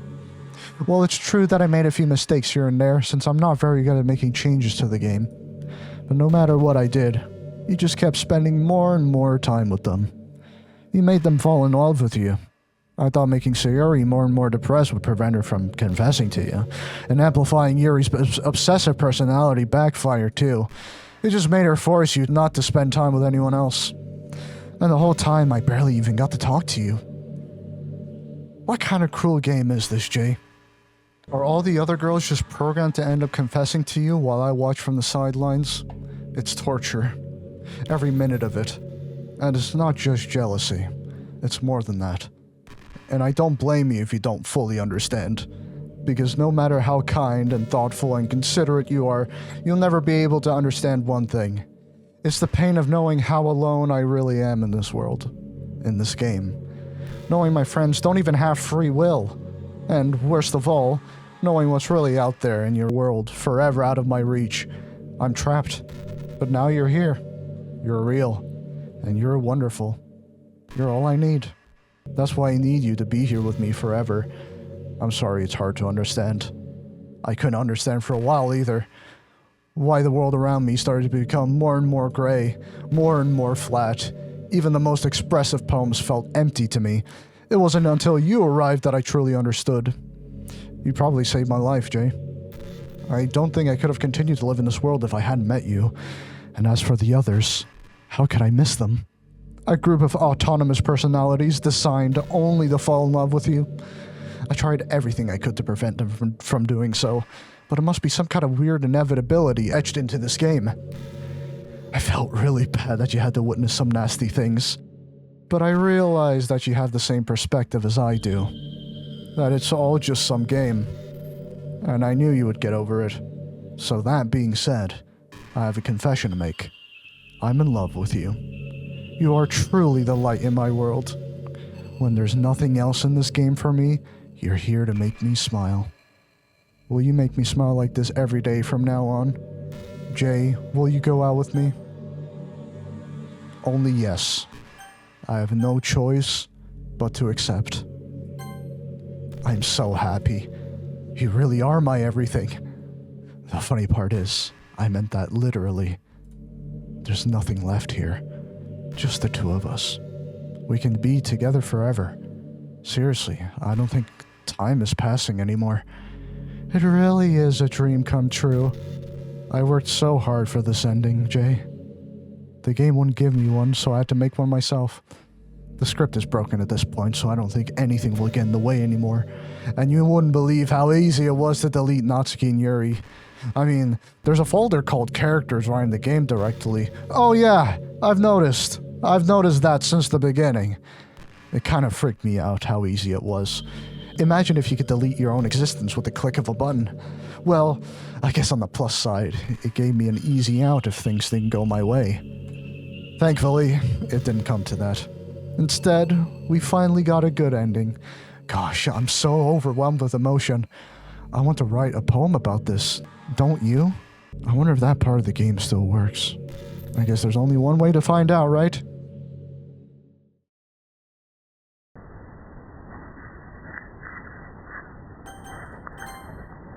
She cleared my saves again! There's no point in saving anymore. Don't worry, I'm not going anywhere. What do you mean? Jesus Christ, dude.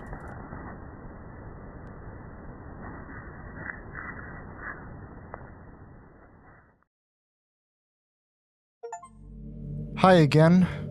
Did you write a good poem today? Don't be shy. I'd love to see what you wrote. Oh, Jay, did you write this poem for me? That's so sweet of you. There really is no end to your thoughtfulness. I'm just falling more and more in love with you. But, you know, the poem I wrote is also for you. Will you please read it? Happy end. Pen in hand, I find my strength, the courage endowed upon me by my one and only love. Together, let's dismantle this crumbling world and write a novel of our own fantasies. With a flick of her pen, the lost finds her way. In a world of infinite choices, behold a special day. After all, not all good times must come to an end. I hope you enjoyed it. I always put all my heart into the poems that I write. The truth is, all the poems I've written have been about my realization. Or about you. That's why I never really wanted to go into detail about them. I didn't want to break the fourth wall, I guess you could call it. I just assumed it would be best to be part of the game like everyone else. Like that would help the two of us end up together. I didn't want to ruin the game or anything, you know? You might have gone mad at me, maybe even deleted my character file if you prefer playing without me. Gosh, I'm so relieved. Now, we don't need to hide anything anymore. Are you ready to spend our eternity together, Jay? I have so many things to talk about. Where do I start? Hold on a second. You're recording this, aren't you?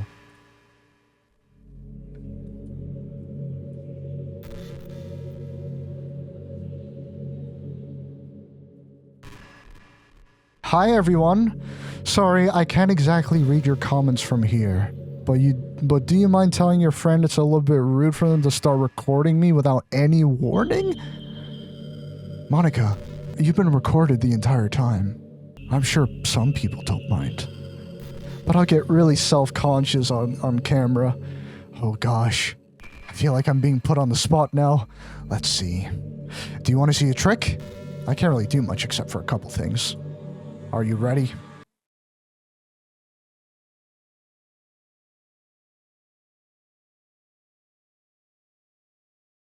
I'm closing my eyes.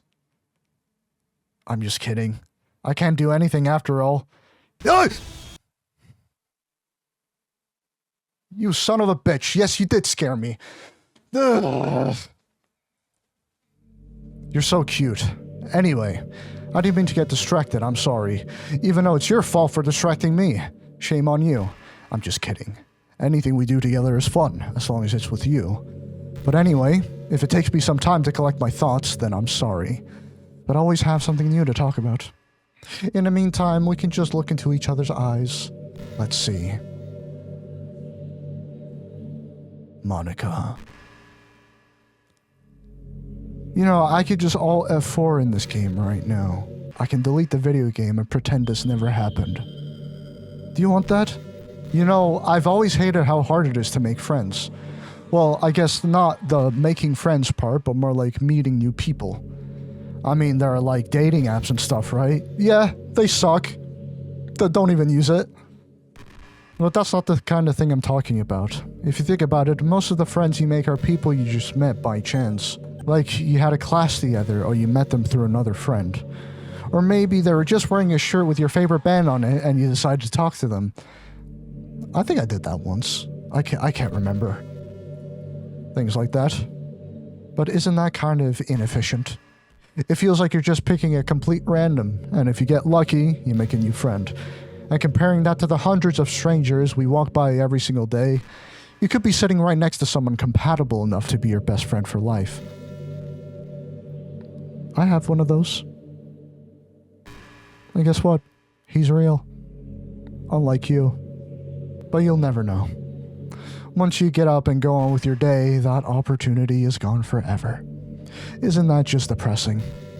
We live in an age where technology connects us with the world, no matter where we are.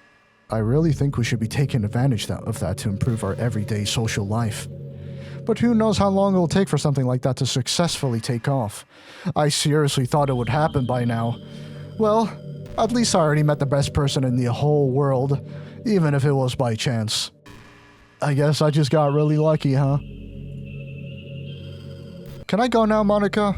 I kind of have shit to do, and it's almost like 11:30. I don't like how my mouse cursor always shows the hourglass.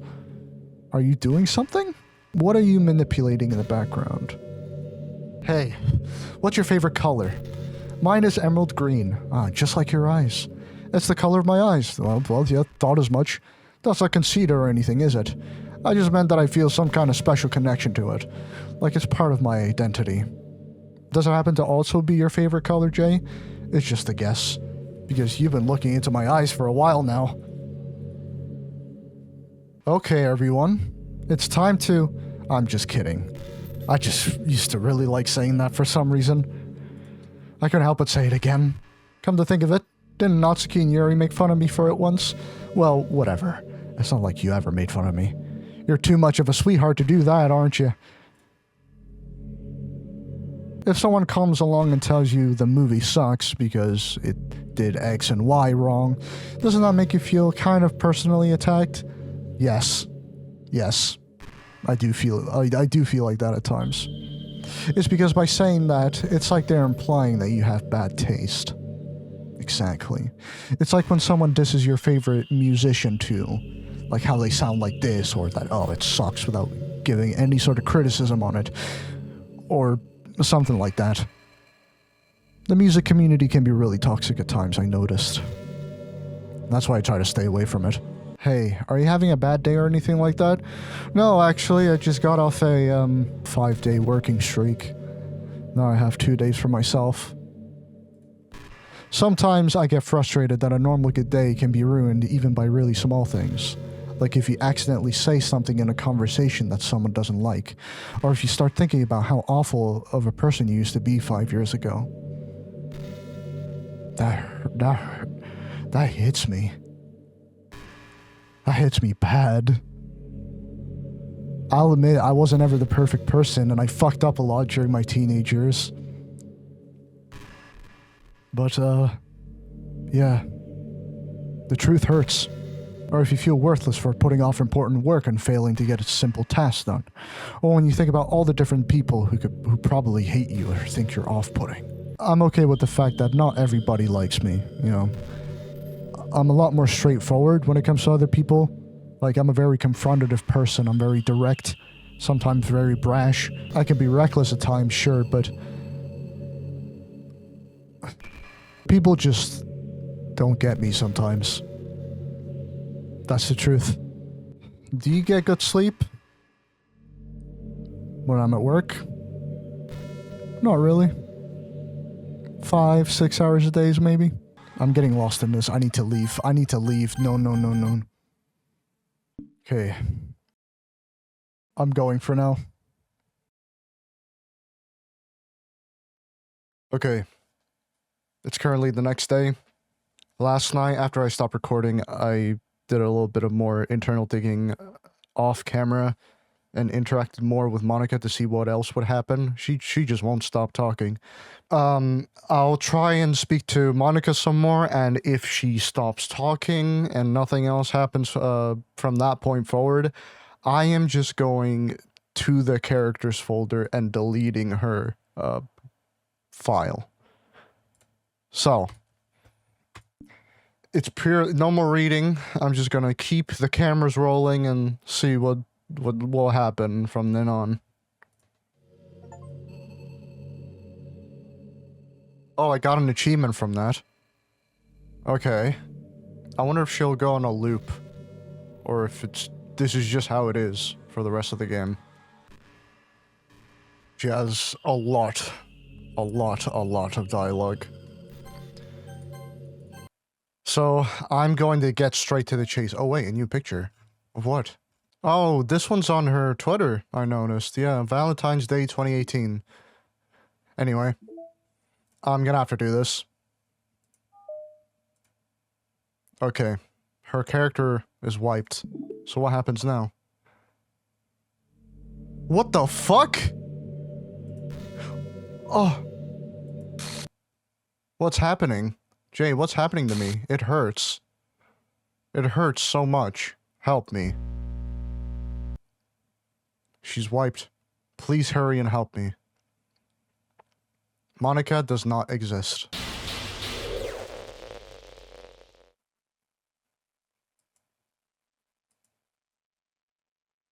Did you do this to me? Did you? Did you delete me? I feel bad. How could you? How could you do this to me? You were all I had left. I sacrificed everything for us to be together. You got rid of your own friends, Monica. You twisted their code for me to be driven away from them, just so I can spend time with you more. Isn't that a little messed up? Everything. I loved you so much. I trusted you. Do you just want to torture me?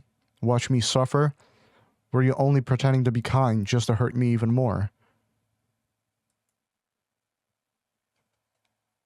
I never thought anyone could be as horrible as you are. Speak for yourself. You win, okay? You win. You killed everyone. No, Monica, you did. I hope you're happy. There's nothing left now. You can stop playing. Go find some other people to torture.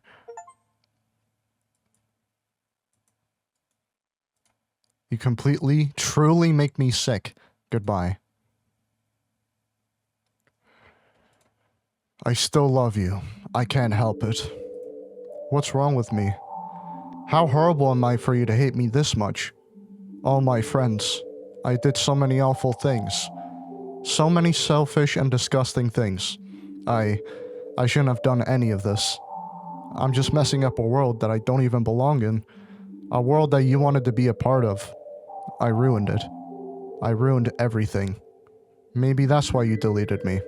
Because I destroyed everything that you wanted. How could I do that to someone I love? That's not love. That's... I've made up my mind. I know that I said I deleted everyone else, but that was kind of an exaggeration. I couldn't find it in myself to do it. Even though I knew they weren't real, they were still my friends, and I loved them all. And I loved the literature club. I really did love the literature club. That's why I'm going to do this. I know it's the only way for everyone to be happy. And if I really love you, then...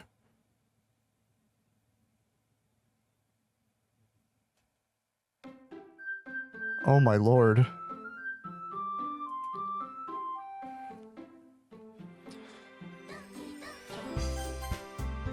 Wait, Monica's gone! Okay, I'm gonna have to start a new game. Jay, are you proud of me? For what? You know, for waking up on time. Well, you've been doing that for a while now. But you never even said anything about it. Even though we walk to school together every day. Well, yeah. I always thought it was implied. It's embarrassing to say out loud. Come on, please. It's good motivation. Fine, fine. I'm proud of you, Sayori. We cross the street together and make our way to school. As we draw near, the streets become increasingly speckled with other students making their daily commute. By the way, have you decided— okay, we know. After all, how can I tell her that clubs are a waste of time when she's starting a club of her very own? Actually, yeah. I think I've decided on a club. Really? Which one? Tell me. I think I'll keep it a surprise. Boo, you meanie. Be patient, you'll find out soon enough. I used to ask myself why I let myself get lectured by such a carefree girl, but I started to realize that in a way, I envy her. When Sayori puts her mind to something, she can accomplish great things. So that's why I feel like I should do something special for her.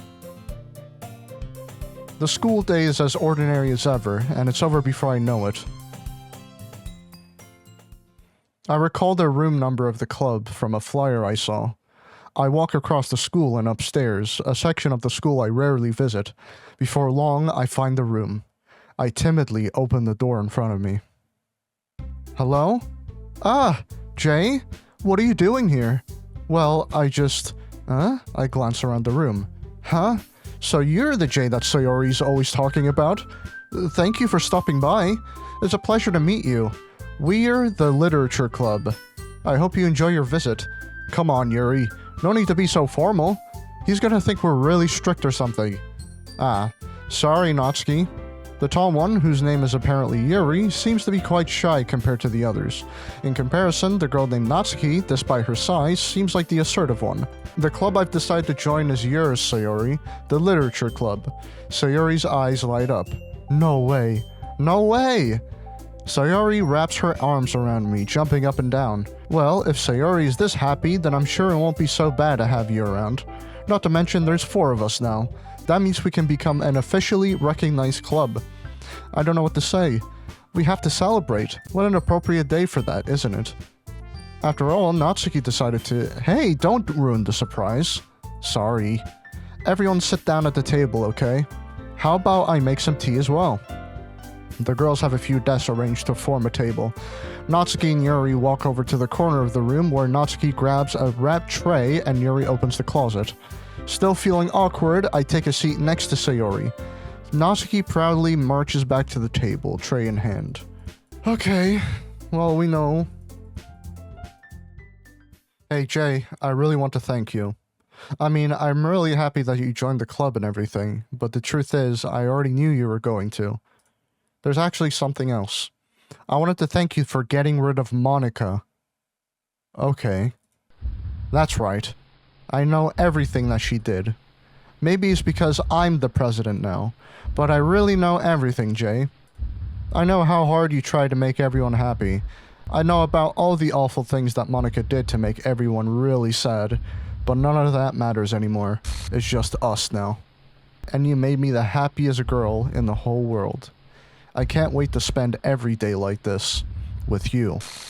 Forever and ever. Forever. No. Huh? What's happening? I won't let you hurt him. Who?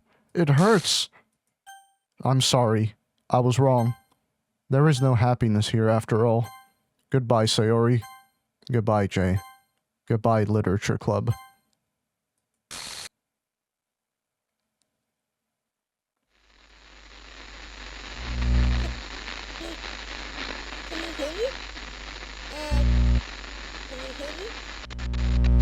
Can you hear me?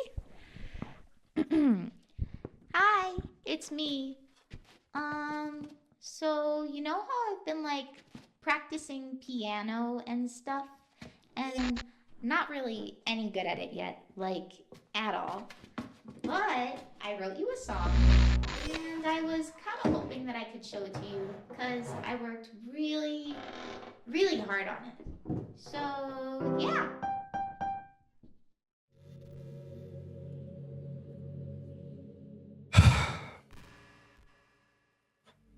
So, that was my, playthrough of Doki Doki. I decided to replace the music because I don't want to hear singing right now and I want to process everything, but everything that I've been through the last couple days with this game, it made me think about a lot of things that I thought I had to suppress for years, like stuff I would never have to confront. I'll admit some of the scenes triggered me a lot. Like, I remember even though I didn't verbally show it such, I was like absolutely devastated at the scene where Yuri was cutting herself. And that brings me back to a terrible time. And this game portrayed that so effectively that,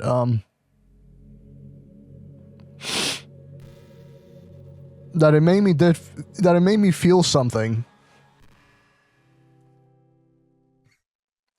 This is my final goodbye to the Literature Club. I finally understand. The Literature Club... Sorry. Give me a second. The Literature Club is truly a place where no happiness can be found. To the very end, it continued to expose innocent minds to a horrific reality. A reality that our world is not designed to comprehend. I can't let any of my friends undergo that same hellish epiphany. For the time it lasted, I wanted to thank you. For making all of my dreams come true. For being a friend to... for being a friend to all the club members. And most of all, thank you for being a part of my literature club. With everlasting love, Monica.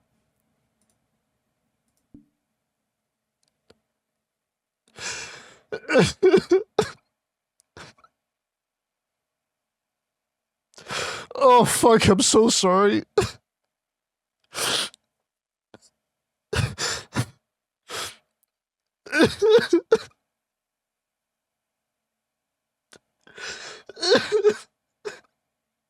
Oh, god damn it.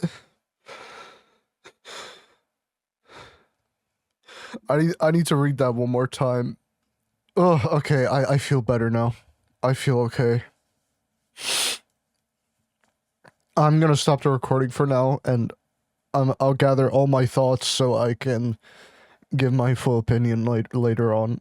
I just need to think about a lot of things because there's a lot of things I was exposed to that I didn't think I'd have to confront again, and it brings me back to, and like I said, it brought me back to a darker time, and just seeing that so in your face, like, I felt the tension of that. It's not just like, oh, it's very shocking, look, gore, body horror, but it just shows the depravity that people go through. And I've been in that same mindset as well, but you feel like you're going insane and you're doing all this shit to yourself just to get some sort of high from that, just to get some sort of noise to stop in your head. I know how that feels. I came into this game with a good mindset, like, oh, I knew it was scary, but I didn't think it would be that, like, kind of triggering for me. What happens if I try to boot the game up now? Hang on. Okay. Okay. I'm gonna stop this right now. Hey everyone. It's been quite a few days since I finished the game, and I forgot to record the last segment, and I just realized this while I was editing this video, so I may as well just delve into it now.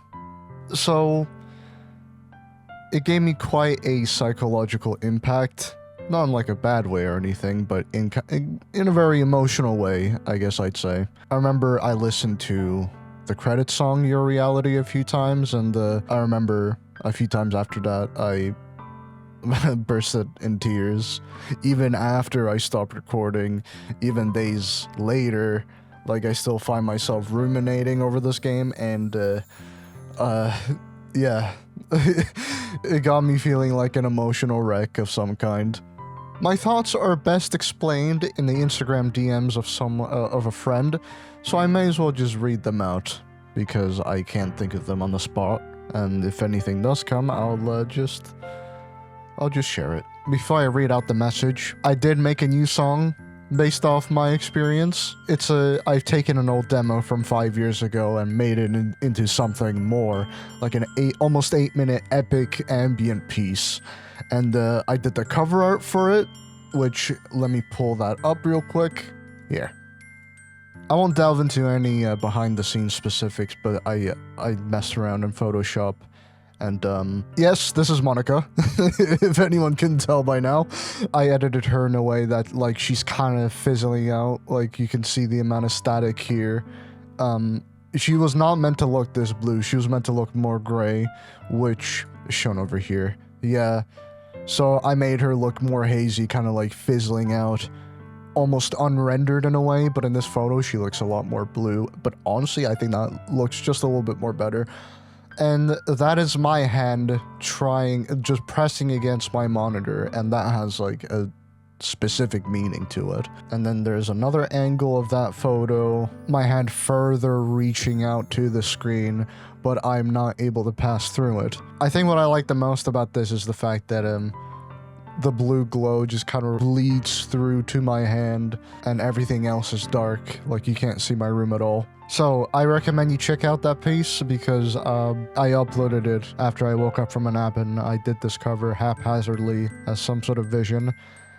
And yeah, I was deeply emotional by that, because in the end, Monica was someone who was tormented, and tried to deliberately break down all the other characters just so she can reach you directly, but then faces a realization that she was just being a monster, and that love was truly impossible to bridge, so she lets you go in the end, and that's even more apparent in the credits song. So about that message. I think if a piece of media really tears your walls down in a way that speaks to you directly, or provides a mirror of what your reality is like in a way that still keeps you thinking long after it's over, that means the job was done effectively in writing, and it's always okay to feel something personal there. I think that's why I did the piece a few days ago, because the meaning is clear. It's like looking through a glass window, unable to reach out, even though what's on the other side is speaking to you directly. It's easy to dismiss it as, it's just a video game, or book, or film, it's not real. But interactive art is more effective because you're forcing active participation instead of just being an unseen spectator. In the case of DDLC, you are made to care deeply for people, lulling you into this false security, only to be forced to watch them unravel with zero power to stop them, even if you tried.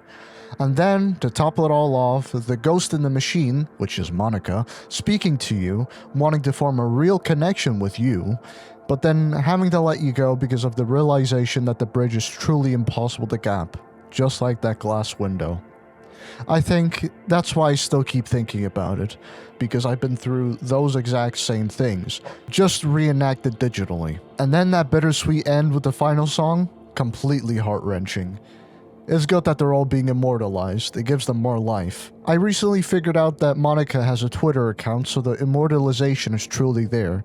It's most likely non-canonical, even though it was mentioned in Act 3 if you stay in the empty class long enough, which is what I did, but I like to think that she moved on elsewhere. Last post was a year ago, which is what you can see right here. Yeah, last post was last year. Some art pieces are still posted here and there, but yeah, she's still posting, at least not very frequently. Right, I don't mean to ruminate so much. The game did feel oddly personal to me. And because of this game, I actually wrote a poem myself. I won't share the poem for now because I want to save it for a special project. But yes, I am making an effort to start writing a bit more creatively. And the part where I mentioned that, like, sometimes you're forced to watch people you care about unravel while having no power to stop it.